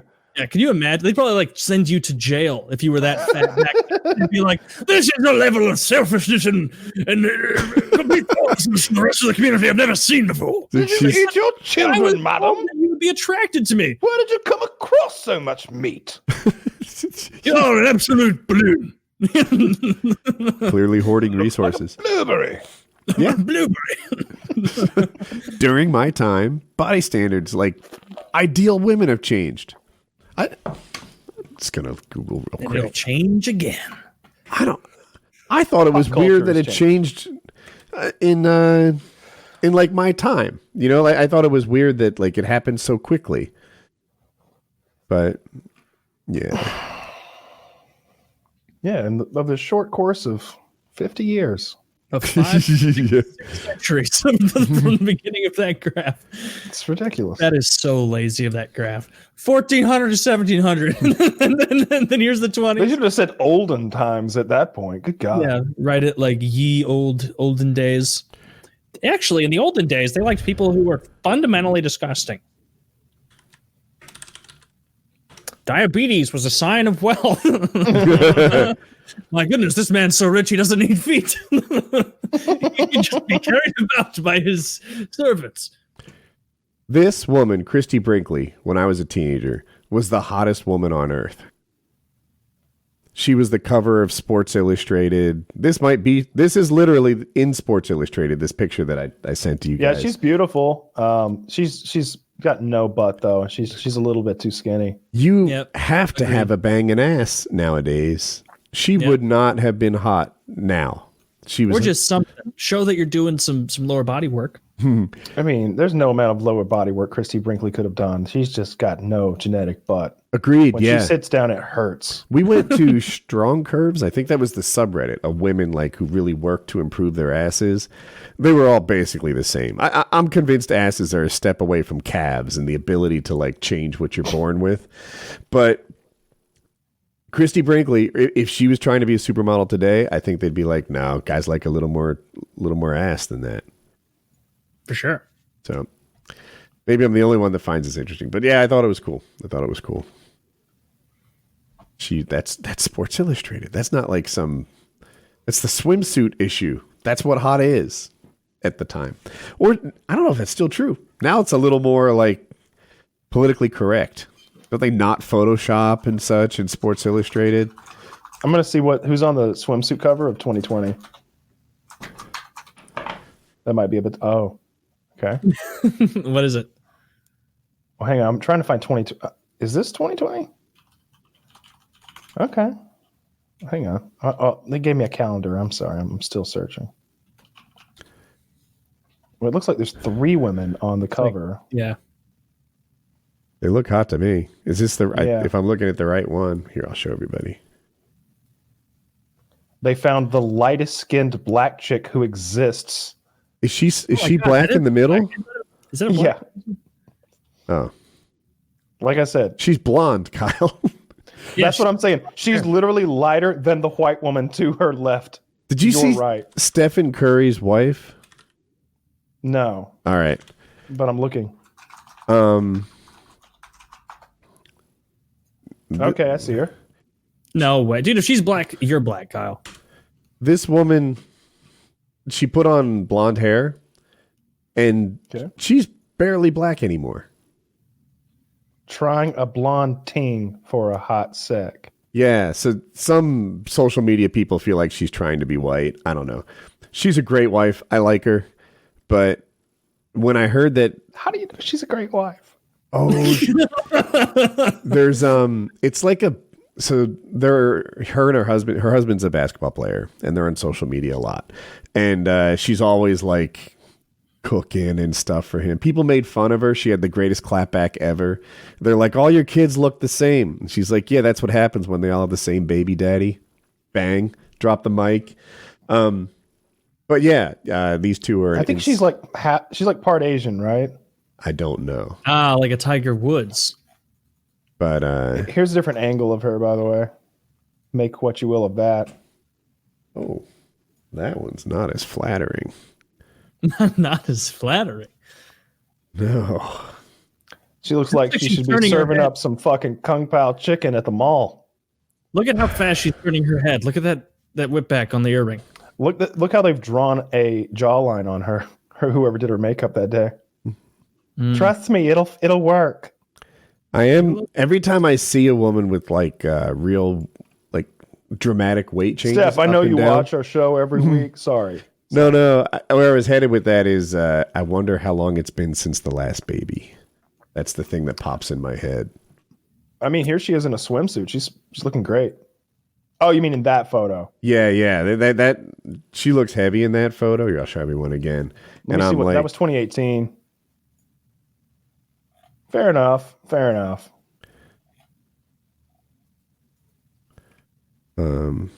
But I didn't think it wasn't just that she looked heavy. She just like has an ugly face. She's got a, what do you call it? Ugly face. It's hard to tell how good looking people are in pictures anymore. Like, yeah, still photos in particular, I just do not trust. Like, people like do phones have Facetune, or is Facetune an app you download? Oh yeah. There's all sorts of fucking like enhancements on phones. Instagram reality, tons of apps as well. Instagram reality teaches you all about it, and it's like fuck. You can't go by still shots. What do we have here on Pinterest? Just more of her. Okay, That bitch. Why is she so bad? She's she's appropriating my culture. Yeah, that's true. Kyle is half Japanese. She's got two cultures of her own, and she has to like slink on into a third that has nothing to do with her. How dare she? Despicable. I'm offended. Wait, That's this is my chance to give out like a suburbs pass, right? I should give her permission to be white in the same way that black and gay people have done for me. Woody, you're white. You can say whatever the fuck you want about white people. You're not going to get in trouble. No, I should give. No, he's going to give her. I'm going to give her a suburban pass. This is her opportunity. A suburban pass to look and say, yeah. Did I say it wrong? Suburbs pass. All these black no, I wasn't correcting you. I was just like saying anti-white comments. It's an epidemic, right? So now she's allowed to dye her hair blonde and whatever because I, as a white person, gave her a suburbs pass. As opposed to like a hood pass. You see how this works? I see. It's just not. It's just not useful.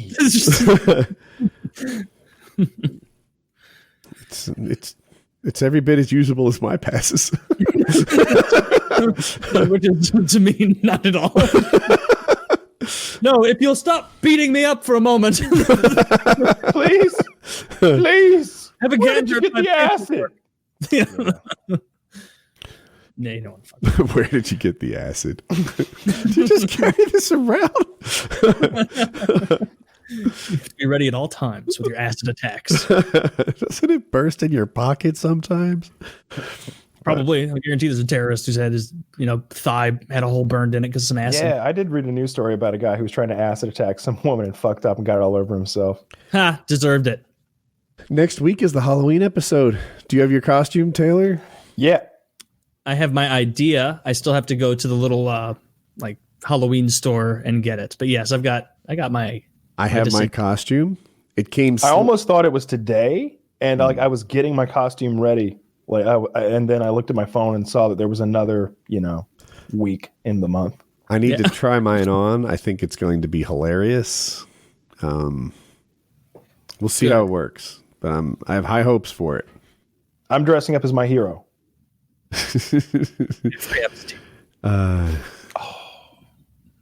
There's nothing distinctive enough about him.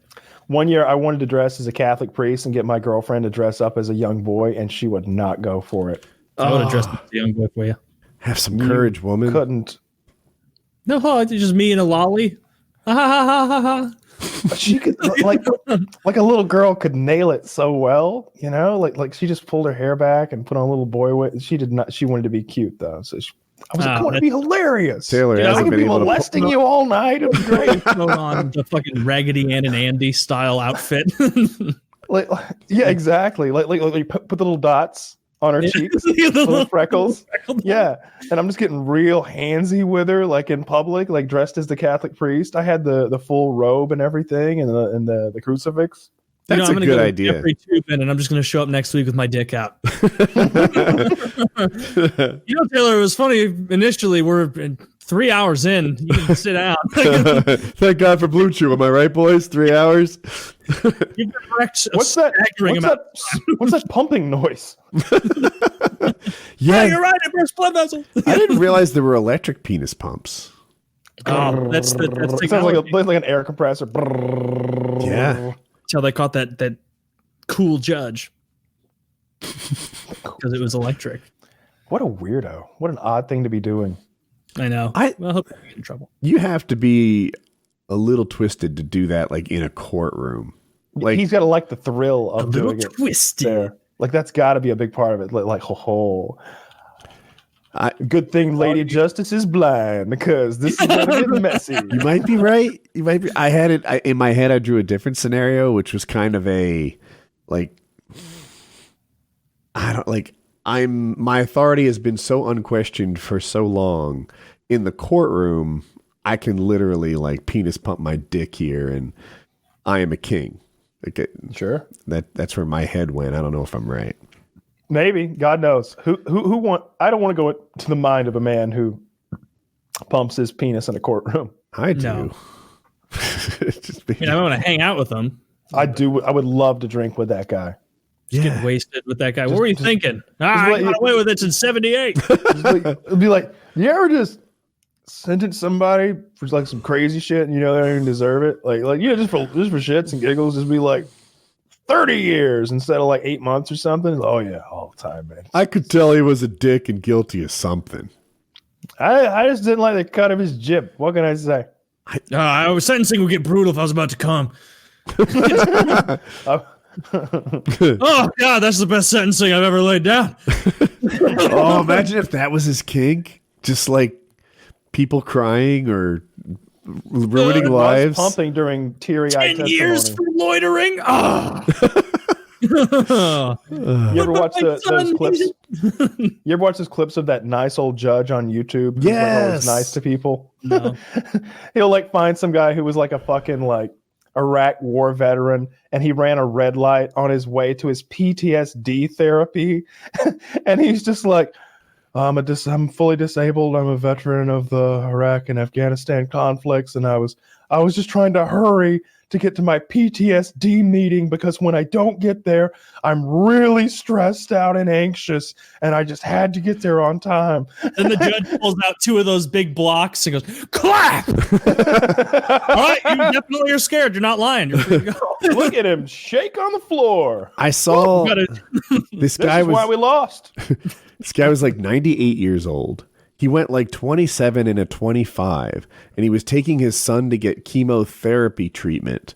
Who was Son's like 70. Yeah, and his son is like, 68 or something like that. He's like 97, and the cop pulled him over and gave him a ticket. And again, it was like 27 and a 25. And the judge is like, he always goes over to the bailiff, like who's Yeah. the security guy. And he's like, "What do you think? Hardened criminal, huh?" And the guy's like, "Yeah." Doesn't look good for him.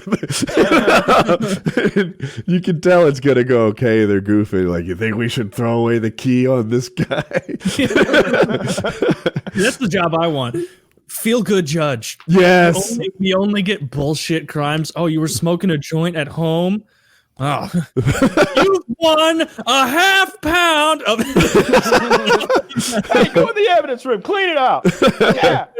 All right, it's a supermarket sweep in the evidence room. 60 seconds to take anything you want. Well, I was going for the marijuana, couldn't find it. Came out with 6 pounds of crystal meth. And I'll if you give you a had tip. We keep the weapons on the left side. That's would OJ's knife. dude, that would be the best game show ever. Supermarket sweep of the evidence room is great, right? Like, There's gotta be a set of contacts to hold this show up. I thought these backpacks would be full of pot, but it's just bloody clothing. This sucks. There's just a bunch of destroyed pacifiers. Well, you guys want to call it a show? There's I do have an a post roll You real remember quick too. from our friends over at the National Highway Traffic Safety Administration. If you've ever stopped at a railway crossing and the signals are flashing and you don't see a train, or it appears to be moving slowly, and you're thinking maybe you can get across the tracks before the train comes, think about this. Even if the engineer sees you and applies emergency brakes right away, it can take the train over a mile to stop. Over a mile to stop. By that time, it's too late and the resulting crash will be deadly. Stop. Trains can't. Stop. Trains can't. But PKA can. So that's the end.